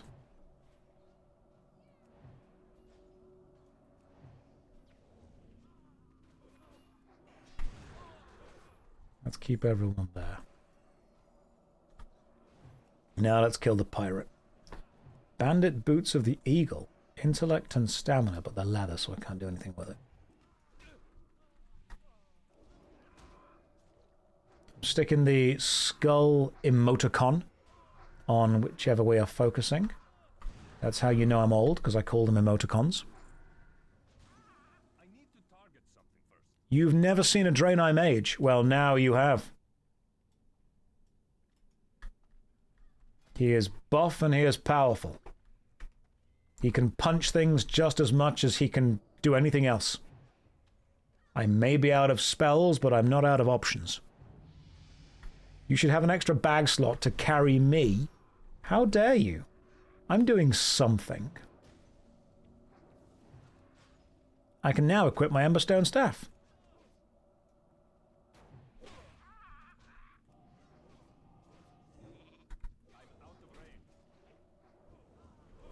Right, we want to make sure that we tank and pull things backwards.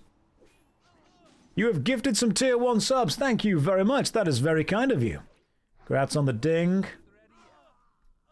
And now the Emberstone staff gets used. And I'm better.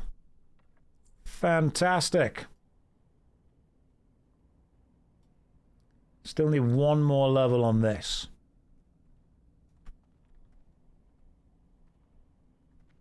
Are we ready?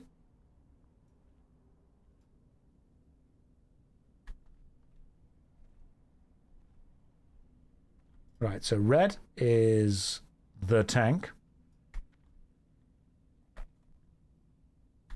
Red, generate whatever rage you need. Some shoulder pads there if people need them. You're face tanking and somebody else is ass tanking. Oh, love this. We're already... Okay, that's doing substantially more damage already. Not use the talent point. What should I use it for? Stick it into chill effects to freeze the target. Yeah, that seems good. Frostbite sounds decent. Yeah, okay, we're doing Frostbite. Improved Frostbolt could be good. Then we'll be alright.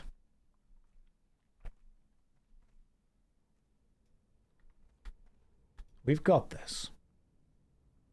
It's not rocket surgery. It's not brain science.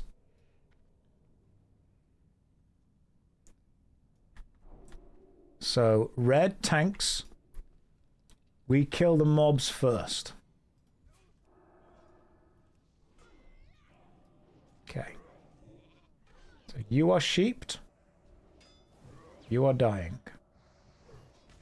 I was going to kill the sheep, but it seems that we just leave it open and kill everything else first. Okay. Alright, Blackguard goes down first, then we kill Smite. Excellent. Now we just DPS Smite straight down. Sounds good to me.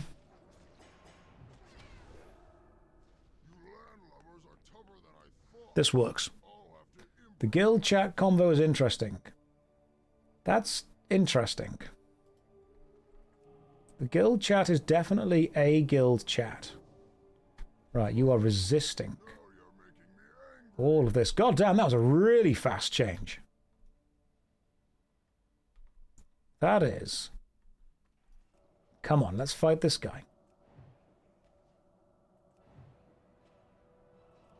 Yeah, it turns out Frostbolt's just way better for this. Ooh, the Burnished Tunic and the Thief's Blade. Can't equip that, and can't equip that.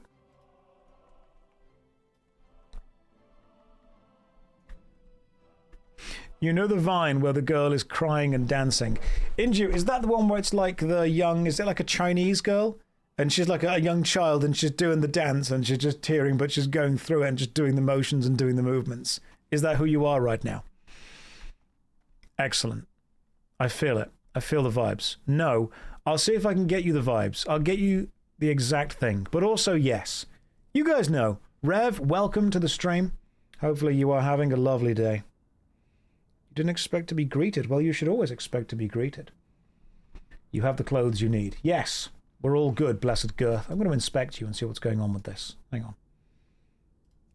You are genuinely just tanking with canvas shoulder pads and a cloak. No chest, no shirt, no neck, no head, no shoes. Just full-on focused healing. What a Chad.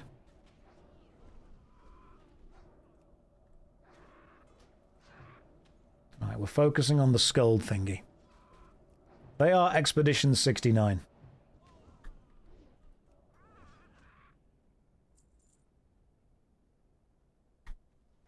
Which one was the Naked Expedition? Was it Expedition 70?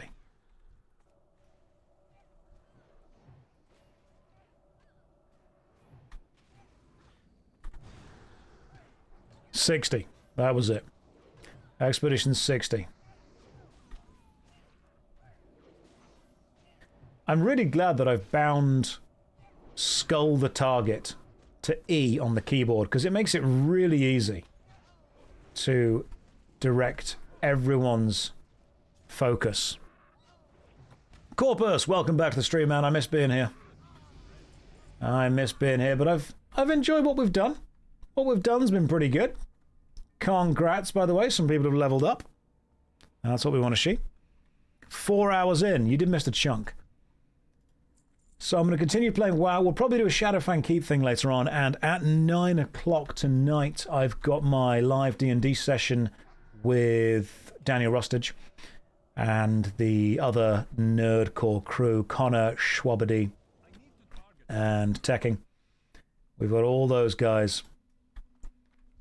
That's the Space Pirates D&D session. It will be live on Rustage's Twitch channel. I'll throw you guys over there. I'll raid them, or we'll host them, or we'll do something like that, because I enjoy doing it. I think Daniel's a fantastic DM. Lovely guy, great DM. Really happy to have him as a guy that we're all playing with. Let's have everyone chill for a bit.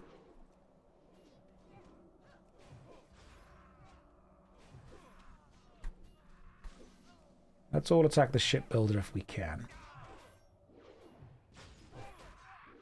Let's have everyone attack the shipbuilder. Don't worry about the companions right now. They're not doing as much damage. The shipbuilder can, however, die. Okay, Blessed Girth is dead. Shipbuilder next. Everyone's dead, it seems. Apart from possibly me. Right, guys, I'm going to try and freeze everyone, then get the hell out of the way. That's the freeze I can give you. Everyone get out of the way. Damn it! That's fine. Red, you can leave. You got this. I did the best freeze I could do. I couldn't freeze anyone else. Sheep up and run. We tried. I gave her the best freeze I could possibly give. Red's still alive. You got this, Dad! Arasu's doing his best. Fighting back for the glory of the Union. That mage may have just drowned. Inscribed leather gloves. I didn't earn them. Okay, so actually, hang on. The Defias mage is... This is good. However, Red's down. Arasu, it's all you. I agree, Red. Kripa. Arasu, you have survived. You can res.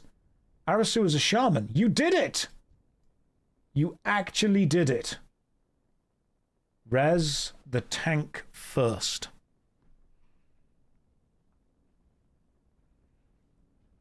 I could res you all. Could. We did it, Patrick. We saved the city.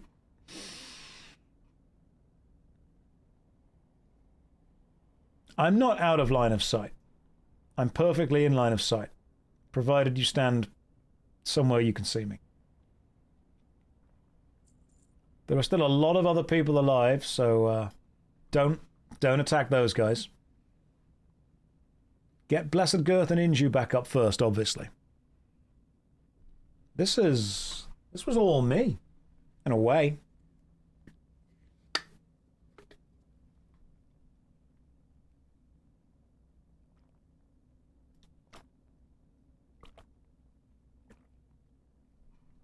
They're back up.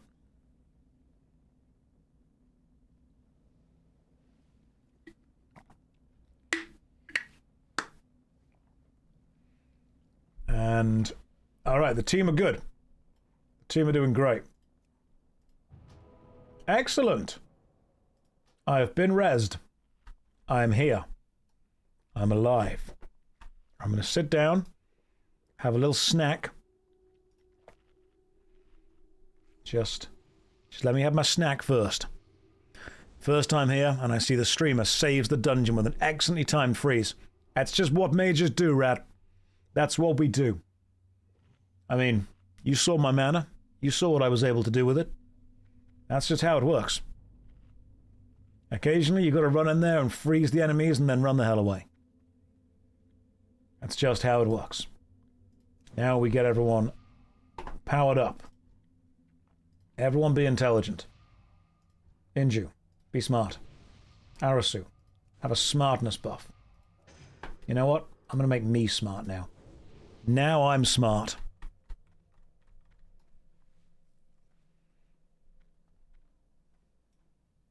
Why does my cat meow every time Josh starts talking? What sort of wizardry is this? That's just what happens. Josh can't see the /me chat. No, I can't. Should I? Only a streamer. Well, I'm playing on the streamer client, so I do get slightly better drops. That's just a fact. All right. Squall Shaper goes down first. Ah, damn, they're resisting it. Cool. I would say the shipbuilder gets taken out next. I am indeed PvE. I'm not a big fan of PvP. I enjoy PvP in games where PvP is balanced. I don't necessarily enjoy it as much in MMORPGs.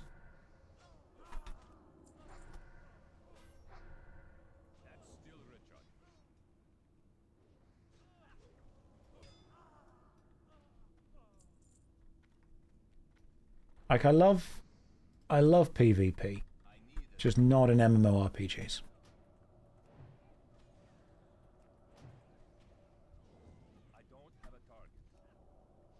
Shipbuilder down next. Does streaming Darkest Dungeon with guys in chat as characters sound fun? I mean, I don't know. I'm not sure.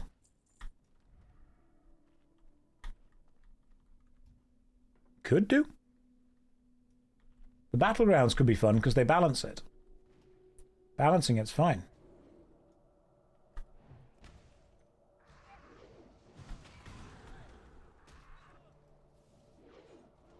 I'm probably going to take that skill point that reduces the cooldown on the Frost Nova again.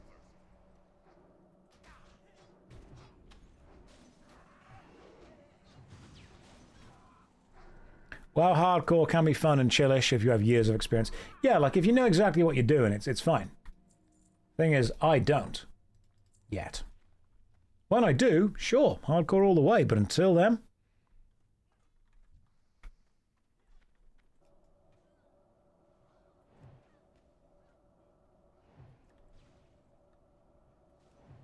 Okay, right, we've pulled the boss, so everyone down.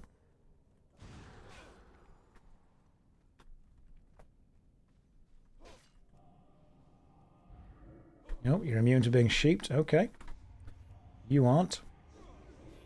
And if I can wait 10 seconds, if I can get everyone together, I can... Come on, get everyone together, guys. Everyone together. Everyone. That's the best we're going to get. Right, well, everyone's at least frozen.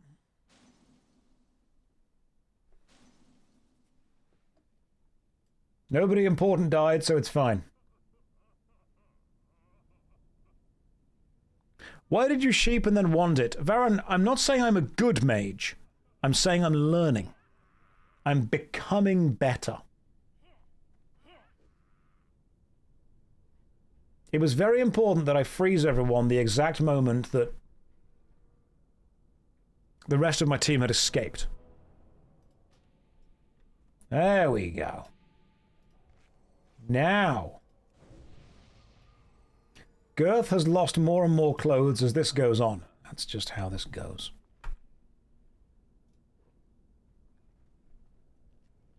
How am I liking Mage? I'm enjoying it. I am enjoying it. I think I still need to learn exactly how it plays and how it goes. But I think I'm doing good.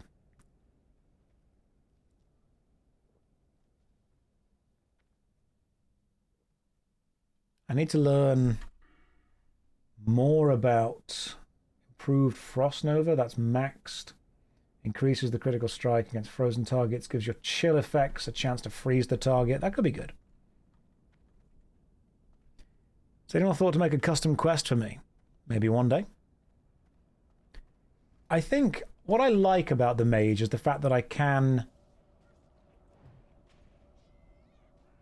effectively help out with it. I can do damage and I can help crowd control. I enjoy crowd controlling. Well, I'm going to step away from the enemies over there because they are close to the edge. I'll be up with you guys in a minute. Just making sure I don't pull aggro off the patrol.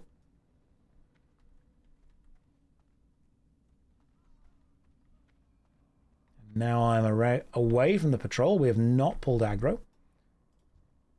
Let's kill the enemies first, then do the chest. I would say we kill this guy first.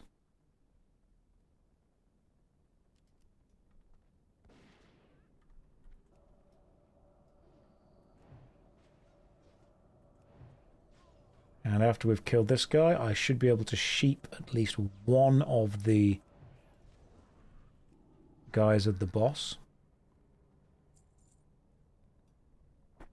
So I can sheep the spell, the Squall Shaper. We don't want to fight this and the boss at the same time. So we want to sheep this guy.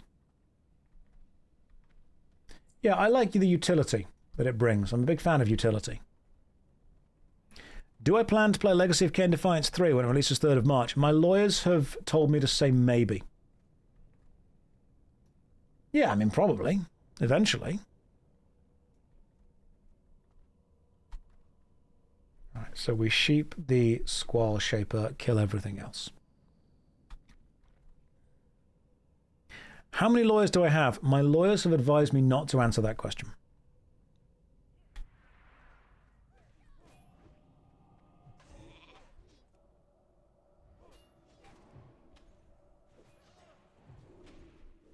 Kill this pirate first.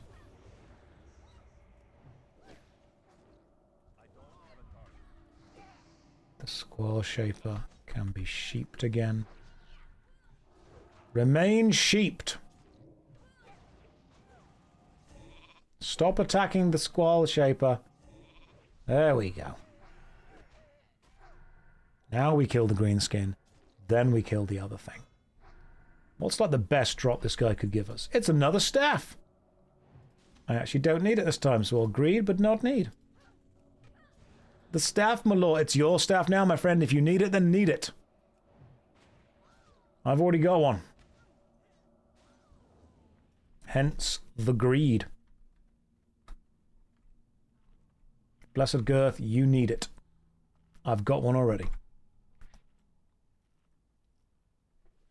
Best thing we can get from this will be Cookie's wand.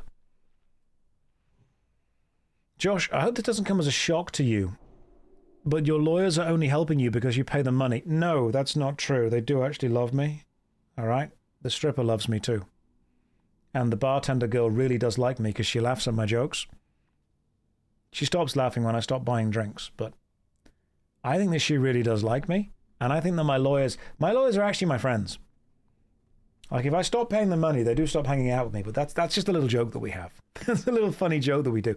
We have this really funny friendship, this like kind of in-joke, where when I stop paying them, they actively avoid me.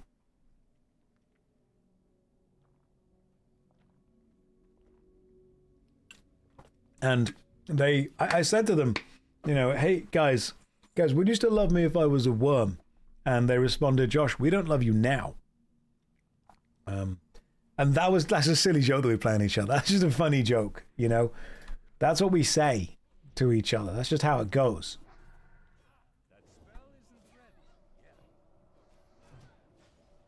Will I still love you if you stop subbing? Less. Definitely less. Did I ask the European Commission if they'd love me if I was a worm? No, but I feel I should have done. I feel that was a missed opportunity all round, to be honest.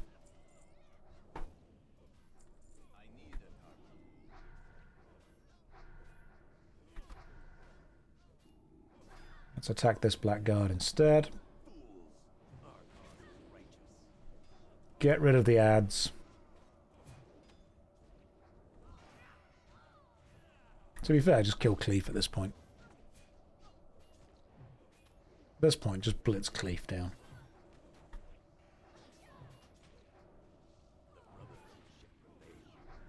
And the best thing we could get... Oh, the Corsair's overshirt. Stamina and spirit. This cloth requires level 19. I've already got one. I don't need it. I can pass. A shirt for Girth. Finally, you have earned yourself a shirt, blessed Girth. You have a robe. Make sure those biceps are on display still. Alright, hang on. We're going straight down into the cookie fight.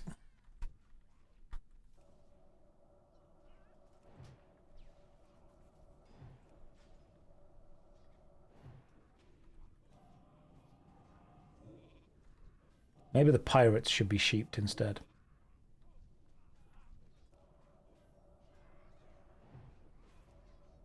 Right, I'll try and keep attacking Cookie. There we go. Right, Cookie is dead. Hey, Stirring Rod! Fantastic! Do need that. And we got it! We got the new wand. That is excellent. That is way more damage per second. Huge wand upgrade indeed, guys. Let's equip it now. And let's see if it's going to help. Oh, way faster. That is excellent. I would say that was a really, really good run. And I think now the choice is Shadowfang Keep. If you guys are okay with that.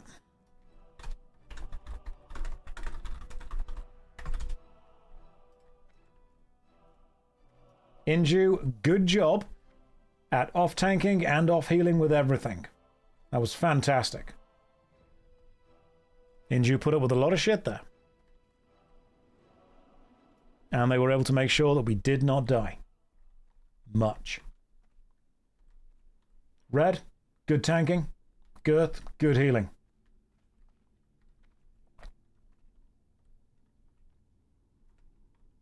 Arasu, I assume you did lots of support.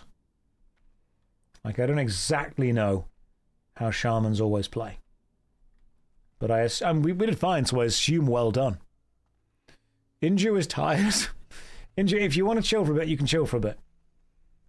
What I'm going to do is, first of all, can I equip the shirt? No, that's level 19. So I've got the Cookie Stirring Wand, which is great arcane damage. Got the Emberstone Staff, which is brilliant.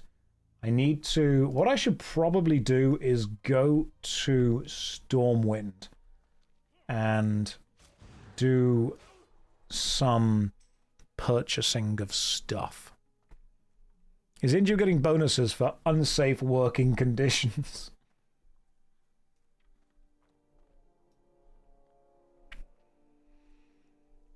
Is Josh at least no longer in political mode? Hearing him say every question is a good question was pretty annoying. Shay...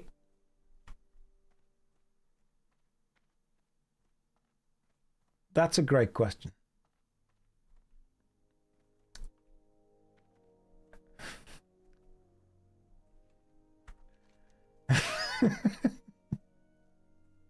No, we've stopped. We've moved on. We've moved on from there. Come on, that was quite funny. That was, you've got to admit, like that, there was comedy there. There was an element of comedy. But yes, we've stopped now. I'm glad the arc is over. She's left. She's left like, Josh, that was not funny. Do not appreciate. But yeah, we've stopped that. Chat all collectively had flashbacks. Everyone collectively thought back to what it was like half an hour ago. Because what you'll realize is that this stream is roughly a half-hour loop that kind of plays again and again and again. You're a comedy professor. You can confirm that was indeed comedy. That's just what happens.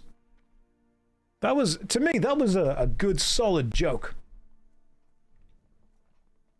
A good solid joke is a nice simple setup and like a nice punchline. Then you can sit back and... It's really important. The thing that makes a joke good is that you feel smug about yourself afterwards. It's because people in Reddit, people on Reddit and people on YouTube are like, I want to like Josh, but he's just so smug. And I'm like, yeah, that's fair. I get that. I understand what would make you say that. Because I'm not just right, but I am smug about it too. And that rubs people the wrong way. Is it okay to laugh at your own jokes, though? Absolutely, if the joke is funny enough, completely. Like, for example, I will hunt down the guy that stole my copy of Microsoft Office. You have my word. Hello. Safe travels.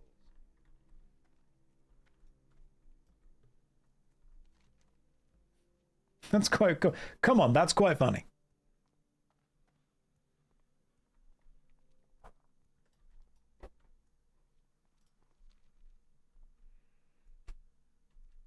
Yeah, make jokes you find funny. If other people do, that's just a bonus. That's how it works.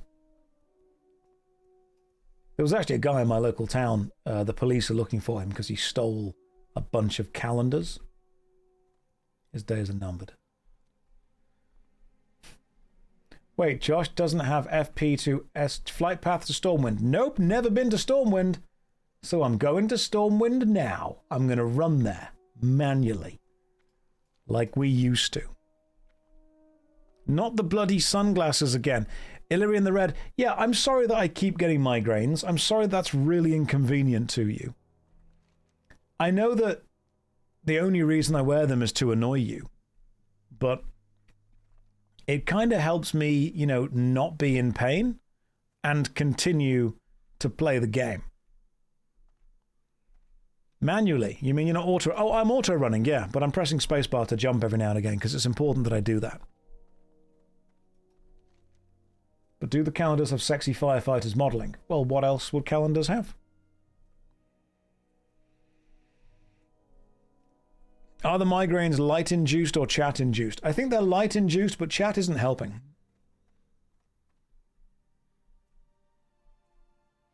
You've been telling your husband the jokes from the other day, and he's like, where are you getting these jokes? Don't reveal your sources. Do not reveal your sources. You're not allowed to.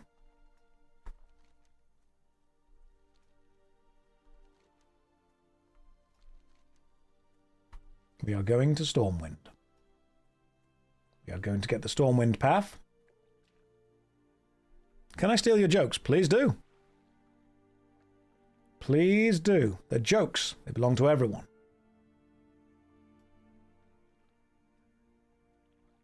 Tell him it's a cross between Simon Cowell and Val Kilmer. I'll take that. It's better than Emmanuel Macron I was getting all of yesterday. Or the Critical Drinker. We'll go with young Val Kilmer. That's a very, very polite thing to say to someone.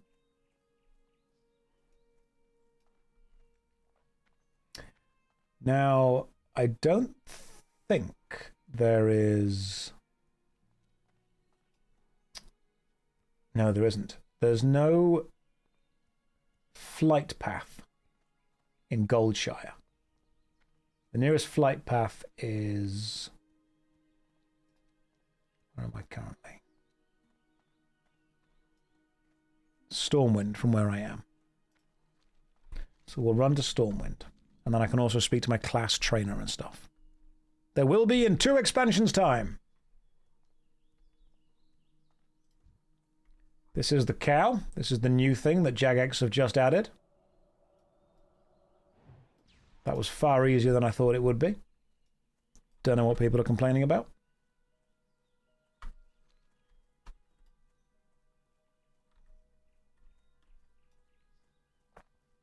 Go solo hogger. Don't need to, mate. So in 2 expansions would be Cataclysm, wouldn't it?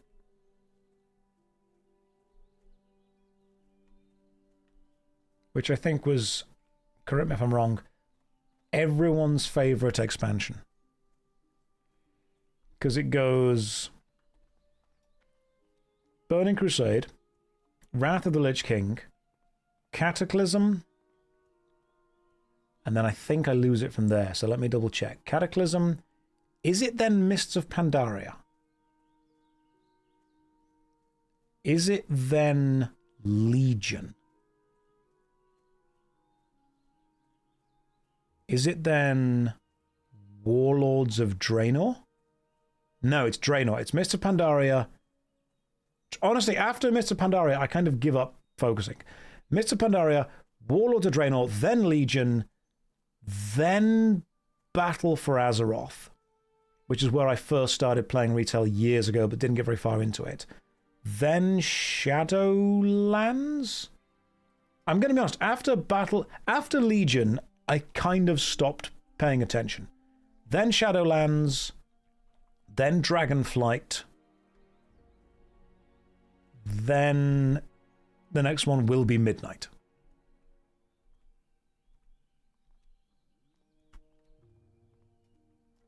That's kind of what I've got.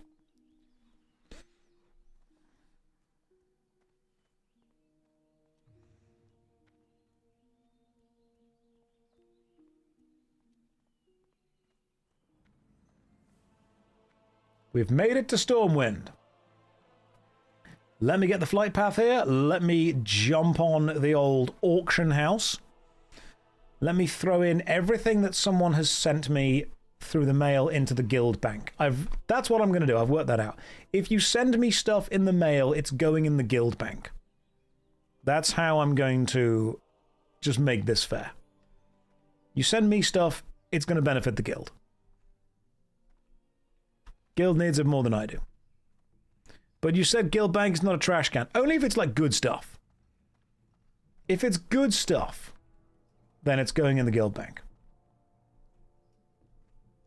If it's not good stuff, oh, there's the... Is that the bunch of creepy kids? That's not the bunch of creepy kids, is it? Hey, the creepy kids, fantastic. Let's let them do their own thing. Will my milk be accepted into the guild bank? Probably not. Milk is too powerful. You. How are you? Want to browse your goods, my friend. Sell you some wool. Have my stick. That is an important shirt that I can wear soon. Opaque wand. Don't need. Have my trousers. Defias mask. It's soulbound, but not... Soulbound means bound to this character, doesn't it? Which is a shame. Let's just sell everything else we don't need. Cross... Yeah, okay. So I may as well just sell it.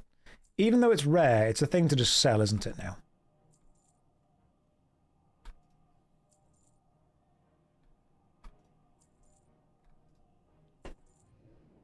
I mean, it's not super rare. I'll get it again if I need it again. It's not really a problem.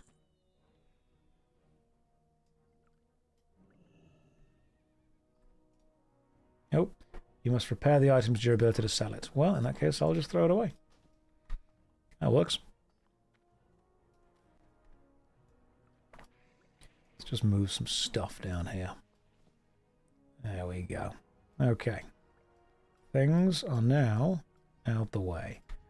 Ready for me to go and check the old mailbox.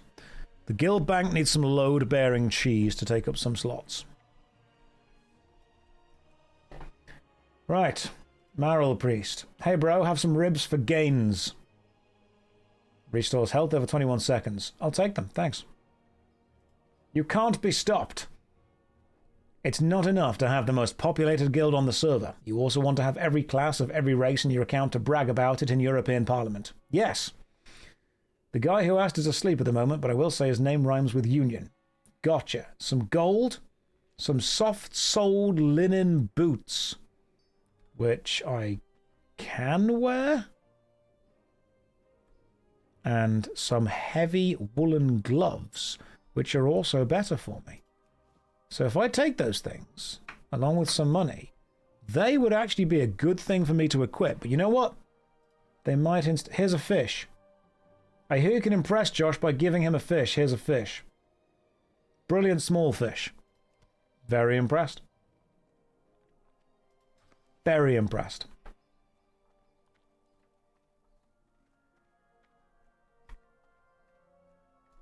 Alright, it's in the guild bank.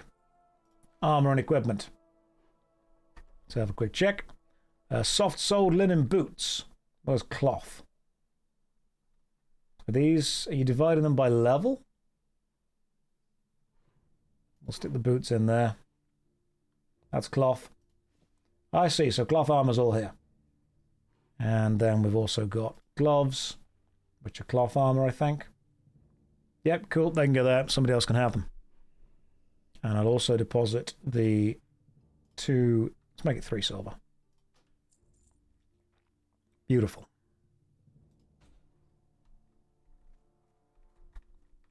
Now I can go and buy some stuff. New PC who dis video. Thanks that you are welcome. Now where's the auction house? First of all, I should probably... Do I have broken stuff? I do have broken stuff. Let me fix some stuff. And then after fixing some stuff, fix everything. Repair items, but don't use the guild. Cool. Right, I've got a shirt back now. Now I want to go and buy some more stuff from the old auction house. Right, I don't have any shoulders. I'm level 19. Can I get shoulders? Let's find out. Armor. Cloth. Shoulder. Usable. Go. The Buccaneer's mantle. Or the double-stitched shoulder. 26 armor. The Seer's mantle. 25 armor. It's probably not going to be too powerful at this point, is it?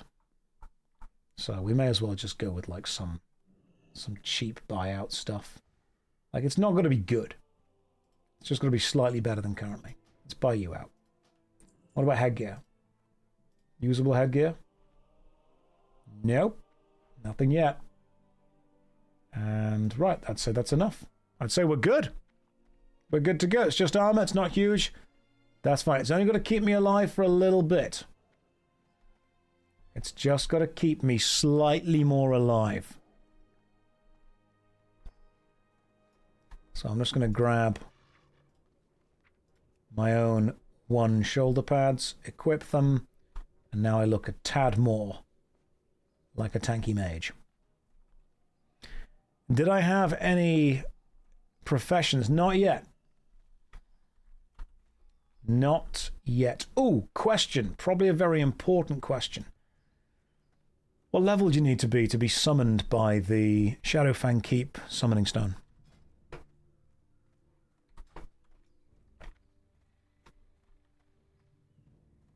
Because I may not be able to do it. 21. Well, same as Dead Mines. Are you sure? Because there is a minimum to be summoned. You can be summoned already, I think. Okay, cool. Oh, sheep is number 4, by the way. Polybanana. What I can do, actually, is change that, can't I? Macros, Polybanana, change name or icon. Probably Polymoon. And now I require spells.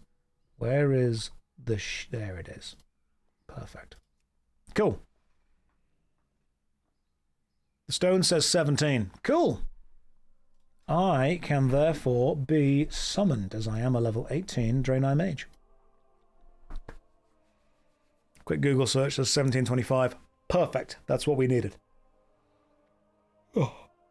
Let's take a 5-minute break. Let's pop to the bathroom. Let's grab a drink, grab a bite to eat, grab a snack, stretch your legs, and when we come back, we are doing Shadowfang Keep because I am getting some mage armor. That is my plan. What happened to the pally? She drowned. What spec did I go for? Don't know. I've put points into Frost. So, Frost. Alright, guys.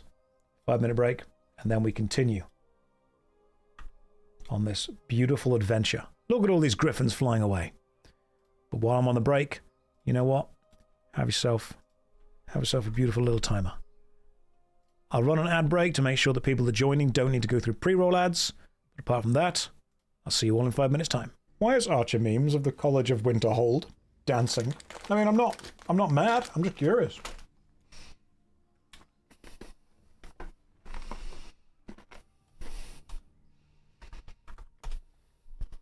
Look at him breaking it down. Get him funky with his bad self. Did the DVD logo just talk? You guys are so cruel to me. Hang on, that's my alarm to go back to work. 37 seconds left, alarm.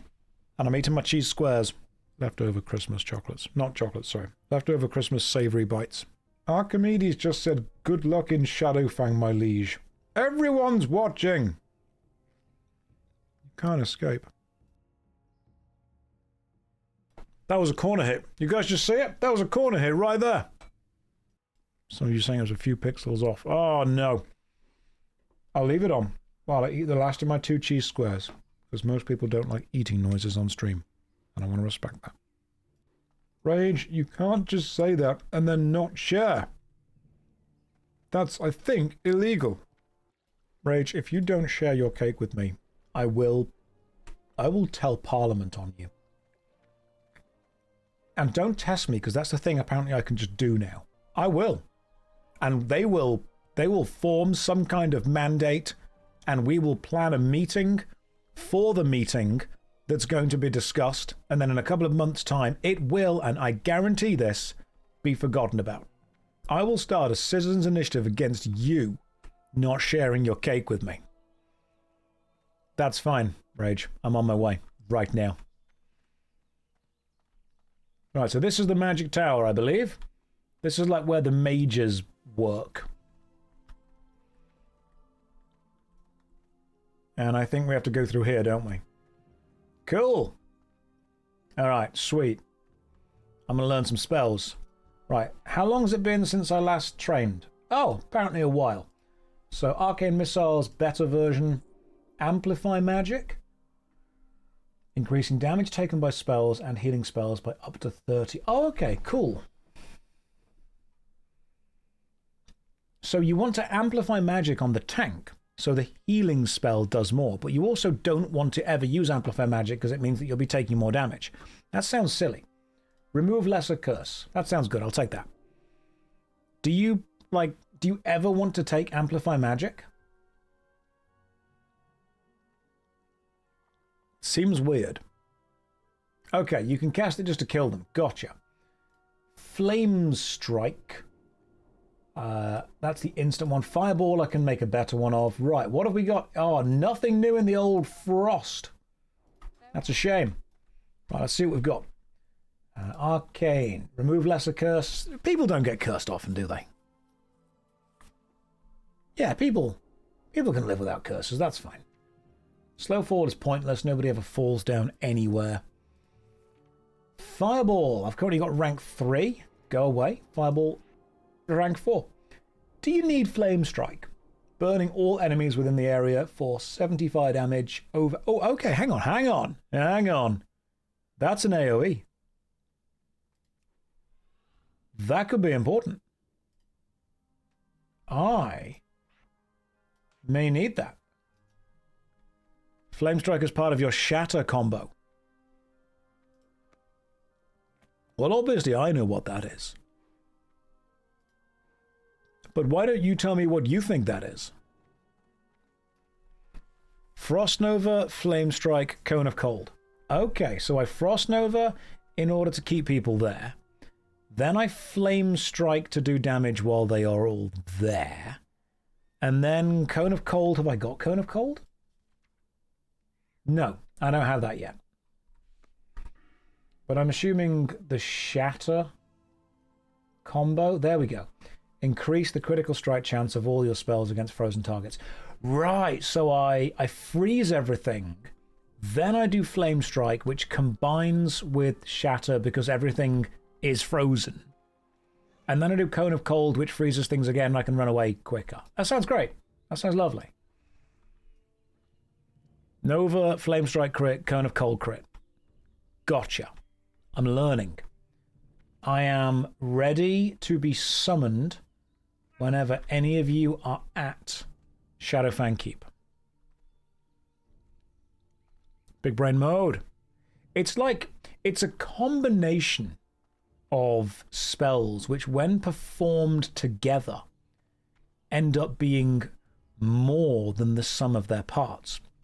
And because it's a combination, a combonation, I like to call this process of using multiple spells that stack together, to reference the word combination, I like to call them a bonation of spells. So when someone says, these are your abilities, use them in this order, you'll be doing a bonation. That's what I mean.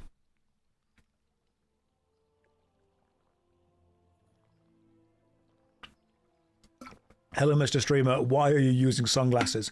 Drazon, because your future is so bright, I have to shield my eyes from it. A union of spells, a bonation of spells. Classes got simplified. The Wombo Combo. We no longer call it the Wombo Combo. We now call it the Unation Bonation. Drazon says Pog. It is Poggers. It is. It's pretty Poggers, guys. How was Brussels? Lovely, actually. Really nice city. Wish I'd have bought some more chocolate, because my god there, the chocolate was excellent.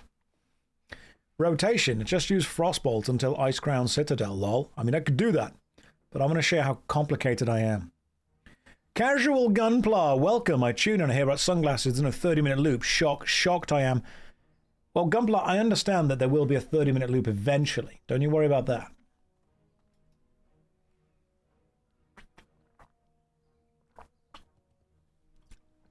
You're going to be playing tonight. Don't think it's the right fit for the way Josh plays. Understandably. Can we talk about politics again so we can loop? Why does the human commoner look like a RuneScape 3 character got buff? Like, for some reason, that to me says RuneScape 3 guy jumped on steroids.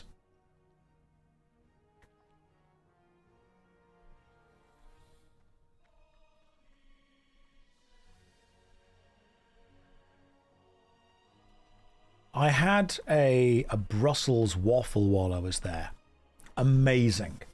Absolutely amazing. So nice. Went to some lovely shops, had some nice food, had a nice breakfast, had a cracking pizza one night. So I can't walk to you guys until, like, Shadowfang Keep is really far away, isn't it? Like, really far away. I'm not making it there on my own.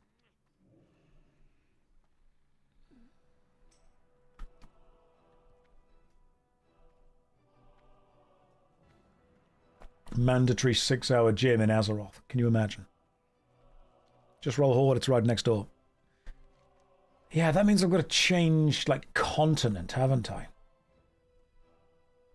Josh, I am trying. Be patient with my little legs. That's fine. You take your time. I'm in no rush. Also, why do you need more people with the summoning stone? I thought the only reason that you needed multiple people was if you're using a warlock's summoning ability. I thought the summoning stone works with one person. Unless I'm incorrect on that. It was my belief that the summoning stone works with one person. Oh, stone is 2. I did not realize that. And the warlock summon needs 3. Gotcha. Learning. Okay. So the stones were added in the Burning Crusade, weren't they?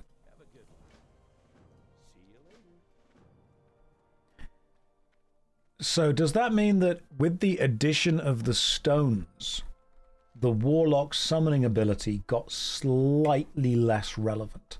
Like, not useless, just slightly less relevant. Oh, the stones were there before, but they had no function. That's cool.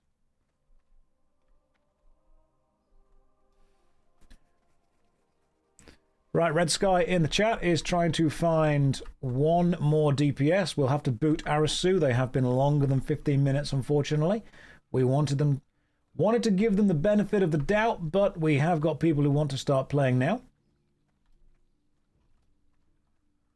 The function was just letting you know there was a dungeon there. Oh, that's clever. Okay.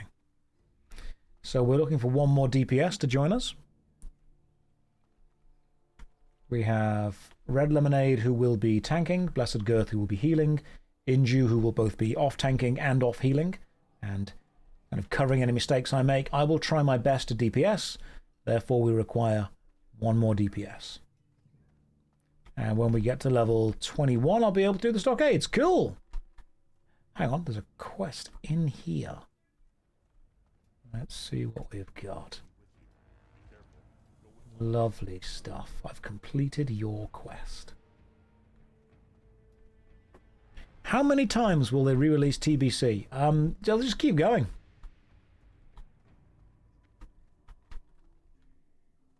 That was weird. If you run up the steps, it suddenly, for some reason, locks me into this. That was cool. Right.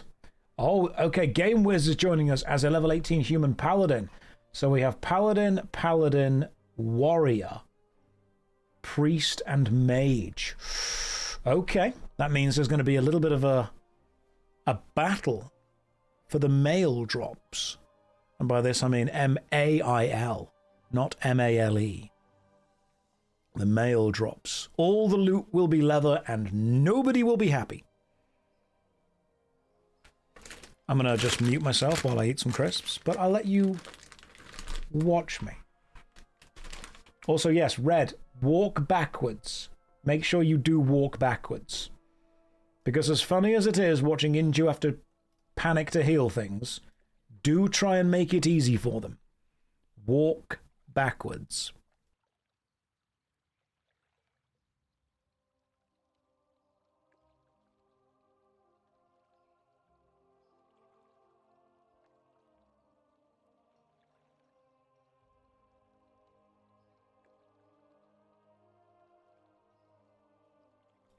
Most people don't like mouth noises while watching, so that's why I always mute the stream.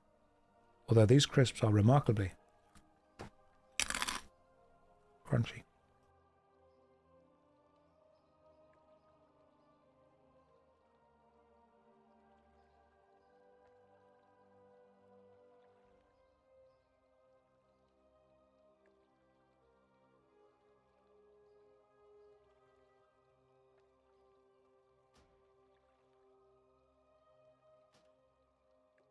And we are summoned.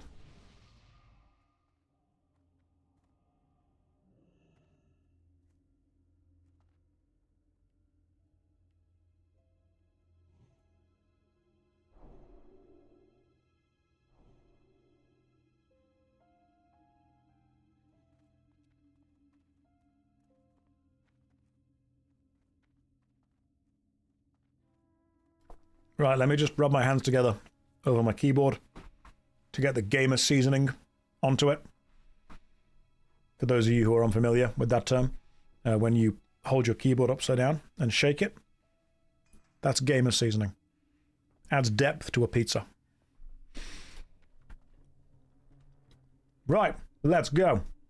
Let's see what we can do. We are immediately in fighting. Fantastic. Which means I can do this. Then this.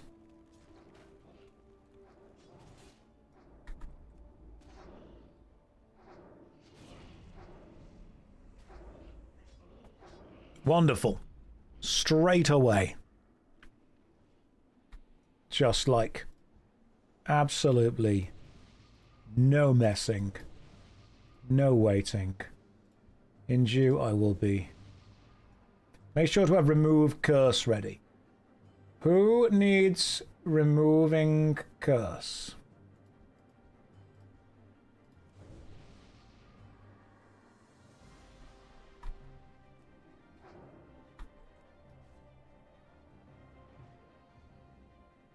We will need it shortly. Okay. I'll see what I can do then.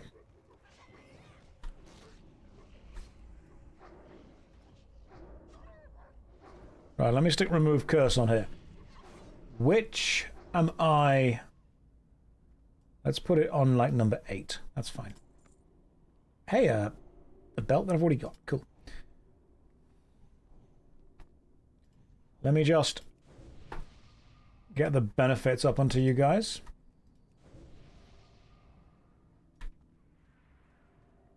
You seem to be running away before accepting my buffs. So what I want to do is freeze and then flame strike.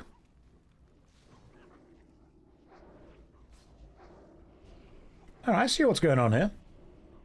Josh, it's not a buff. Yeah, but it should show up on your... Yes, I'm not using the remove curse on you. I'm trying to use the arcane intellect onto you. That's why I'm checking. I'm casting arcane intellect onto you guys, not the remove curse spell.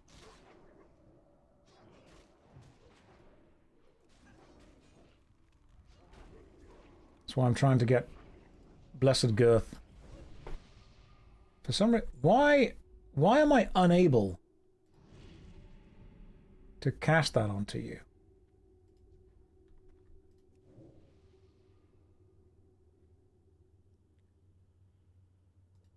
Okay. I will also magic myself in a moment. Is there a reason that I'm unable to cast Arcane Intellect? Magic effects are removed by paladins. You all have it. That's weird, because Blessed Girth doesn't... Okay, gotcha. You do have it. But it's not showing up on the thing. Time between attack increased by 25%. Movement speed decreased, so I want to remove that from you. But I have nothing to dispel with Wavering Will. Okay, so I tried to remove Lesser Curse. And that didn't remove it from you. That's a magic effect, not a curse. Okay, cool, I'm learning. So magic effects are different to curses.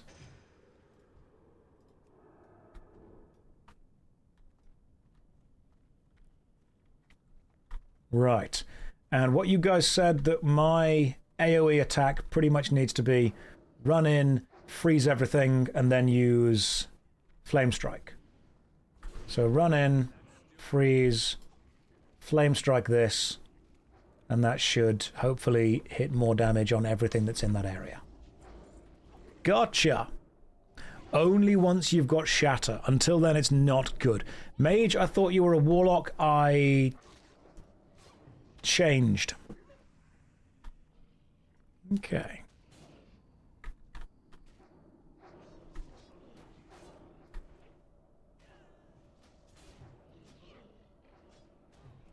The warlock, yeah, the warlock drowned. What happened to the shaman? They drowned. There was a lot of drowning going on. The visit to Europe changed me. You cannot recognize me anymore. I learned that aviator shades are the way forward.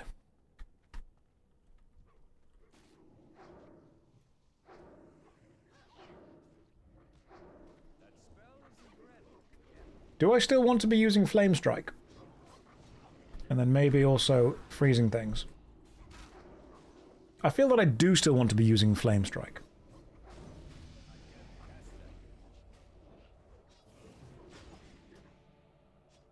And Arcane Explosion a lot. Okay. Once the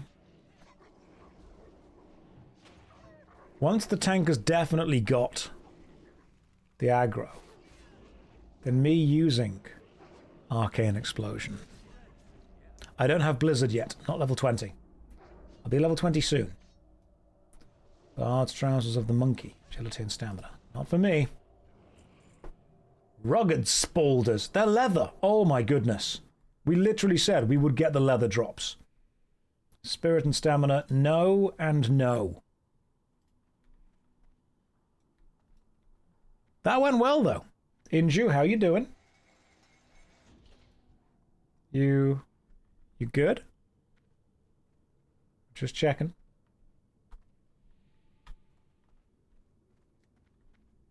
Priests and paladins can dispel magic and curses. Druids can dispel poisons and curses. Mages can dispel curses. Shamans dispel poisons, enemy magic, and fear.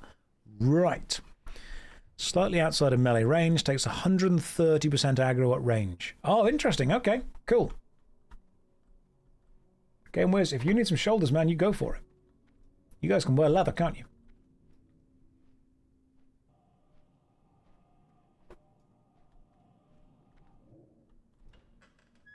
Red Lemonade says open sesame, and my goodness, it did.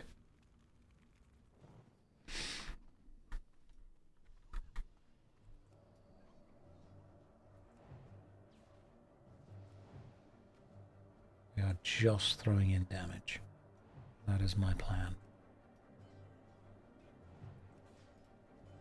We are just getting...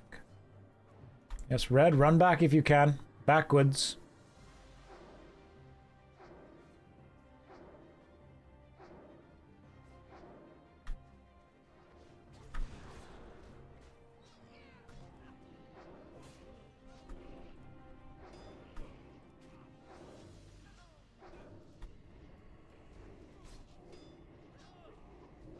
You are sheeped. Is one of you sheeped? God damn, you're immune to being sheeped. Apparently you can't sheep a wolf. I've tried to sheep a wolf, and yet you cannot. At least it seems you can't. You can't sheep beasts. You just can't. There's lore reasons for it. Like you can't sheep druids in animal forms. Also, this guy seems like super immune to magic. But a hunter can scare a beast. Okay. Eminette, thank you for the raiding with a party of one. What power you need. Just run in and be like, I'm just...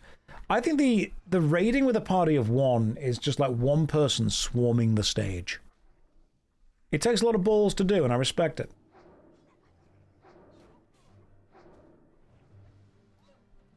Right. We are here. The War Knife of Healing. Bonus healing and bonus damage. I'll be okay with my big stick. Alright, so my sheep spell is not as useful as kind of anything else here. I just want to kill stuff. It's the main focus this time. Yeah, the healing shiv. I will stab you to life.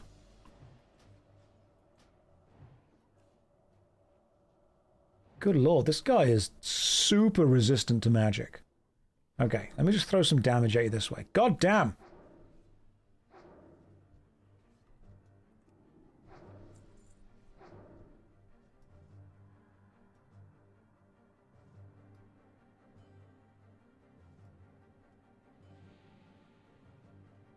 Right, green shields make them immune to magic. Got it. It's a literal anti-magic shield, so I don't really want to be using it. I don't want to throw magic at these guys when they've got an anti-magic shield going on, do I? Can you sheep a spirit?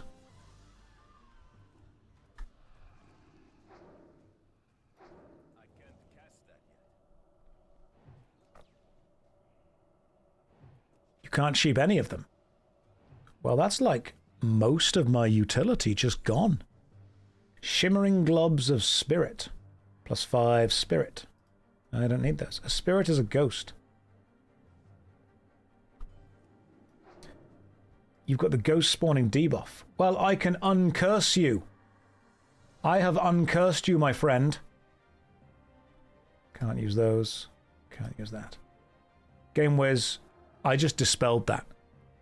Did you guys just... Did you see that I just dispelled something? It's just what we mages do. That's what we call a dispel. That was what we call a Poggers gaming moment. Great job, thank you. Keep the compliments coming.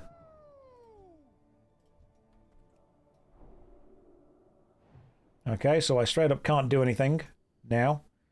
Good luck, everyone. Is this magic? I know it's a spell, but like... Oh no, that hurts them. Fantastic. Okay. So I'll just keep doing that. Turns out that even when they have the anti-magic shield on, you can still cast Flame Strike, because it counts as an AoE damage. That works. I'll just cast Flame Strike from back here then. That at least bypasses their shield. Nope, just lucky timing, it just expired, the shield was off. Fine, we will find something with a shield on and I will use Flame Strike. Right, see, the shield's on. But it's also, you know, dead now. Shimmering Bracers, Intellect and Spirit. Nope. No, Josh, you were just lucky. Well, that's how I go through most of my life.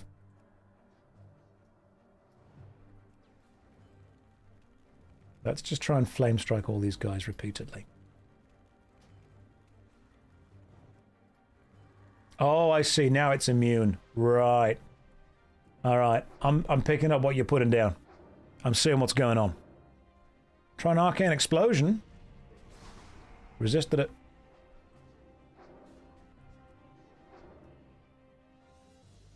I see. Maybe I am not the wise wizard that I thought I was. Hit them with your stick. I don't have melee attack on my bar, but I'm sure I'll get it. I don't have an interrupt, which is super annoying. Right, let's just see if this works. It doesn't... Guys, I told you, you can't do that. You can right-click them in melee. Hang on. Let me cast Fist.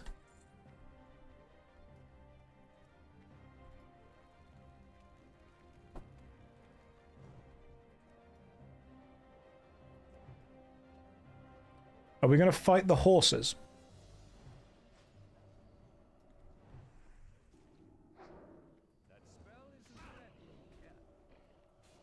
We are going to have to fight the horses in a minute.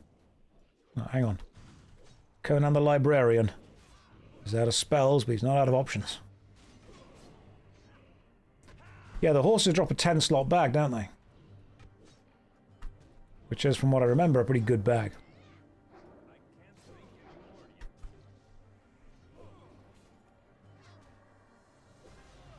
Let me try and kill this haunted servitor. There we go. Right. Let's get the saddlebags then, shall we? Let's fight the horses.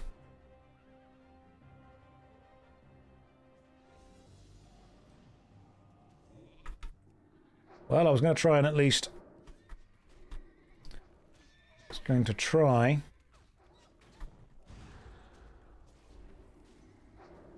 and sheep one of them. Seems the best choice might be just to continue full DPS mode.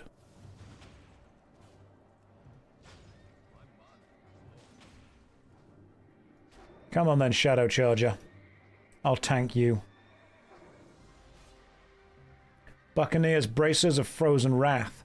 Plus 6 frost spell damage. That seems quite good for me. Because currently I'm getting armor and intellect, but this is armor and frost spell damage. So that should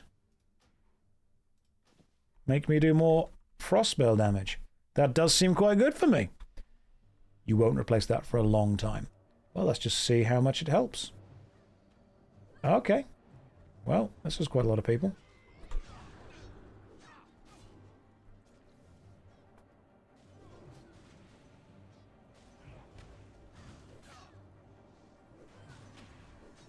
Well, I can get rid of one of these servitors quickly. Is it not through the building? It is! It is indeed. It's the only way that I increase my DPS.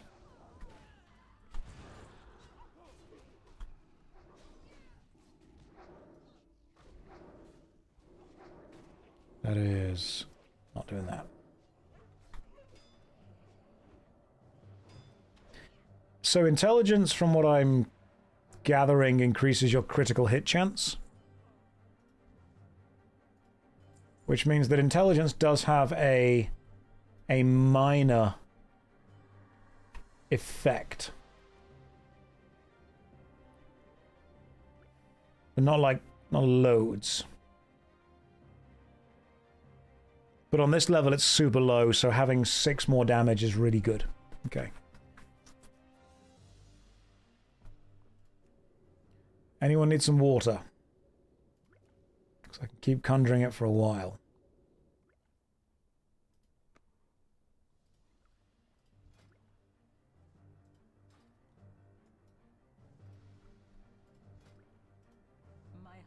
There you go. You guys have been made wet. Int increases mana, which means more cast, which means more DPS. Int is king. Yes. But I think I'm good. Think I am good. Now, if this increases my damage by 6 for every cast, what I then really want is to cast as fast as possible. Because if every cast is doing 6 more, if I'm only casting once every few seconds, I'm only increasing it by 6. But if I'm casting multiple times, I'm increasing it by 6 every time. So that means that fast-hitting spells work. It's not flat added damage, is it not? See, I just assumed it would be like 6 flat added damage, plus 6 frost spell damage. Sunglasses, is it? Yes, Custard, I get migraines if I look at a screen for too long. So I wear these glasses so I can not strain my eyes too much when I'm playing for 8 hours a day. It's okay. Everyone comes in and goes, sunglasses, what a fool. I'm like, it really hurts to play for 8 hours. And they're like, I'm sorry. Spells have a coefficient that they affect with your guard to power. Yeah. Literally 11 stamina more. Yeah, but I'm not going to get hit, am I? Like, what if I just don't get hit? Because everyone's saying that would be so much good, but I don't need it. I'm not the tank. Why not turn the brightness down instead? Already is. It's about the amount of light entering my eyes, because I've also got the stage lights to the side of me to make sure that I'm lit for the camera to pick up for the Twitch stream. So I've got stage lights, key lights, and side lights going into my eyes all day. So it's not just about the screen itself, it's also about the amount of light in the room. My party is cursed. Hang on then.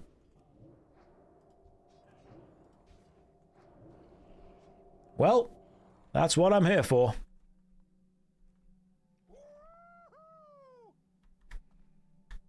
Don't know if you guys just saw that, but I just uncursed people. That's what we call utility. I should change to a VTuber. Maybe one day. Maybe in the future. You think turning off the monitor would solve this solution? It would definitely solve some kind of problems. How about natural light? You should move your setup back to your front yard. Yep, that would work. That is the only possible solution to this. It is entirely a case of just put it in your front yard.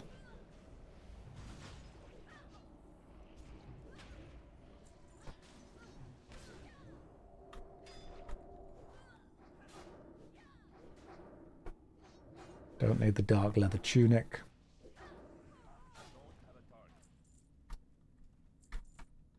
That would indeed count as touching grass. It might be too much touching grass, to be fair.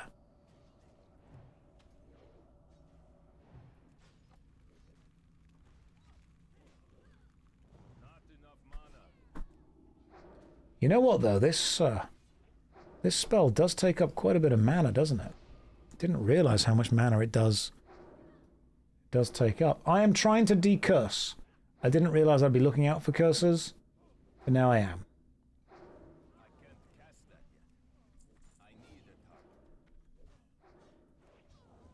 Beautiful. Right, everyone have a little sip. Yeah, people have said Simon Cowell. I think I preferred Emmanuel Macron. Of all the things to be compared to. You got bitten by a bug in the grass. You don't trust the stuff anymore. That's fair. You should try ski glasses. You'll look really fast.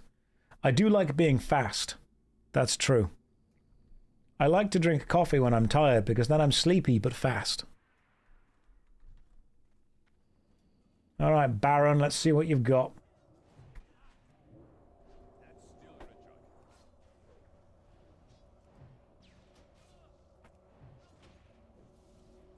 Easy peasy. Lemon squeezy.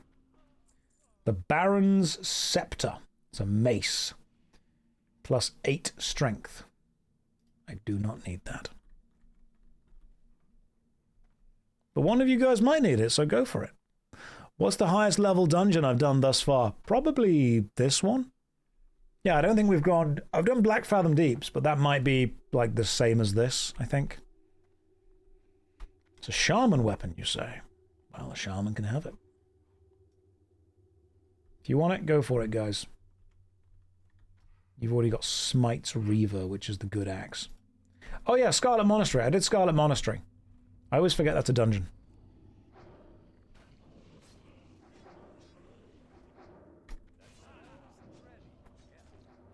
Yes, I did 2.2% damage. Will I watch online Path of Exile announcement? I've got no particular plans to do that. I have got plans mostly to just continue to play World of Warcraft Classic. That is my day. I liked Scarlet Monster. I thought it was cool.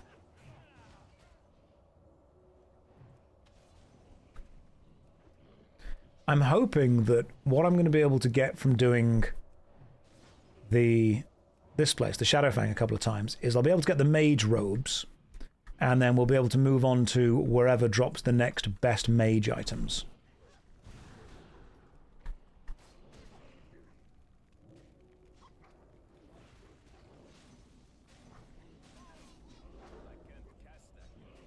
Because I'm aware that the mage items are going to be mostly upgrading my damage. So, if I can do that, I'll be happy. Which character got to the highest level before drowning? I think my Warlock is level 30.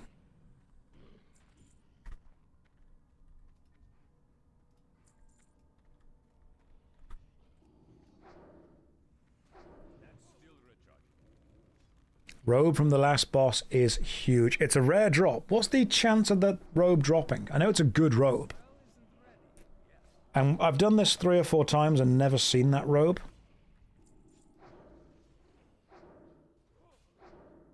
Gear is not that important while leveling for casters. Yeah, but I feel good with it. Makes me feel good.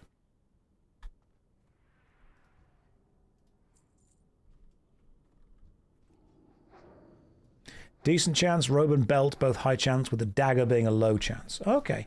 Didn't even know there was a dagger. Number go up, make me feel happy. That is why play MMORPG. Number up goodness. I mean, if the robe drops, then great. I probably would like the stunlock combos of the rogue. Honestly, we just make jokes about the rogue for the memes. We don't actually hate the rogues. We like the rogues quite a lot.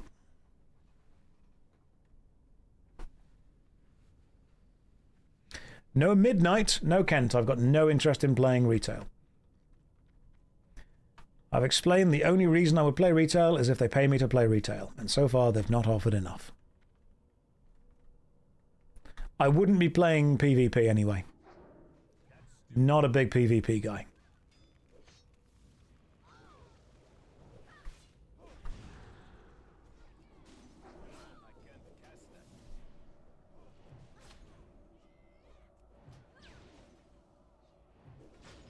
But housing.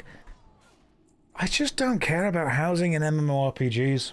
I really don't. I care about the gameplay and the dungeons and the combat and the mechanics and beating the bosses. That's what I like to focus on.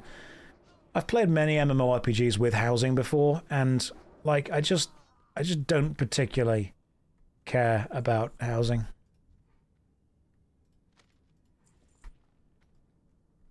I just don't find it that interesting to...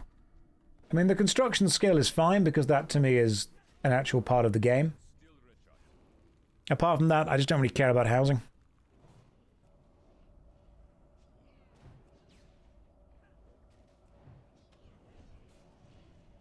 I mean, I'm glad they've added it, but not every update's for me. And retail has become a game that, based on the amount of updates, it's just not for me. Which is fine. Doesn't need to be.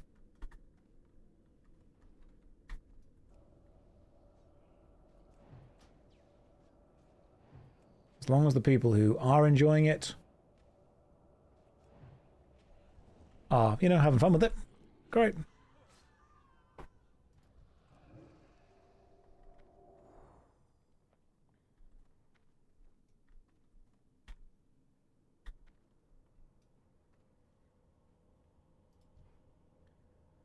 So we don't want the...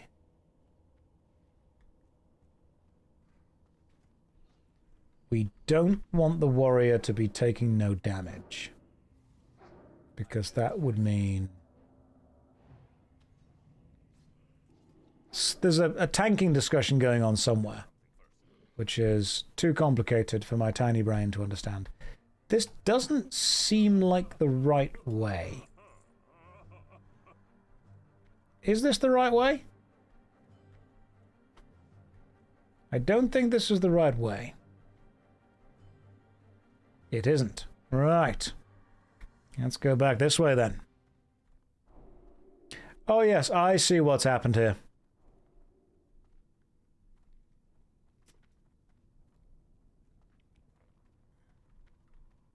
And then we go through here. We fight in this way. And then we go up these steps and to the left. We got it. We got it. We made it. Check us out. You know what's going on now. Thank you. Draenei mages are pretty cool. I like playing a Draenei mage. I'm having a good time with it.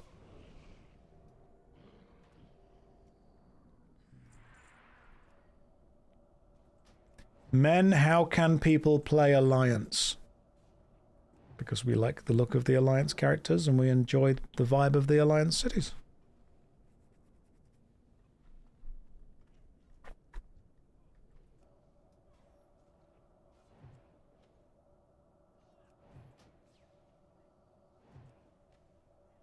Because Josh rolled a human warlock. Yes, I did.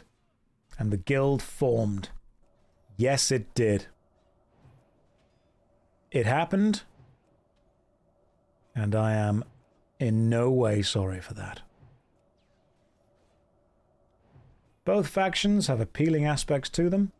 I just like the appeal of the Alliance.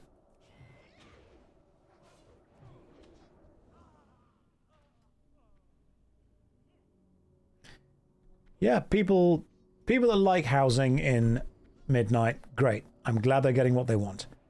It's entirely possible they can get what they want while I'm still getting what I want from this.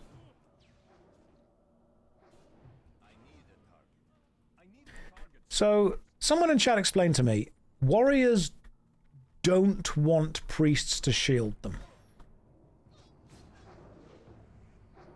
Because that prevents them doing damage or something? Correct. Why? They gain rage from taking damage. Right, so we need the warrior to be gaining rage so they can use the rage to do the cleave attacks, which are the attacks that give them... Gotcha. I see.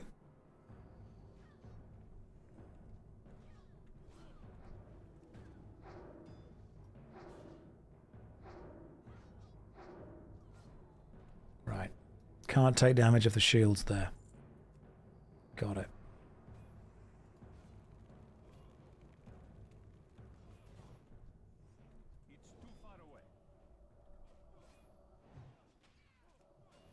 Let's kill this guardsman first. Red does not wait to charge in for aggro, does he? Inju can have a little shield, though. Yeah, Inju, you can be shielded. That's fine. Why not Rogue? They drink tea. I will maybe try Rogue in the future. The Commander's Crest, an offhand shield. Strength and stamina. That's probably a pretty good shield, and I don't need it. Hello, Cladane. Welcome to the stream. Hopefully you are having a lovely day. That was a good shield. And we got one.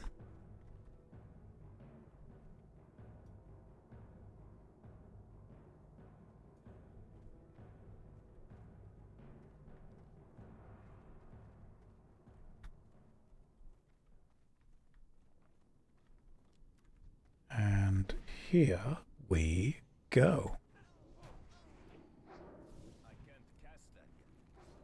I probably would enjoy Rogue. I don't mind doing DPS kind of stuff. DPS stuff does make me happy as well. Melee DPS makes me happy too. I don't mind like fast stabby stab knives things.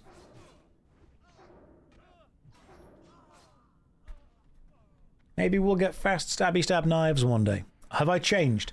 How have I changed? Is it because I'm now considering the rogue?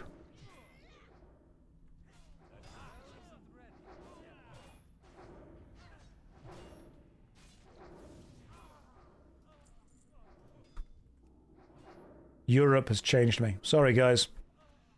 You give one speech in Parliament. The combat sword rogue is much slower. So how does rogue work? Does it like just do lots of fast melee damage? Is that its whole thing?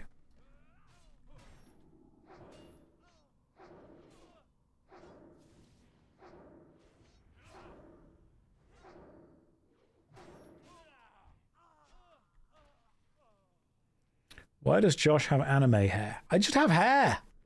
This is just how the hair is. I mean, I'm glad that people like it, but that's just what the hair is. You build up combo points, then dump them into a finisher. Oh, I see. Okay, cool. Gotcha.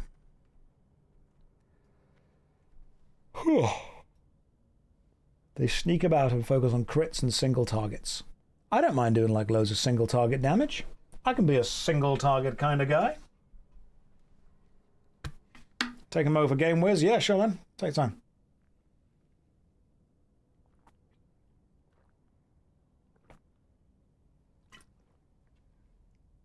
Rogues can pick locks, like this chest. Oh, it's locked. So you would then need a rogue. Why is that the gnome dance? Why do gnomes aggressively hip thrust? Like, I'm quite scared with the amount of hip thrusting going on here.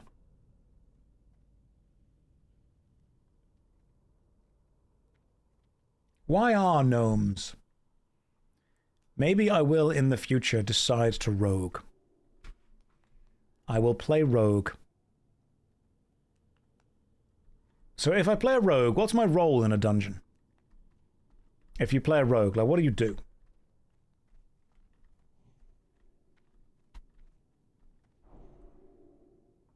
Damage, DPS, and nothing else. Do you do crowd control, though? Do you need to do crowd control? Backstab one enemy at a time. Instead of sheep, you sap. Okay. You kick the casters. Does that interrupt the casters? Alright, you drink tea and stab things. I live in London. I can make that happen. Drink tea and stab things. That's like natural UK.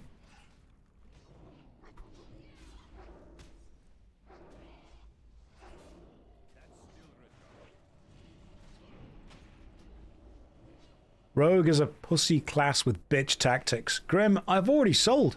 You don't need to sell it to me again. I'm already on board.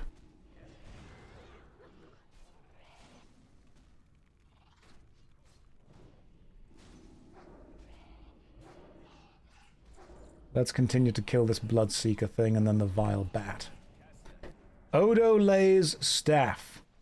Requires level 21, increases damage, decreases intellect. Don't need that. Buccaneer's Cord of the Monkey. Don't need that either. Shimmering Boots of the Whale. Armor up, stamina down. Nah, I don't need that. Yes, I am indeed playing what many consider to be the best class, but I might enjoy Rogue. He won't like Rogue gameplay. Probably not. Yes, Girth. The whale. It's got a H at the start of it. You main warrior, so you shit on rogue. That's fine.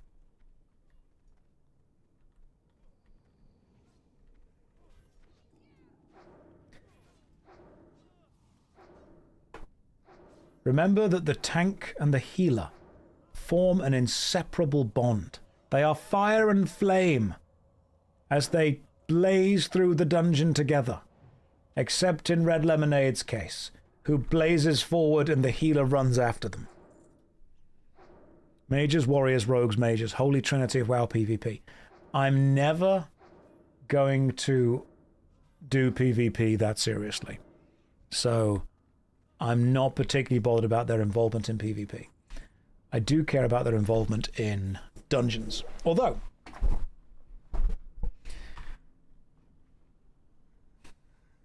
Blessed Girth says, I will glaze Red Lemonade with my body and keep him safe, Lord. I'm sure he'd probably rather die, but let's keep him alive anyway. I probably won't do PvP, but I feel that I might do maybe. Yes, I said blaze, you said glaze, but I'm glad that we've understood the differences that are going on there. I will never do PvP, but, I mean, if I can still play... Oh, I'm cursed. I'm going to uncurse myself. Do rogues struggle to get groups? From what I've read online, rogues struggle to get groups. Which means if I were a rogue, I would not struggle to get a group. Because I would just make a group. Rogues are always welcome in any group. They're not the kings of PvE anymore, I see. Well, we've pulled something.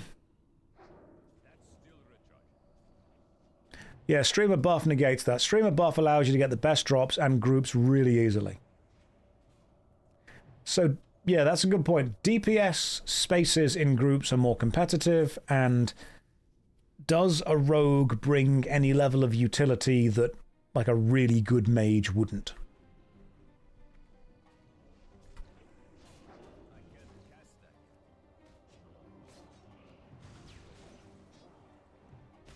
You get exposure armor reduces. Sap. Okay, sap.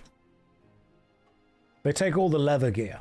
That makes sense, that the mages can't. That's what they do. You would 9 times out of 10 take a mage. Okay. I'm learning.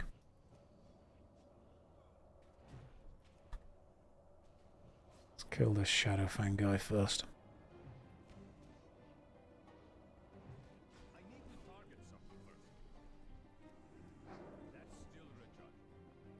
How did I like playing Hunter? Pulled half the dungeon, died twice. Didn't feel great.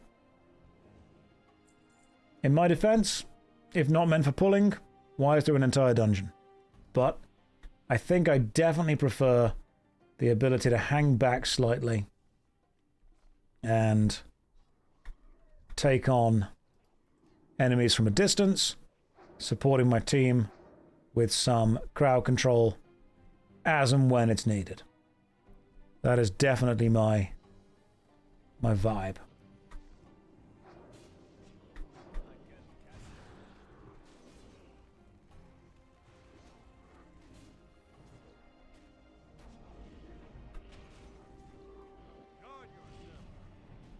Right. Do we fall back?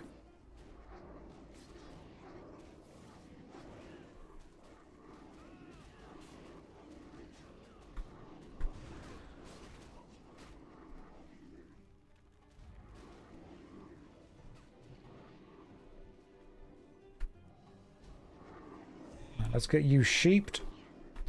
Let's fall back as and when we can. I'm going to try and... There we go.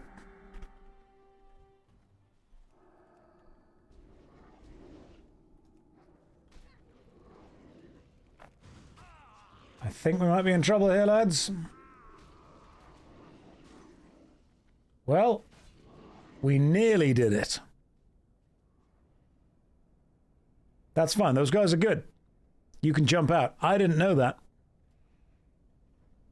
You're back. What'd you miss? I bravely sacrificed myself for the rest of the team. Also, so did Red.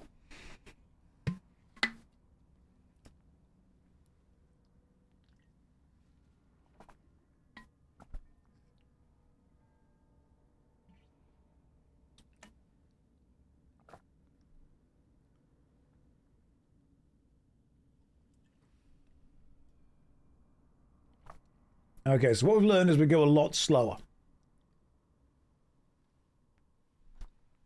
Like a lot slower. If only you guys had a mage who could decurse.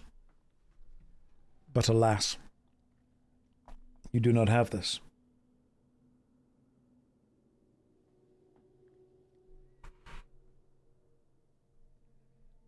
If you had had this,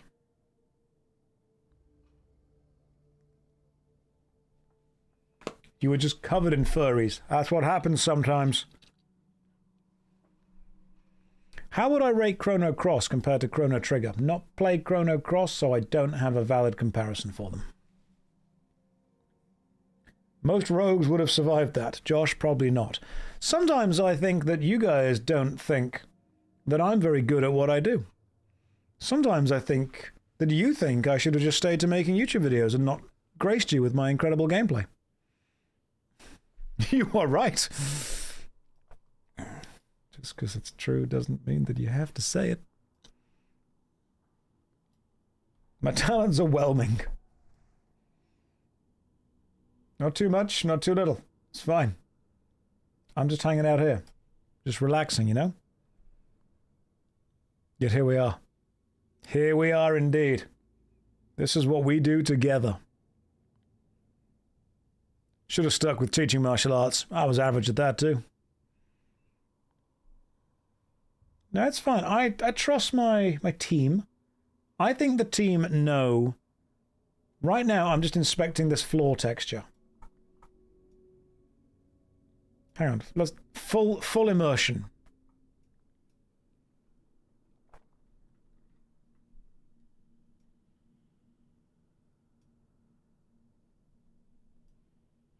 Here they come. There they are. I see them, I think. There they are. Yes. The floor here is made out of floor.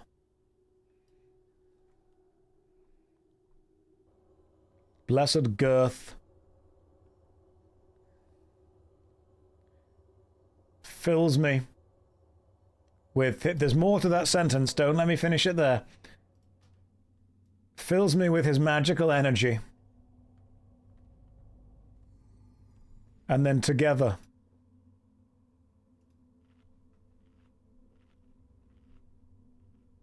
we continue to adventure into the dungeon.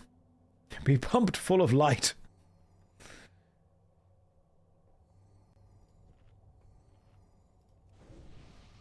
Allow me to make all of you more intelligent. And we are missing Red. There is Red.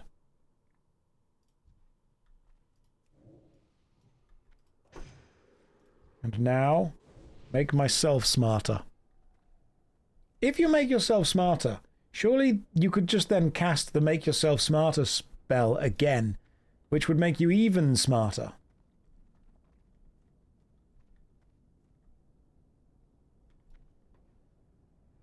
Give me 2 mins, food has been made. Yeah, sure, no rush. No worries, man. Like Morrowind, yeah, like Morrowind or Skyrim Alchemy. That makes you smarter. That's Elder Scrolls logic. Smartness doesn't stack. Well, it should, because if you use a spell to make yourself smarter, then when you're smarter, you would surely know a way to make that spell a little bit better, so you cast it again, that makes you even smarter. Infinity brain. This is why I'm a mage.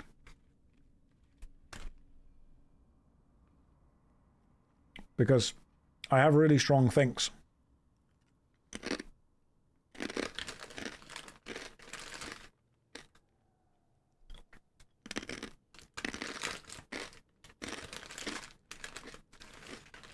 I am eating lentil curls from Snacktastic. The most 50p baggest of little crisps you can get.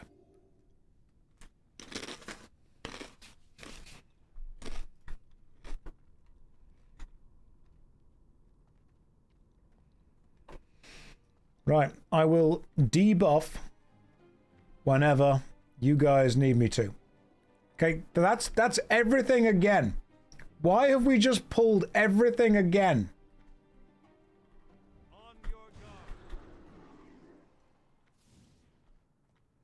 This is the same experience we just had.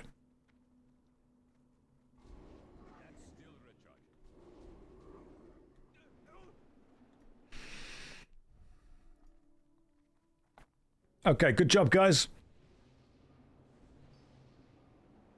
Right, back in.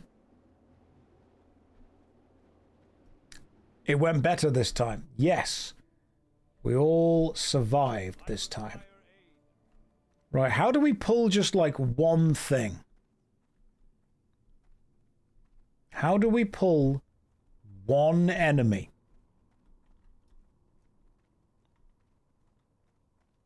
Are you practicing escaping? No.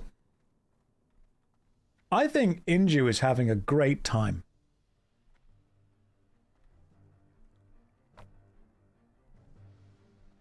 It's not Josh's fault here. It's nice to hear that, finally. For once. Cubby, this dork is still on this game. Cubby, what do you want?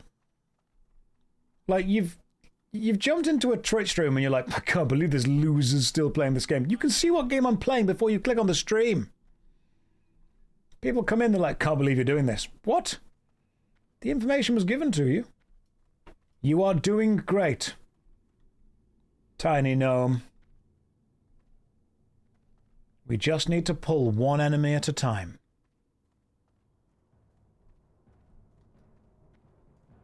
You're doing okay, Inju. Blessed Girth, you're fine. I personally am doing great.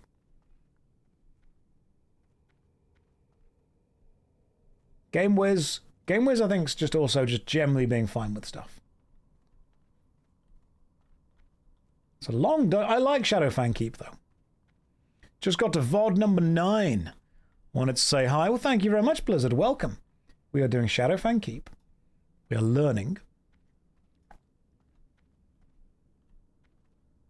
There is an enemy there, by the way. Does that mean that we're going to pull the rest? Right, where's... Let's wait for Inju.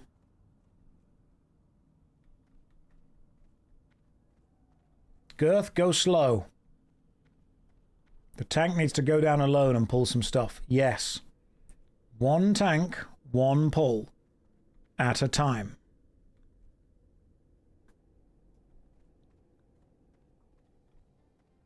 Because all I can do is freeze everything if we need to freeze everything. When you pull it back to here if you can.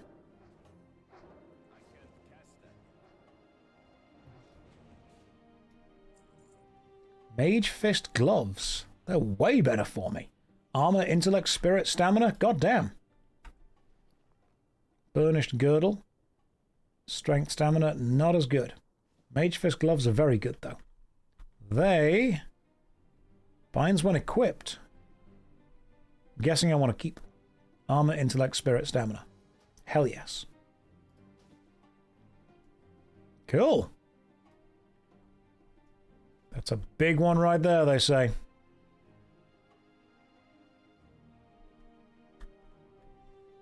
Sell those if you win them. No. Cleanse the gnome. Cannot see you currently, gnome. I cannot see you to cleanse you. You've been cleansed.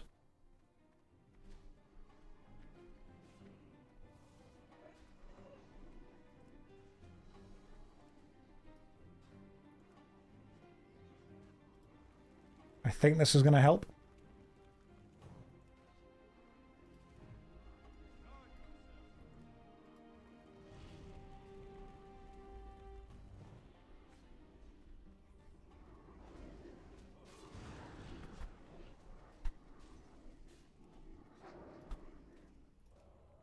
Right, kill the lupine horror. Let's just burn stuff down as we go. Focus it one at a time. We got this.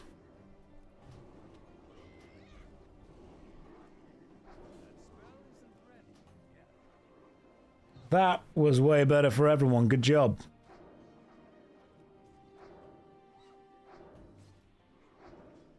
Good teamwork. So why did everyone say that I should sell those gloves when they were really good gloves for me? I'm guessing that you can get a lot of money for selling them, but they were what I needed. Mage Fist gloves. Stamina, intellect, and spirit. Those gloves sell for like 40 gold. Well, I'm wearing them.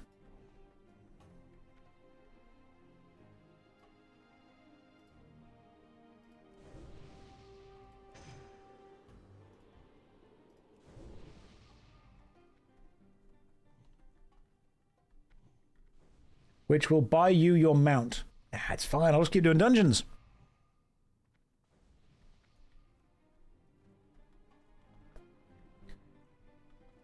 To me, a lot of the value, a lot of the money is probably going to come from doing dungeons. And I don't think we're going to be hurting for groups to do dungeons anytime soon.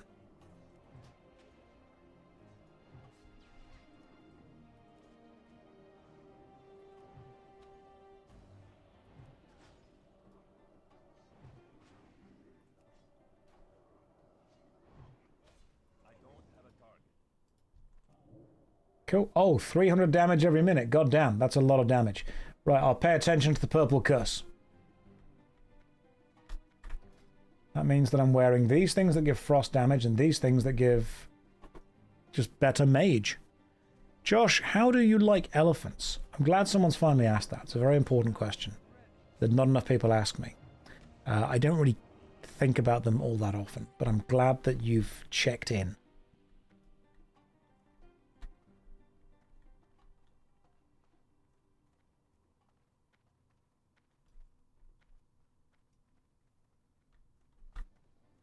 Draenei mounts are elephants. Oh, excellent. I'm glad about that. As long as we get a good mount, I don't really care what it looks like. I'm not against elephants.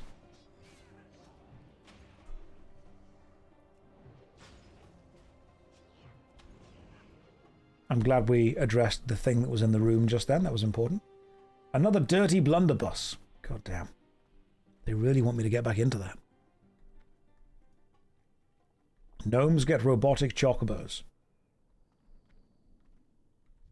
Right. Fenris the Devourer. You guys ready?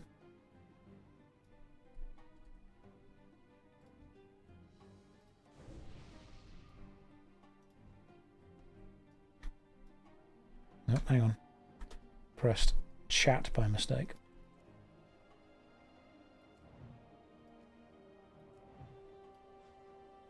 Do I have a new fireball? I do, don't I? Rank 4. You know what? 89 damage is nowhere near as good as the fact that my Fenris hide, back, agility, and stamina. It's pretty good, but it's not going to be for me. Inju says, bro, I'm going to cry. What's up, Inju?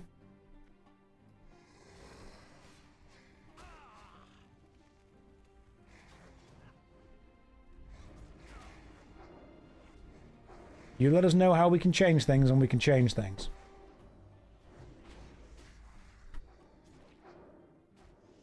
I cannot explain it in words, Josh. Interpretive dance. We need song and interpretive dance.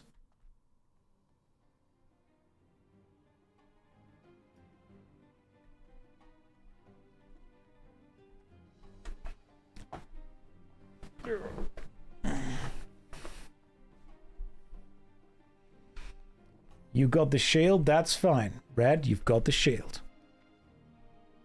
Inju is going to lie down. There, Inju has lied down flat. They have lay. This is what I need.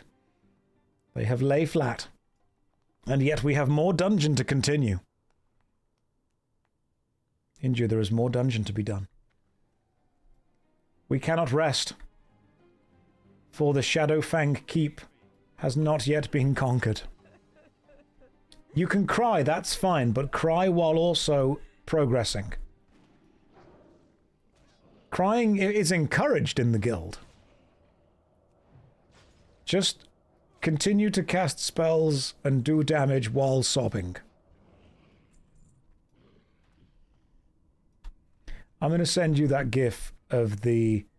I think it's a small Chinese girl dancing in like a choreographed dance section. She must be about 6, and she's just absolutely sobbing while at the same time doing the dance. That's the energy that we have here. You're going to bind cry to all of your abilities. The crying lady playing the flute. Yeah, that could also be what we're going for here.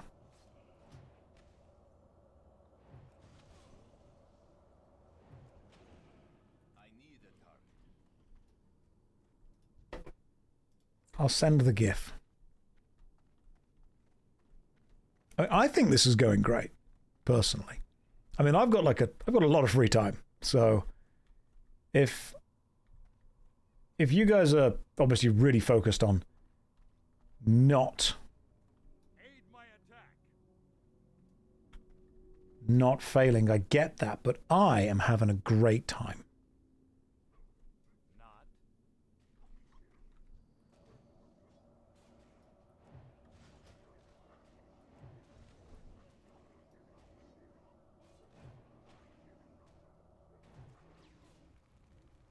I will be focusing on any curses that you guys get.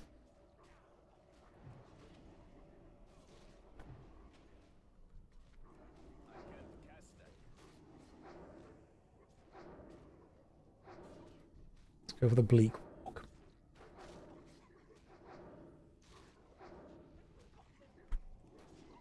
Well, that went well. Soldiers' gauntlets of the boar. Oh, hang on. Now here's the actual boss. He is very cheeky. Look at him. It's not free time, you are working. Let's not go too far. It's Nando's! Oh, that's why! He's so cheeky! Feline mantle.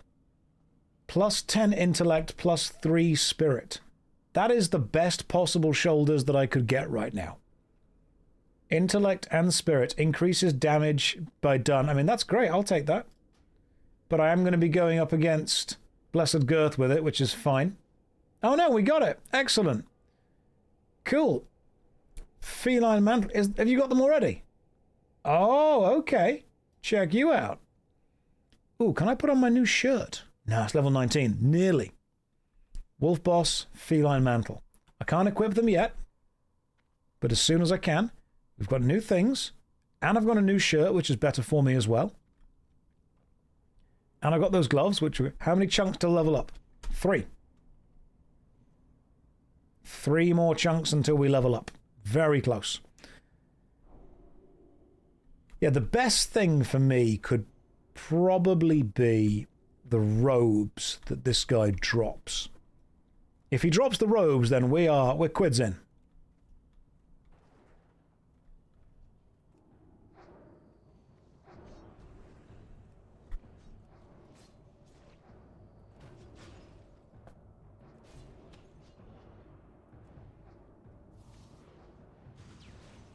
If he drops the robes, I will challenge you once more. The challenge will be accepted. Also glorious.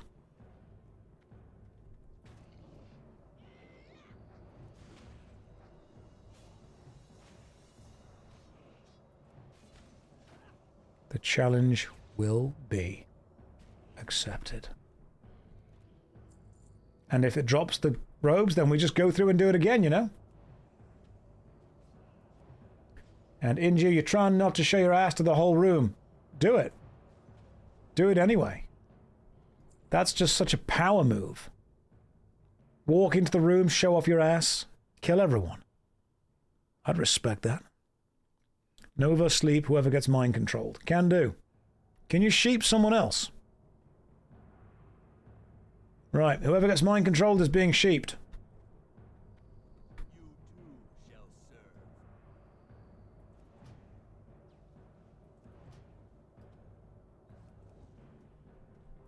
I've moved out the way so I can't.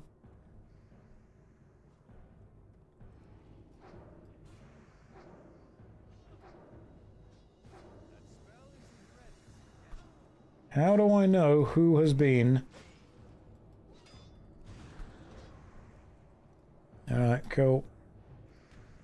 Not going to get the chance to do this often, but Lemonade, you're now a sheep.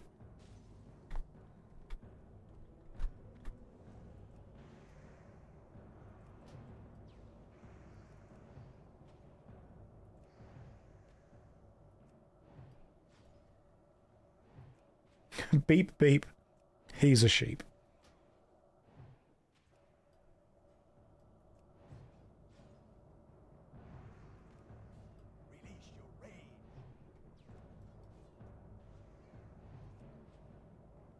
Nobody changed to a sheep, which is great.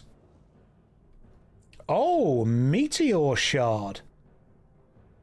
That is the really good dagger. But the dagger's rarer. But it's not what we need. Chance on hit, blasts a target for 35 fire damage. That would be a really good dagger for a rogue.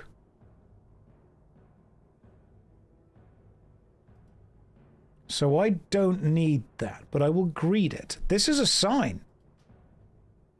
This is a sign to maybe just roll a rogue.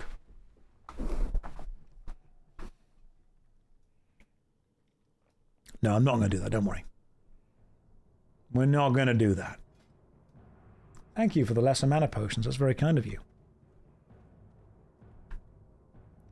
Right, again. Let me just see what Inju has sent. The GIF.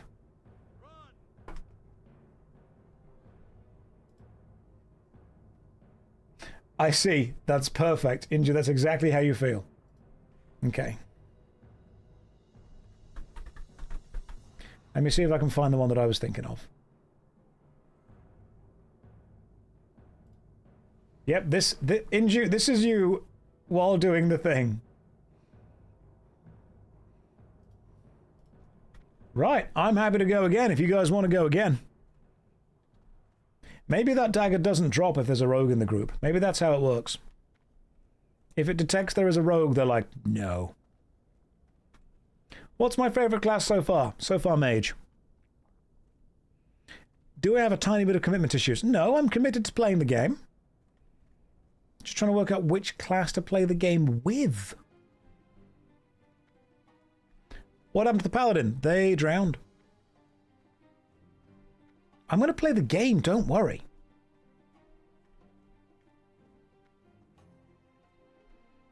I want to try lots of new classes. I will try all the classes.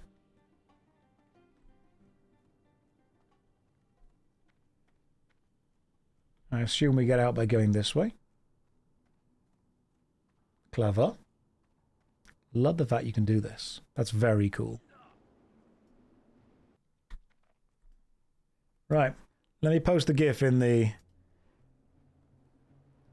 Let me post the GIF in the Discord. I'll stick it in the Warcraft thing. In the Union. Yes, that is Inju tanking. No, you were off tanking and off healing. That's what you were doing. Anyway, let's continue this. Let's do this again. I want to do this again. You guys ready? Let's take 5 minutes. Because I can tell Inju is so excited to do this again. Let Josh try all the characters. The more he feeds his consistency. Yes, and I also got a message from Rage saying, do you fancy taking me through Scarlet Monastery for the first time? Couldn't do it on this character. Could maybe do it on the Warlock. Let me just message Rage. We could do that on the Warlock.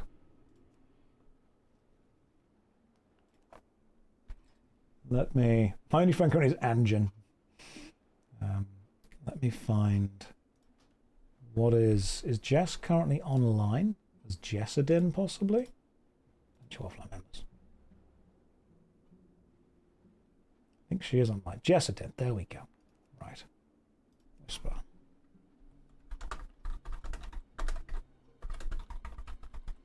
Can maybe do Scarlet Monastery tomorrow. Right, 5-minute break. Then when we come back, we will do this again. Because I want to get those robes. Those robes are needed. Right. Have a lovely 5-minute break. And I'll see you guys then. Okay, we're just getting ready. We're just prepping. We're going back in. We're carrying on. Doing it again. Another plan. Just checking in. Making sure we're all okay.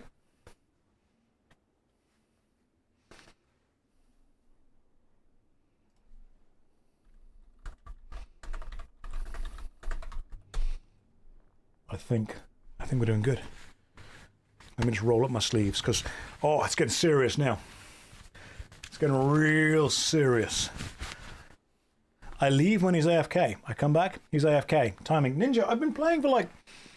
Okay, I didn't realize this. This gaming session so far has been 6.5 hours. Why is WoW so good at making time fly by? Like, what magical curse was placed onto this game to allow it to somehow just do this? I don't know. It's ridiculous that it works so goddamn well. Your helm's about to break. Rip. Do you want to go and get a healer for it? A helm healer.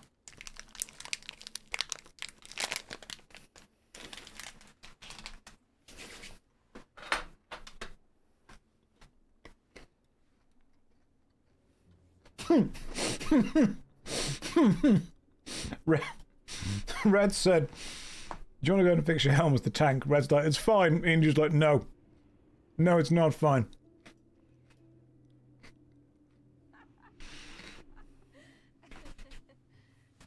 What happened to the warlock? They drowned.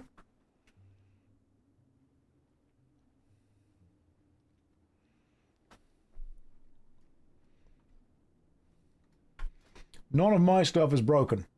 All my stuff is fine. Which is, you know, honestly quite good. The Mage Fist gloves. I'm happy with those. Stamina, intellect, and spirit. Hell yeah. So spirit is health regen and mana regen. There's a second union group here. What? Frogonoms? Okay, first of all, you look really cool. Like, that is... The fact that you've got the Raziel mask going on as well. That just looks cool.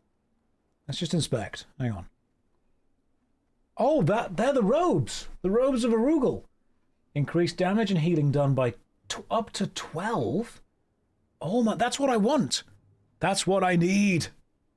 All right. Defender Cloak of the Gorilla. Kind of useful. Felon Mantle. We just came out the dungeon. Oh, sweet. That's looking pretty badass. Well done, you. Brilliant necklace. Strength, agility, stamina, intellect, spirit. Nice. A 5-person necklace. Gold flecked gloves. Increased damage and healing done by magical spells by up to 7. Where'd you get those from? Where do you get the gold flecked gloves? I need them. They're better than the Mage Fist gloves. I love that I can see something that's like not the most powerful stuff and be like, oh my god, I want this. Oh, they're the Dead Mines. Right, because they are the ones that Blessed Girth got. Oh, Blessed Girth too far away. Yeah, he got the gold fleck gloves. That's great. Oh, this is cool. I love this. I love just inspecting people and being like, oh, where do we get that? Because obviously I don't know. You like my staff? Thank you. It's the same as your staff. Lavishly jeweled ring. Have I got one of those? Yes, I do. And you've got the elegant silver ring, intellect and spirit. Gaze Dreamer pants. Increased damage by up to 12. Where do you get the Gaze Dreamer pants from? Your giddiness from exploring loot is intoxicating. Comparing staff, say. Floofy, sometimes you've got to. Sometimes you've just got to do that. We've got the Belt of Arugal, which we could get, and then you've got the cool staff and the pants. Black Fathom Deeps. Cool, okay. We could do that. I've been listening to the stream while at work. Just turned on the video and thought I was watching Simon Cowell. I'm going to have to change my glasses, aren't I, to something cooler than Simon Cowell. Come back, Girth is not with us. You cannot go into yet. And Nitos is... Hang on. Are you... Is that a rogue character? Nitos, I'm trying to work out what kind of... I'm guessing you're a warrior. Maybe I should play a rogue. They're a druid, probably. Okay. Any of you need some 16-slot bags? What a flex. What an absolute flex. Now, you sort the guild out before me. I'm fine. Oh, they're a druid, I see. Does WoW Classic have tree druids? I don't know. You guys will have to answer Floofy's question. Does WoW Classic have a tree druid?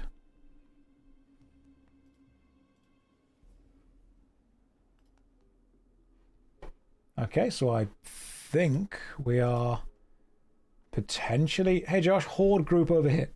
Inju says, that's the form I'm in of the dancing gif while crying. Of course, obviously you're crying. That's just kind of an expected group. Hang on, when you say the Horde group... God, look at these guys. Can you see what guild a Horde player is in? I'm assuming not.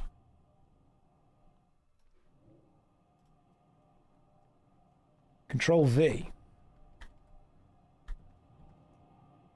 Okay, so they are not currently in any guild.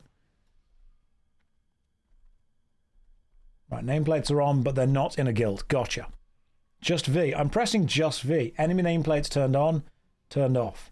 Control V is all nameplates turned on and off. Okay, so it doesn't seem that they show that they're guild. Gotcha. Patrol is in a guild. Oh, Ancient. Is that the name of the guild?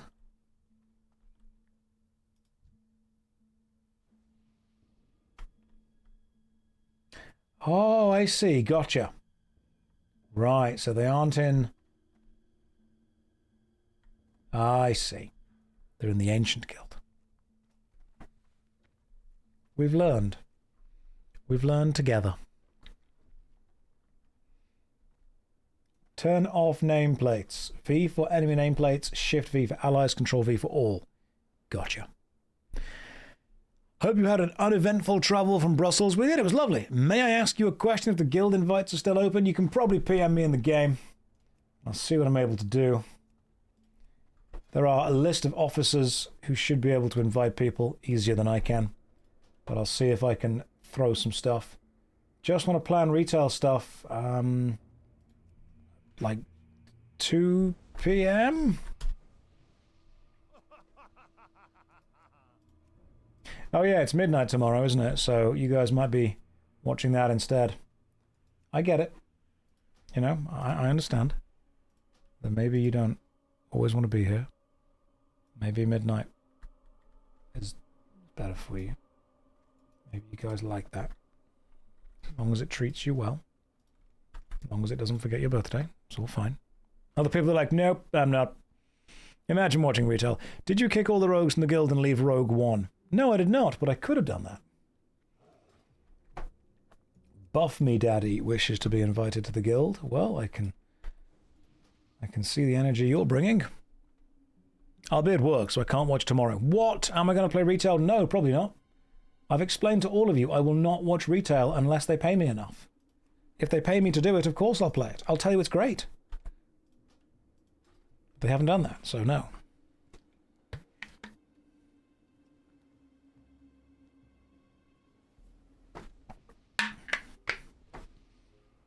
Right, are we nearly ready to do another run? Think we're ready whenever. In we go. If you wish an invite to the guild, please join the Discord. And after joining the Discord, please find some officers who are online to invite you. I understand there are more people to go, but I've kind of got to at some point say, right, we're going now.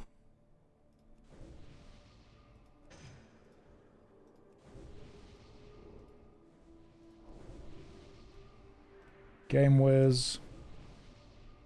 Can do a ready check if needed. Apparently we don't need to. We just need to run up and fight. Just run in. Just attack. Just run in and fight, guys. This is the level of organization we're going for. Blessed Girth is indeed a red level for me. Is he? Is he a red level? He's level 23. I'm level 18.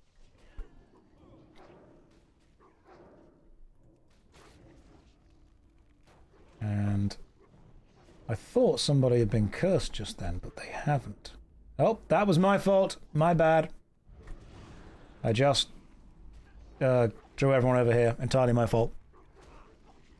Inju's fine, don't worry.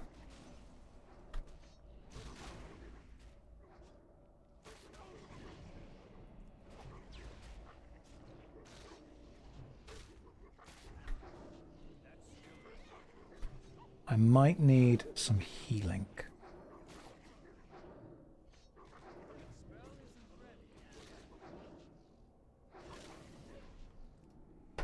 Boots of defense. Can't use those. Am I planning to get any add-ons? I don't need them. I am too good. Is that Tom Cruise with a hint of Marmite? Yes, we'll go with that. That's exactly how this works. Josh, my wife doesn't understand the distinction between addiction and consistency. Please explain to her. Okay.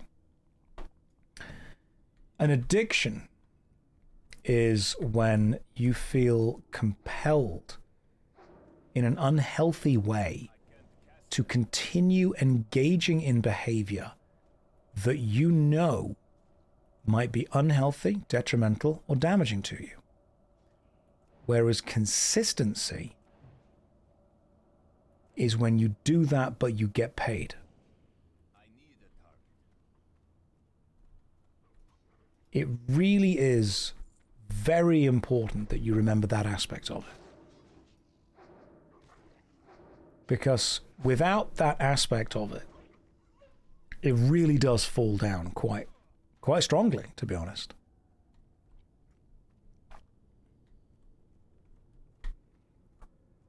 It's an addiction if you can't stop yourself doing it at the detriment of your own health. It's consistency if you continue to do it at the detriment of your own health at financial gain. So working is consistency. Of course it is. Nobody particularly likes turning up to work, but we do it because we are consistent. What if you're not paid yet, but you keep doing it that you might get paid later? That is just prep work.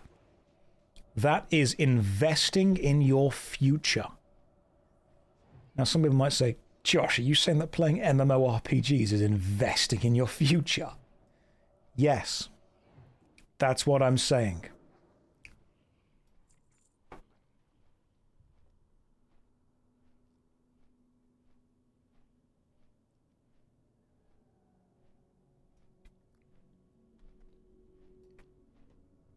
Girth, do not power world shield. You are making lemonade sad.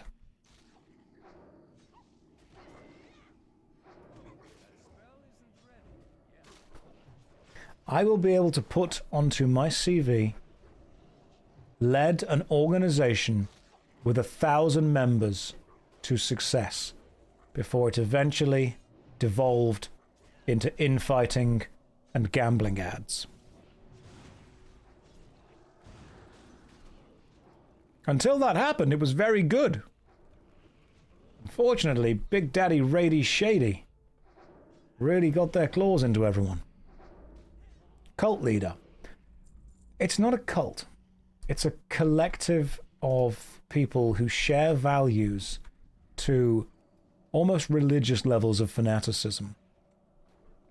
I don't think it qualifies as a cult until we have our own little hats.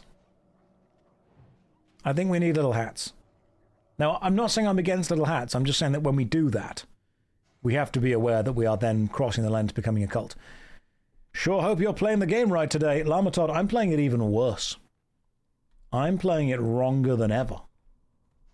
I'm playing a Draenei Mage, which I don't think is meant to be a build.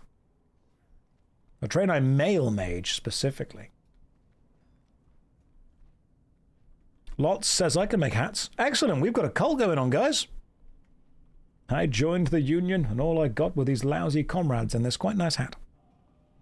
Would I rather be a cult leader or a follower? Well, you make more money as a leader, but you have more fun as a follower. In the wise words of Creed. Josh, I realize you have your stream title as casual chat and level. How long before the title is no chat, only hardcore min-max rating? Well, if the WoW players get their way, pretty soon. Like we said earlier, how do you know if somebody's a hardcore WoW player? Don't worry, they'll tell you.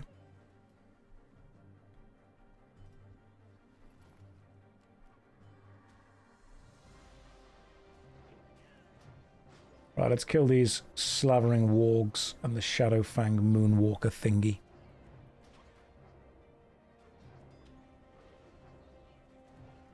OMG, it's Johnny Cage. Yes, thank you, that's what I was going for. Oh, they've become immune. Stupid things.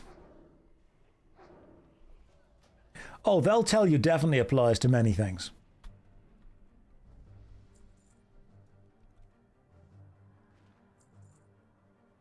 Now, I've never played Rogue, so maybe Rogue is really fun. The question is, of course, how long...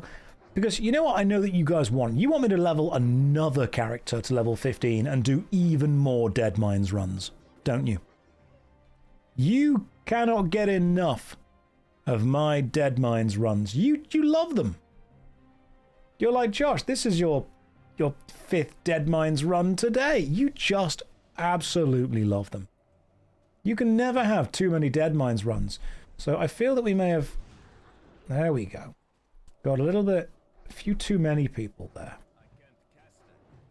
Let's just try and get some damage going on to these guys. Now, some of the enemies are resisting my damage, which is very annoying. My Deadmines runs are better than all 3 new Star Wars movies. I think that's because they're paced. I've done Wailing Caverns once, but honestly, I found Wailing Caverns a little bit too long. Like, I get what it was going to be, but it was just a really long dungeon.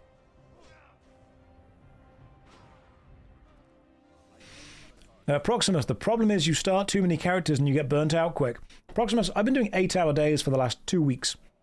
I've only literally taken a break because I had to go and speak at Parliament. And I thought that was possibly one of the reasons that I could justify having a few days off. They were like, Josh, could you come to Brussels and present to the European Parliament? And I went, well, it's going to interrupt my schedule, but okay, sure. Maybe I need to beat the Deadmines with every class before I'm able to say if I like them or not. Literally, the only thing that stopped me from playing WoW was Democracy Manifest.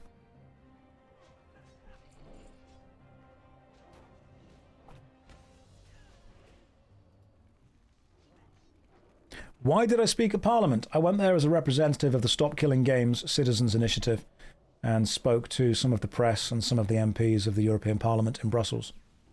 Ross Scott was there as well. Lovely guy. Really nice dude in real life. Very tall. Did I have a succulent Chinese meal? I did not. Although I should have done, shouldn't I? Do I think I did a good job? I don't want to blow my own trumpet, but I think I did the best speech that Parliament has ever heard about the Stop Killing Games initiative in 2026.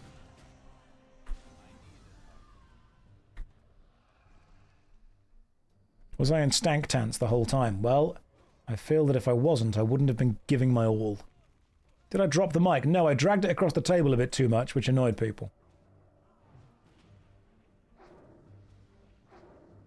Tall because he's actually tall, or tall because you're 5'9"? Okay, I resent that.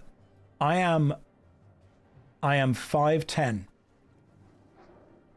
On a good day. I know, Ross is just straight up tall. The fact that he turned up to all the meetings just wearing jeans and a t-shirt as well.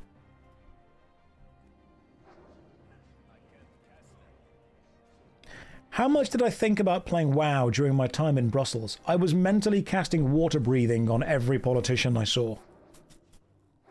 I was wondering how close I'd have to get to draw aggro from the security guards. Turns out, not very close.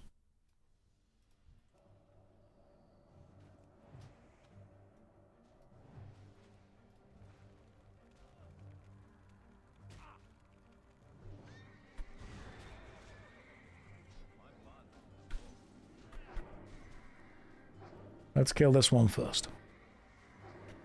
After you level a rogue, level a druid. I will look into leveling some other stuff once I have done this.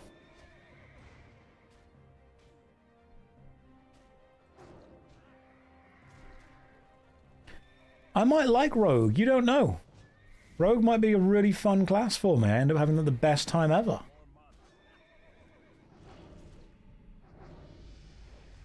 Hey, we leveled up. Level 19. Which means... Oh, no bags. That's a shame. Level 19 means... What does that mean? It means the shirt. The Corsair overshirt. Armor, spirit, stamina. Fantastic. Did it mean anything else? I don't think so. No. Level 23 for the feline mantle. Nothing else good. But a good Corsair overshirt, so that's good. Yeah, now we're talking. Now we maging. Get out of here, silly spirit. Which class have I found the most enjoyable? So far, mage. But I haven't played rogue yet.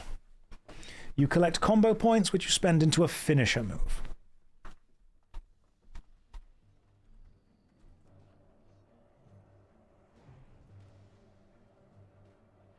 Let's kill this thing that doesn't... Stop with the anti-magic shield, you fool. None of us have any interrupts yet. You know what? He is showing me up, isn't he? With that deep V. It's time to catch up. Right. Let's play seriously now.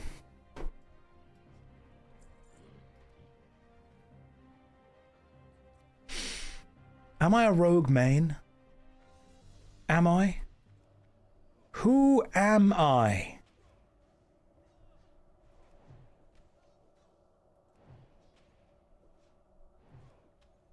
Maybe I am truly a rogue main. Maybe I've just been lying to myself. Inju, be uncursed. Speaking at Parliament was a cutscene. There was no experience for it, and... It was like a mini... It felt like a DLC quest that didn't really tie into the main storyline. Maybe they'll bring it into the main storyline with more DLC. Who Am I is also a great movie. Is that Jet Li? I want to say it's a Jet Li one.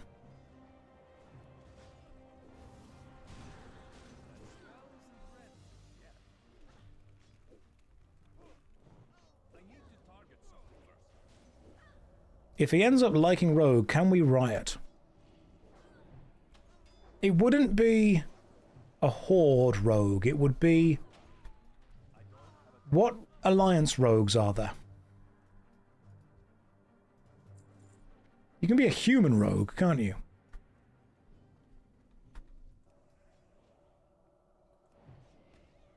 Gnome. Okay. Let's... All races can be rogues in Alliance. Minus Draenei. You can't be a Draenei rogue?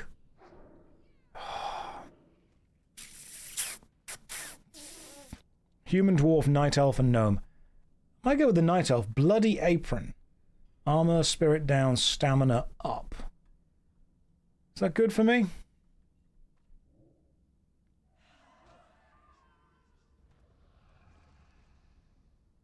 Yeah. I mean, I'll greet it. But I'm not going to wear it unless I get it. Calm down, Josh. The apron's not that bad. I mean, maybe it's not good for me. What's this indie game? It's made by a small indie company. This is called Runes of Magic. Talking to a friend about how cool it'd be for a Ramadan event to exist inside a game. Friend said not needed because so few Muslim players. I disagreed, saying fun events don't need a bunch of players, just represent the players who win it. Curious on your thoughts. Banana, that is entirely up to the company that make the game. What the company that make the game want to put into the game is entirely up to them. What you will tend to find is that when companies put real-life actual events in-game, that's when it tends to spiral into more of a social thing that needs to be placated constantly, which is why so many companies have gone from putting Christmas events in games into winter festivals or New Year's festivals. While companies can choose to put or not put anything they want into their games, there are so many cultures and so many societies that have so many very specific holidays and events that I don't think companies want any individual one to feel left out, which is why what they tend to do is just say, right, we're going to put these nondescript major events into the game. And I think one of the reasons that a lot of people like it with the game keeping their own history and their own lore is that some people use the games as escapism, and some people don't necessarily want to see parallels of real world. Well, they can see parallels, but they don't want to see actual real world holidays in their game, because a lot of people are trying to use their game as a form of escapism away from the main world. Midnight is now live. Why are you playing Classic? Because I prefer Classic over Midnight. Same reason I prefer Time Splitters 2 over Time Splitters Future Perfect. So what I would say is, if a game company choose to put an event into their game, you have to acknowledge that what it's going to do is draw parallels or even draw direct comparisons with the real world. And, you know, to have Christmas in Azeroth would imply that a special magical event happened on the 25th of December. Which, of course, in real life, we've all decided, yeah, okay, we can celebrate this now. But in a fantasy game, maybe people just don't want that. Yeah, like seeing giant heart decorations in February is because it's Valentine's, or seeing stuff for Halloween. The problem is that if you keep doing it, you're just going to have every month be a specific in-game themed party. Or every, couple of weeks be an in-game themed party. Lots of players kind of don't want that. That just depends whether you want to see your online game as an escape from the real world or a parallel to it. Because I think what's tended to happen, and this is a really good question actually, what has happened is that while MMORPGs used to be escapes from the real world into fantastical, magical worlds that had their own unique history and their own unique culture, they have now become mechanical frameworks to play a game within that constantly reference real world culture to remind you of stuff that's going on in the real world while you're still playing a game with friends. Brother, I love you, man, but those shades ain't it. Thomas, I appreciate your input. I'm going to take it and do nothing about it. Josh, what about RuneScape? I also dislike the real-world events within RuneScape. I think that they've done quite well with tying it to RuneScape specifically, such as having, the Easter Bunny be an actual character in the game, and having Santa hats exist and referencing, real-world English holidays and stuff. But I still think it does that thing of forcing you to acknowledge the real world when sometimes you'd just rather not. How did the Stop Killing Games presentation go? I think really well.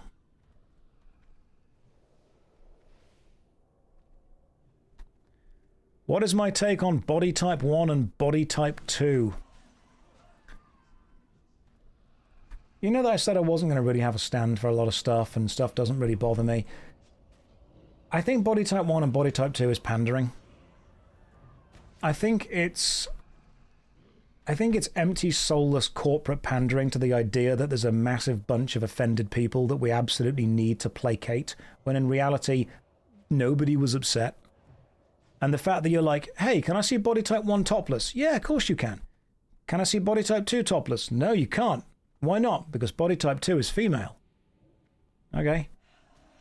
Like, it doesn't upset me. I don't particularly care about it, but I don't think it was a decision made with the intention to make the game necessarily more accessible. I think it was hollow corporate pandering to a demographic that executives and, you know, corporate bigwigs think exist, but actually kind of doesn't.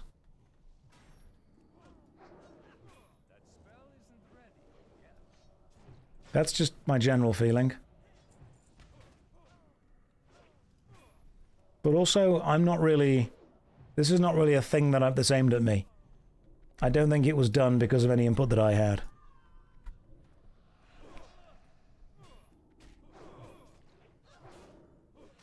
Maybe there's an entire demographic of people out there that I'm unaware of that were super upset and super unhappy of these names. Maybe. Why haven't I done a video about Baldur's Gate 2? Because there are other games in the world that I focused on first.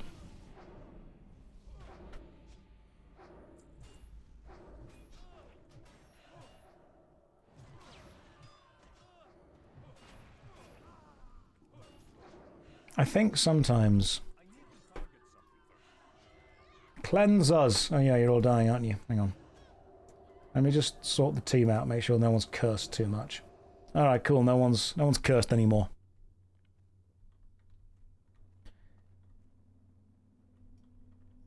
I think sometimes people forget that Twitter and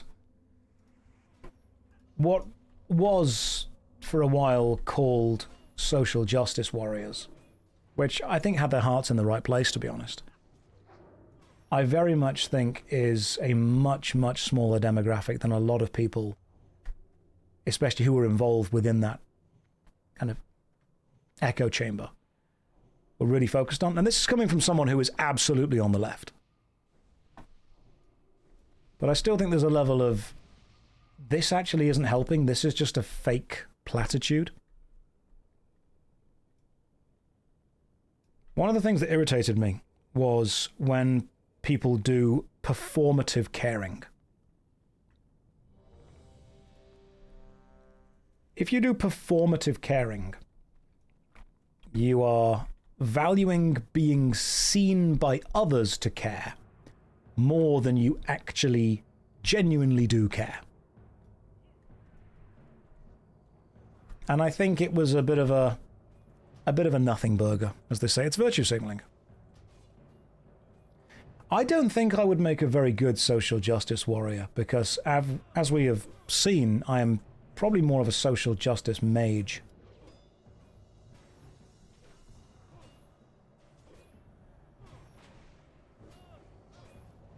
I feel that I can support the party from a distance, but don't necessarily want to get fully up in the weeds with all of it. I could do social justice rogue. That might work. Commander's Crest again. Another good shield.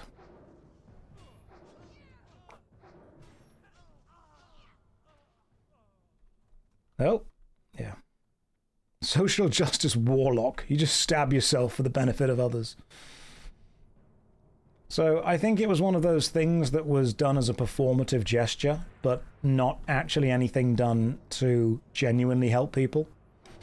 Because you have to ask, sometimes things are done as performative gestures because they want people... I'm okay without pants. Trousers for you. I'm good, my friend. I've got trousers on. It's cool, yeah.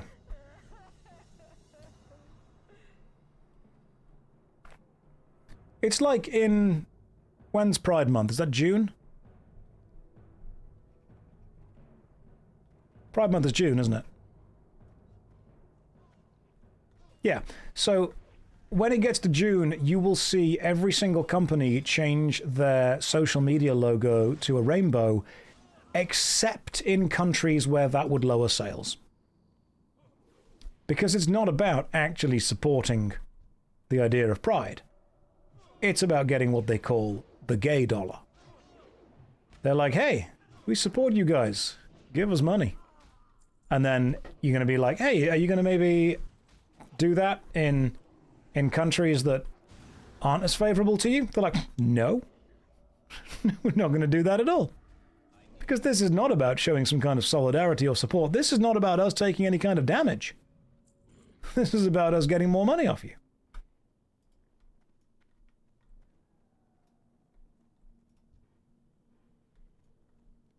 King says, imagine veterans getting more than one day. I'm pretty sure there is a veteran month. I'm 90, like, correct me if I'm wrong on this, but I'm pretty sure there is a military pride month. And by that, I mean pride within the military, not specifically gay within the military. However, is there a thing where actually companies doing this is good? Because it is at least getting a level of attention and normalizing a lot of stuff.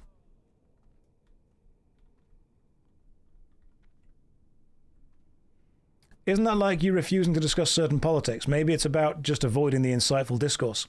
Varen, I absolutely do not mind discussing any kind of complex discourse with things. What I've got to do is, people think that me not discussing something online means that I won't discuss it in person. The reason that I don't want to discuss stuff online is because, have you met the internet? They don't want to discuss stuff. They want to be angry at something or reactionary towards something. That's what people want. In real life, I will happily discuss the most complicated things with you because I can understand that we can sit down together, we can chill out, we can have a relaxed conversation, we can be, engaging in good faith genuinely together. The problem is that when I talk about it with 2,000 people watching, someone, somewhere, is going to jump to some hyperbolic extreme, take the words that I say and go and do something in my name, which is stupid. That's the reason that I tend to avoid discussing stuff on the internet. Because you don't know how extreme, how stupid, or how, demanding or direct the person that you're talking to is. In real life, I will happily discuss anything with you on a completely, what I would hope is, fair and respectful playing field. But I'm hoping that we can just play some video games, and when people are like, hey Josh, what are your extreme opinions on stuff? I can be like, well, I think my extreme opinions on stuff generally would go down better if we were talking face to face, because I would have the time to explain them to you instead of just instantly kind of jumping at you with that, or someone deciding to get angry with something. All right, let's just freeze these guys and do this. Mark plays WoW for plays classic WoW for 2 weeks and becomes a right-wing grifter. Do you believe that? Genuinely? Mark J.A. Mark, do you really believe that? Or are you making that as a joke? Because while it's totally understandable that you might be making that as a joke, you do realize there will be people that read that and think that is serious. Because this is exactly what the internet does. That is... Oh, hang on. No, I don't need that. Can't need it. I know that you'll make it as a joke, but you do have to understand that it's super important that someone will not think it's a joke. Someone will read it and think that's exactly what's happened. Then they spread that belief and that idea. Then it perpetuates. The reason that I sometimes immediately stamp down on any kind of jokes that I don't want to be perpetuated is because I know that the logical through line of those jokes just gets more and more and more extreme.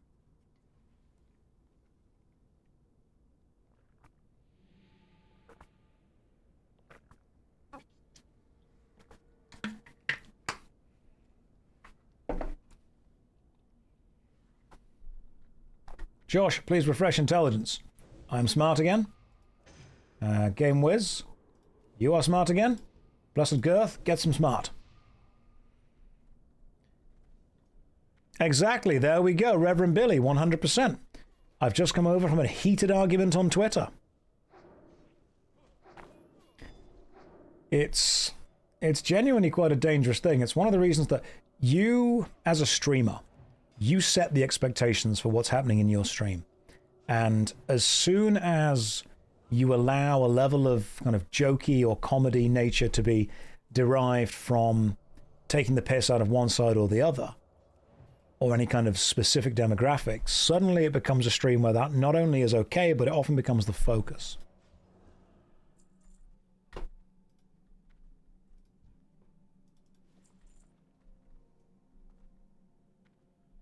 You deleted all social media, it's just people whining. Yeah, straight up.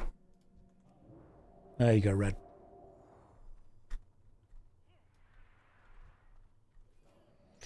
Now this is the room you have to go slow through. The idea that you can't joke because someone unrelated to the joke may take it poorly is silly. It's not my job to police how other people interpret what they read. Lord Zoom, absolutely it's not. It's mine. It's not your job to police what other people do or how they interpret it. However, it is my job, as someone who is currently effectively in charge of the stream, to be aware that there are many people online who will see a joke, take it as something more serious than that, and then decide to slowly incubate it within their own mind to become something more extreme than it originally was meant to be. Now, if you think that it's not your job to do that, you are completely right, but you also need to understand that we are talking about human nature. We are talking about the fact that there will be someone online somewhere who makes it more and more and more extreme. And while I'm not saying that I'm going to police thoughts or tell you what you can or can't think, I am aware that the tiny seed of a joke at someone or some group's expense slowly grows into an entire forest of hate against them. Cooler, as someone who has drowned and died in the past, your jokes are very offensive to me. I just don't think your excuse holds any water.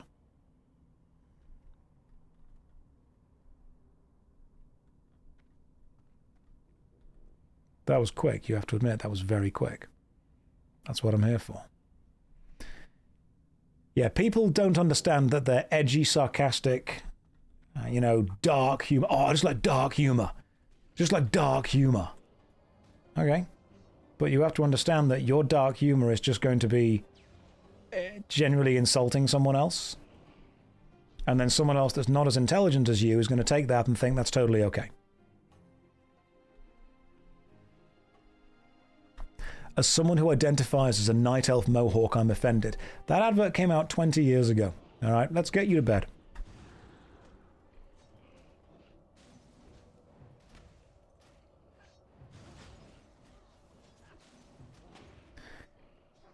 Sometimes when people say they like dark humor, what they often mean is, I like insulting people or making other people the butt of my jokes, but I don't want to take responsibility for doing it.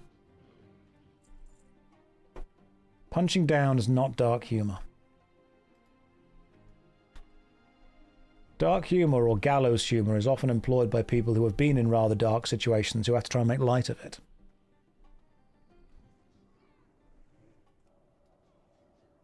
Guys, can we pull this lupine horror back to the thing, just so we're not risking pulling anything else?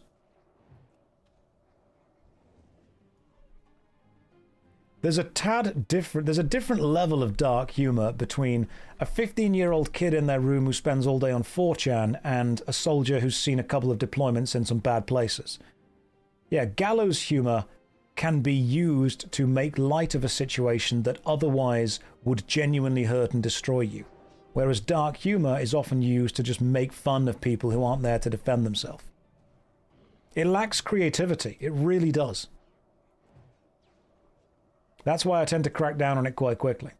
It's why I'll also get a slightly different response if, if a friend of mine who's just, been in the military for 10 years decides to make a really dark joke about something they've experienced, I'm going to treat it with a slightly different level of reverence to if some 14-year-old kid walks up to me and repeats something they read on 9gag.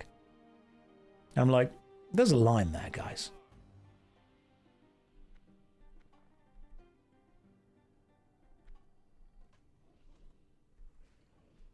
Yeah, jokes are indeed a social tool. That is true. Jokes are a social tool which can normalize or abnormalize certain behaviors. And by normalizing or abnormalizing certain things, we effectively say that as a society it's completely okay to take the piss out of one group or another. And some people will hear this and go, oh my god, I can't believe you've been so boring with that. It's so incredibly dull.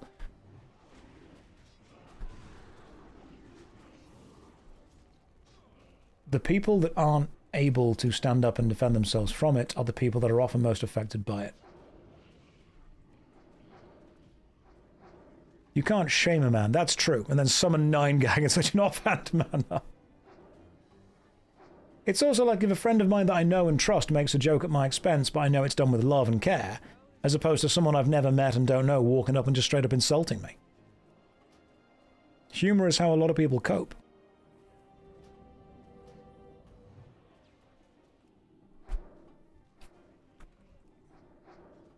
So, to loop this back to the original statement, no, you are absolutely not responsible for policing how other people do or don't take things. However, I have to understand that there will be people who are watching this stream, or people on YouTube who watch any kind of clips that I put up, that not only see what I do and listen to what I say, they will, and a lot of people forget this, see what I don't call out.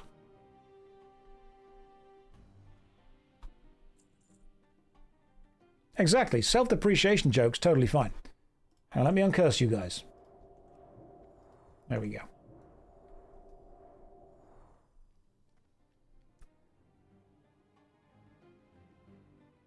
Yeah, Big Gamer, that's a really interesting point. Oh, hang on, I'm cursed too. Thank you. If you want to take the piss out of yourself and specifically, joke about things, that's totally fine. But when you do people who aren't primed for that, that's when the wires get a little bit crossed. And I think sometimes people jump on streams and they forget that not everyone watching the stream is as primed as their friends were. Yeah, punching down is not acceptable, unless it's a gnome. Punching up, that's fine.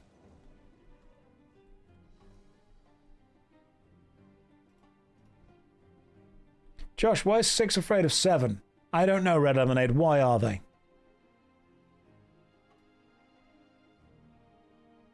6, 7. Yeah, because 7, 8, 9. Oh my goodness, that is a good joke. That is a great joke. A lot of people do things that they are explicitly asked not to do, so it's often not enough to say, don't do this. People don't like calling out other stuff either. Why did 7 eat 9? I don't know.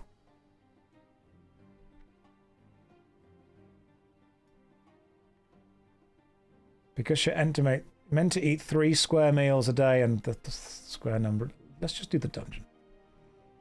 Square number of 3 is 9. This is bad. I miss the man I was 5 minutes ago.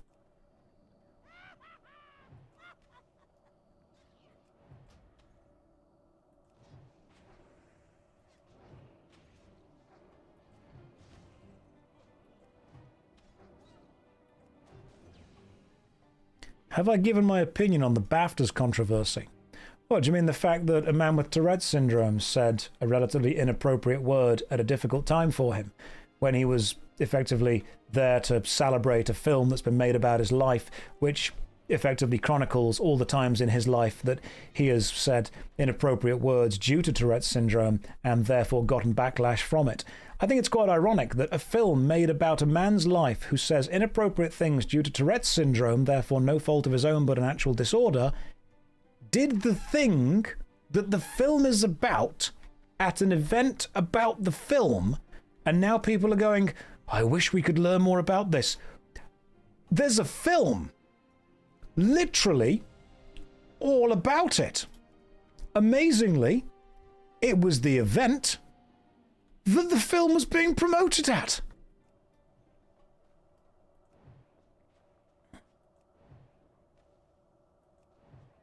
This man has Tourette's.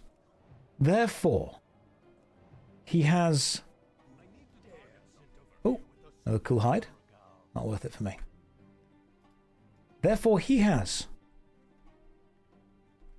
lives within a situation where he may say inappropriate things at inappropriate times. He has struggled, and therefore we are going to make a film about his life to celebrate this fact, and to see and to help educate people. And then during an event of that, he does the same thing. And people are like, I can't believe he did this. I cannot believe that happened. It wasn't said as an attack. It was said because it's a neurological condition that forces those things to be said.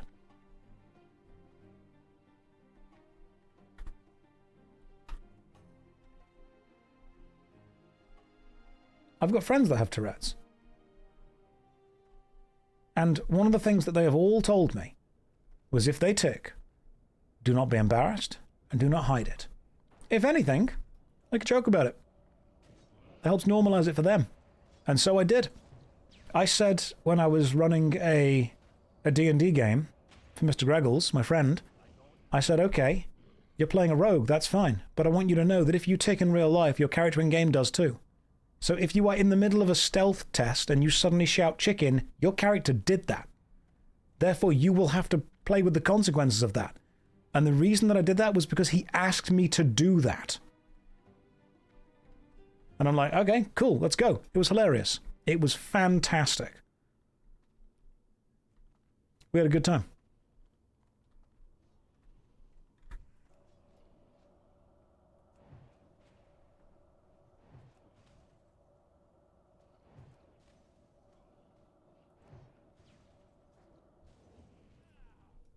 No, Greg literally said to me, Josh, if I tick during the session, I want you to make it so my character's done it as well. I'm like, okay, let's go.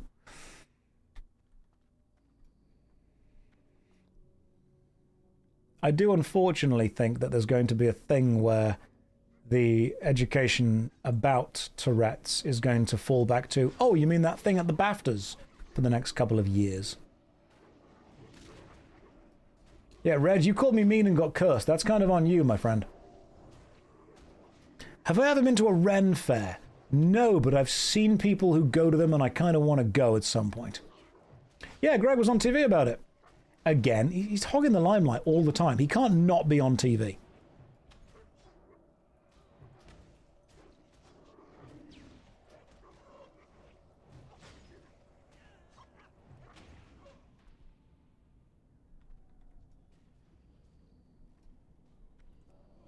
And there's always that same sentiment online. It's like, why do their ticks never make them say really nice things? Because that's not how it works. Sorry. It's just not. It's a neurological condition that basically forces your brain to go through a load of situations and then go, haha, this one is now unavoidable.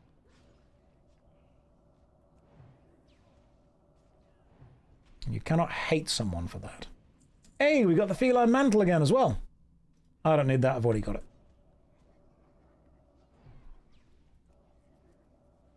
Ren fairs do look... You look like you would go to a Ren fair. Is that an insult? Because I've seen people that go to Ren fairs and they're all like both crazy good looking and very, very unhinged. I mean, some people do have the type of Tourette's that does make them just say the inappropriate thing for the situation, or they have corporalia, which means they'll think about the worst possible thing they could say and just say that. Right, let's just freeze these guys here and get some fire going on. Cannot wait till I get Blizzard. You could do a good cosplay. Can confirm my friend goes to Ren fairs and she is stupidly beautiful and extremely unhinged. Well, that's my type. My friends are like, Josh, you'll ruin your life. I'm like, fantastic, let's do this. Is there any space left in the guild? There probably can be. We can probably make some space. Right, remove curses, then boss time. Oh yeah. Just let me know when you guys get cursed, alright? Am I cursed? Not anymore. Let me just... hang on. Let me have a little sip. Corsets as far as the eye can see. You've already sold me on the Ren Fair. We've already agreed to that. You don't need to sell it to me again. This is perfect timing, actually. Can you pull him down here? Line of sight. Can do. But I would say that Red probably wants to do it. Have a sip of your gamer subs. Yep, guys. Sip your gamer subs. Let's get ready to kill this guy. Archmage Arugal.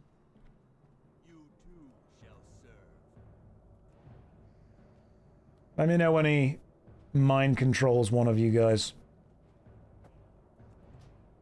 And once he's mind controlled one of you, I'll pop up and sheep you. Does he mind control at 50% all the time?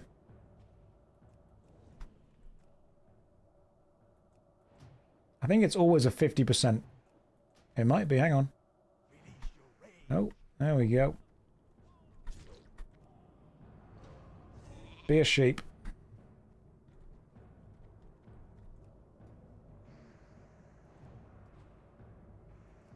Beep, beep, I'm a sheep. Once again, Red gets to continue being a sheep. Will we get the robe drop? Let's find out. Who knows? Hey, we did! Oh, excellent. Okay. That's good. That's very good. We got the robes. That means that me and Blessed Girth must now go head-to-head on a need roll. Blessed Girth, may the best Draenei win. I have selected need. I will prepare myself for the ritual by throwing myself onto the table. Let's see if the robes go to him or to me. Roll, and let's see who gets.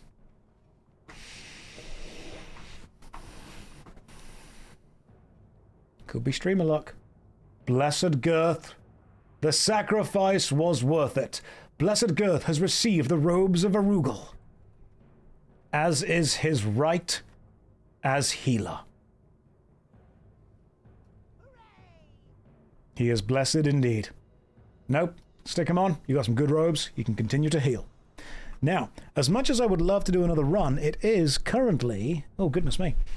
It is 8:30, and I am needed in a Dungeons & Dragons game DM'd by Rustage in 30 minutes. So I think we might need to head out of the dungeon and then get ready for the D&D game, which will run from, I want to say 9 to 11. Is the D&D game being streamed? It is indeed. I play Captain... It's a sci-fi game.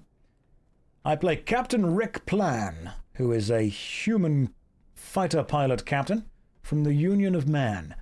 It's a bit of a out there D&D game. We are currently on an entire planet made of food called Gastrovia. And while on that planet, we are attempting to find special magical keys which would allow us to unlock a machine that prevents people of the planet of Gastrovia eating food that's too nice. It's definitely... Have you guys seen Cloudy with a Chance of Meatballs? Imagine an entire D&D planet was made up of that. Are the keys made out of food? No. No, they're actually there. It's definitely something. I would describe it as one of the D&D games ever. Tabletop D&D or digital? It's digital. It's streamed. It's me, Conquest, Schwabady, and Teching, with Rustage DMing it. In fact, what others? I'll throw you to the things in a moment. Where's the nearest, like, Griffin Master to this place? Oh, those robes look so good on you.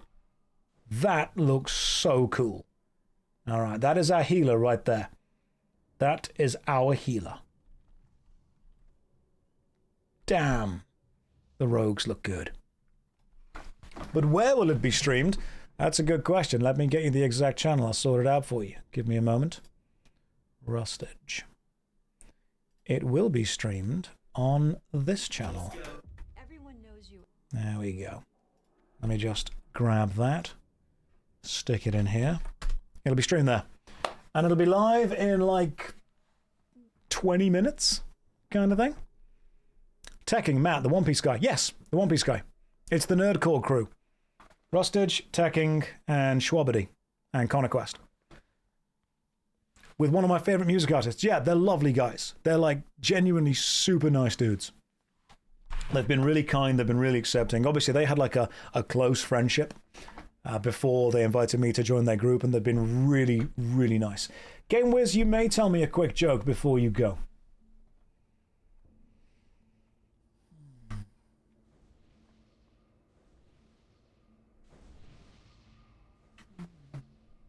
What kind of dog floats on the ocean? A good boy.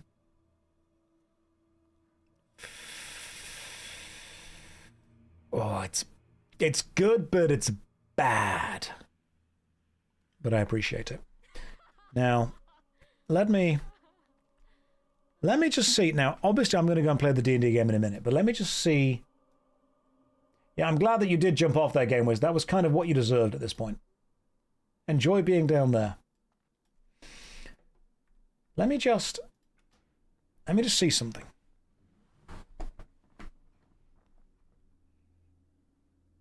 Chat, you can imagine Josh just called you a good boy.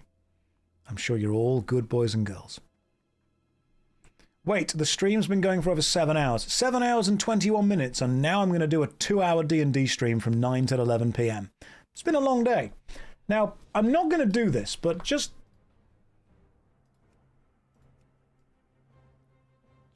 consider. Right, who can and can't be a rogue? Dwarves can be rogues. Night elves can be rogues. Gnomes can be rogues, but I don't think they would work. Draenei cannot be rogues, which I think is silly.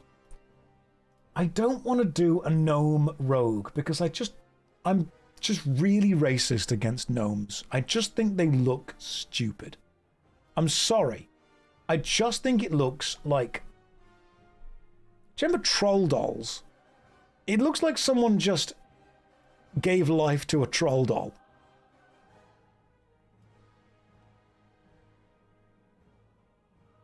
That's what happens. But night elves... Okay.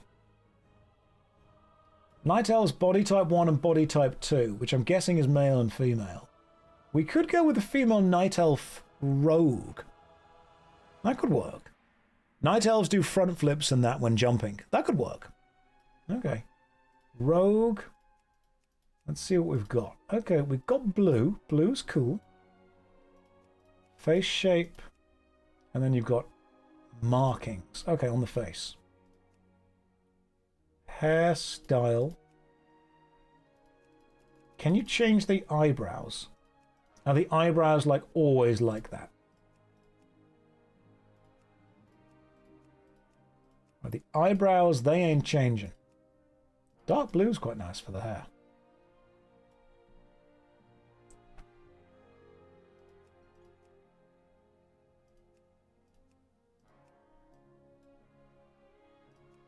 Okay, we're going rogue, so we're probably going to have to go with, like, just the regular ponytail. Eyebrows change with markings. They do not.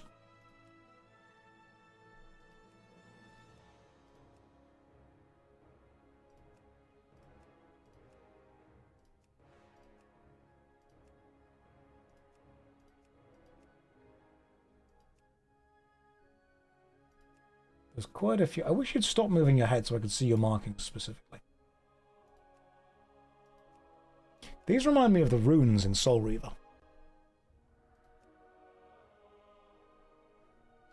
Okay, Night Elf may fade into the shadows, dodge, chance, increased, resistance. Okay, so fade into the shadows is going to be like super good for Rogue. Not trying the Horde out because so many other people are already playing on Alliance.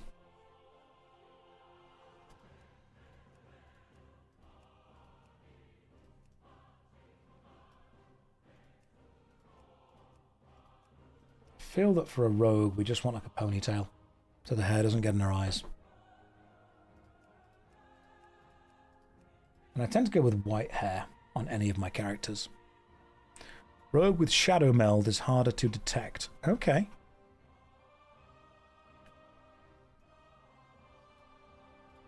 Now what do we call them? Do we call them Stabby Strife? Do we call them Strife Rogue?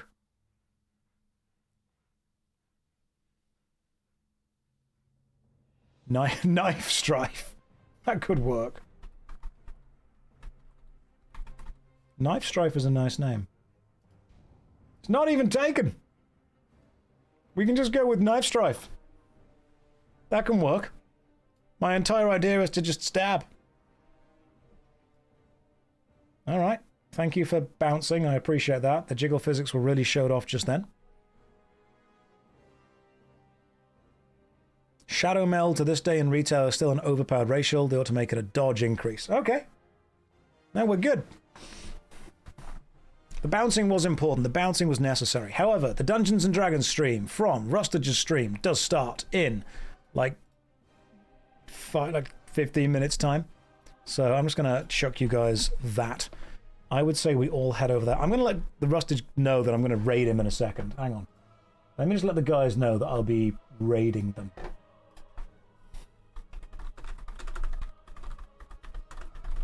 Ready for a pre-stream raid. Play the bouncer? No. Some of you have never seen me play Dungeons & Dragons before. Some of you have never seen me not be the main character. This is about to happen. You're about to see the skill that Rustage plays with. He is an excellent dungeon master. Oh, for sure. I'll go live 10 minutes before. Ready now? Ready right now. Come on, Daniel. Let's see what we can do. Let's get him ready. If you're happy to keep streaming till then, oh my goodness, that's fine. 5 minutes. You have 7 minutes. I mean, you can go live 10 minutes before, but that is in like 7 minutes. He just said okay. He's running off to get some food really quickly. That means I've got to keep you guys entertained for the next 7 minutes. So, what's everyone up to? How are things? You know, maybe we could just for 7 minutes, maybe we could just, you know, just a little treat.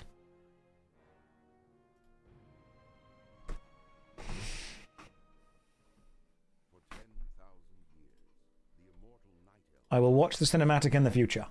Oh, this is nice. Oh, this is gorgeous. Okay. Okay, I can... Oh, they do front flips. I could get into it. Nice. As a night elf, you must always do front flips.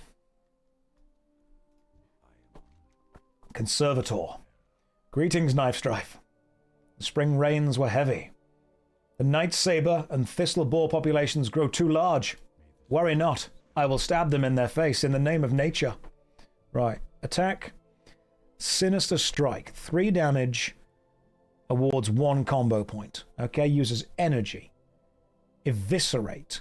Depending on how many combo points you have, it does more damage. So build up and then fight. And then throw. Hurls a weapon at the thrown target. So lob, attack, use, eviscerate. Got it. So build up combo points, do other things. Do I have thrown weapons? Light throwing knife. Does it use up a durability every time I throw it? Yes.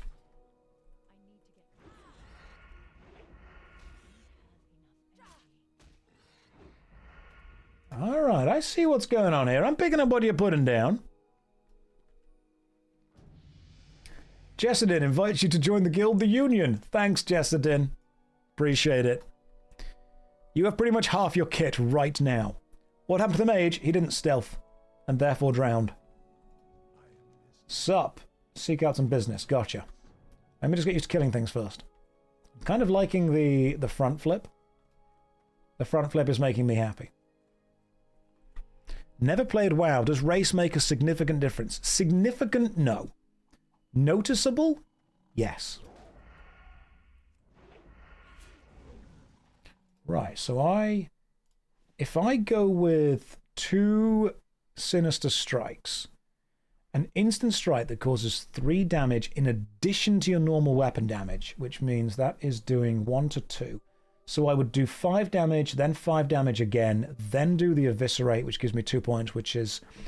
So 2 strikes of that and 1 strike of eviscerate is roughly 23 damage. Okay, so that's 23 damage. Sinister Strike starts your auto attack, so no need for your 1 keybind. Gotcha. So you always want to be using Sinister Strike. So 3 hits does 23 damage, as opposed to 3 hits doing 6. Right, so 3, I'm just going to count this. So normally, 3 auto attacks would do, okay, 5, 9. Why is it doing more than that? 1 to 2 damage. Is it because strength is adding my attack power up? Right, so normally I'm doing 2 to 9. I'm trying to get like a base level of what's happening. Okay, 4, 4, 10, 5. So between 4 and 10 seems to be... Right, 4 to 6 is my main hand damage.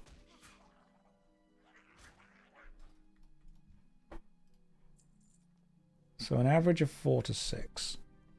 However, if I were to use this...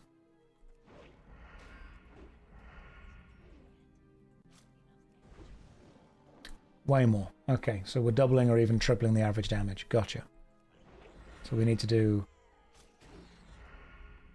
But right now the main problem I'm seeing is that my energy is restoring so slowly and the fights are over so fast, I'm not really getting the benefit. Hey, pouch. Cool, 6-slot bag. 6-slot bag from the first 2 enemies. That's pretty good. And a plus 16 armor leather shoes. That's great. That's not bad. Soon you can wield a dagger in each hand and just do lots of damage. Alright. Streamer luck already. You gotta use the streamer client, lads. Gotta use it. Alright, let's see how well we're doing with good old Rustage. You live yet? He's not even live yet. What's going on with that? Right, am I gonna have to level a rogue as well? Can a rogue use swords? That's the question.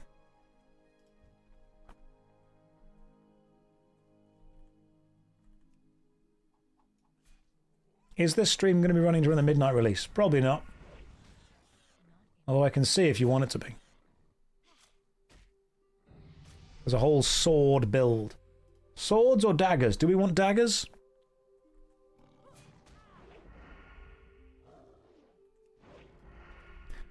Also, seeing as this seems to be an instant cast strike with Sinister Strike, is it worth starting the melee attack, waiting for the second attack, then immediately striking in? To not interrupt my flow. Yeah, I don't want to be interrupting my own flow of attacks. Sword for DPS, dagger for backstabs. I'm probably not going to be doing too many backstab things. Is backstab good against bosses or good against players?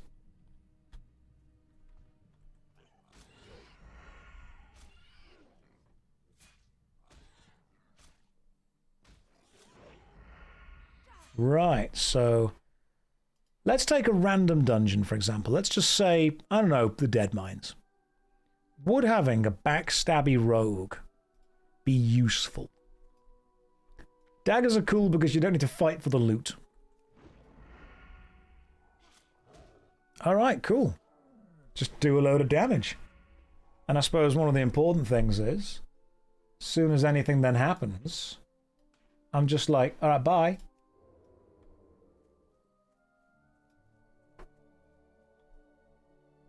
Last until cancelled or upon moving. Right, so can I just do like full-on stealth? Josh, the alarm is going off. What is the alarm? It shouldn't be. There should be no alarms that are currently going off. Rogues can stealth. Full stealth is later on. That's just racial. So I can do that and just stand still. Okay.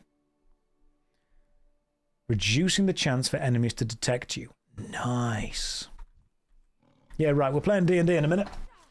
Soon as Rustage is online, playing some D&D. Maybe I won't need to. You can go and train stealth at level 1. Cool. So I always want to basically open a fight with 2 of these direct stabs.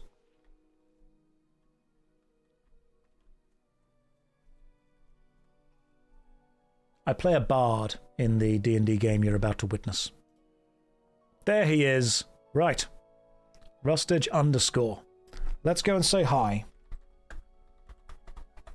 to good old Rustage. I will be live playing Dungeons and Dragons with Rustage, Conquest, Tekking, and Schwabbity in like 10 minutes. I'm going to go grab a cup of tea, and we're going to say hi to those guys. So there's also a cool recap thing that you can watch, so enjoy that. I'll see you in 10.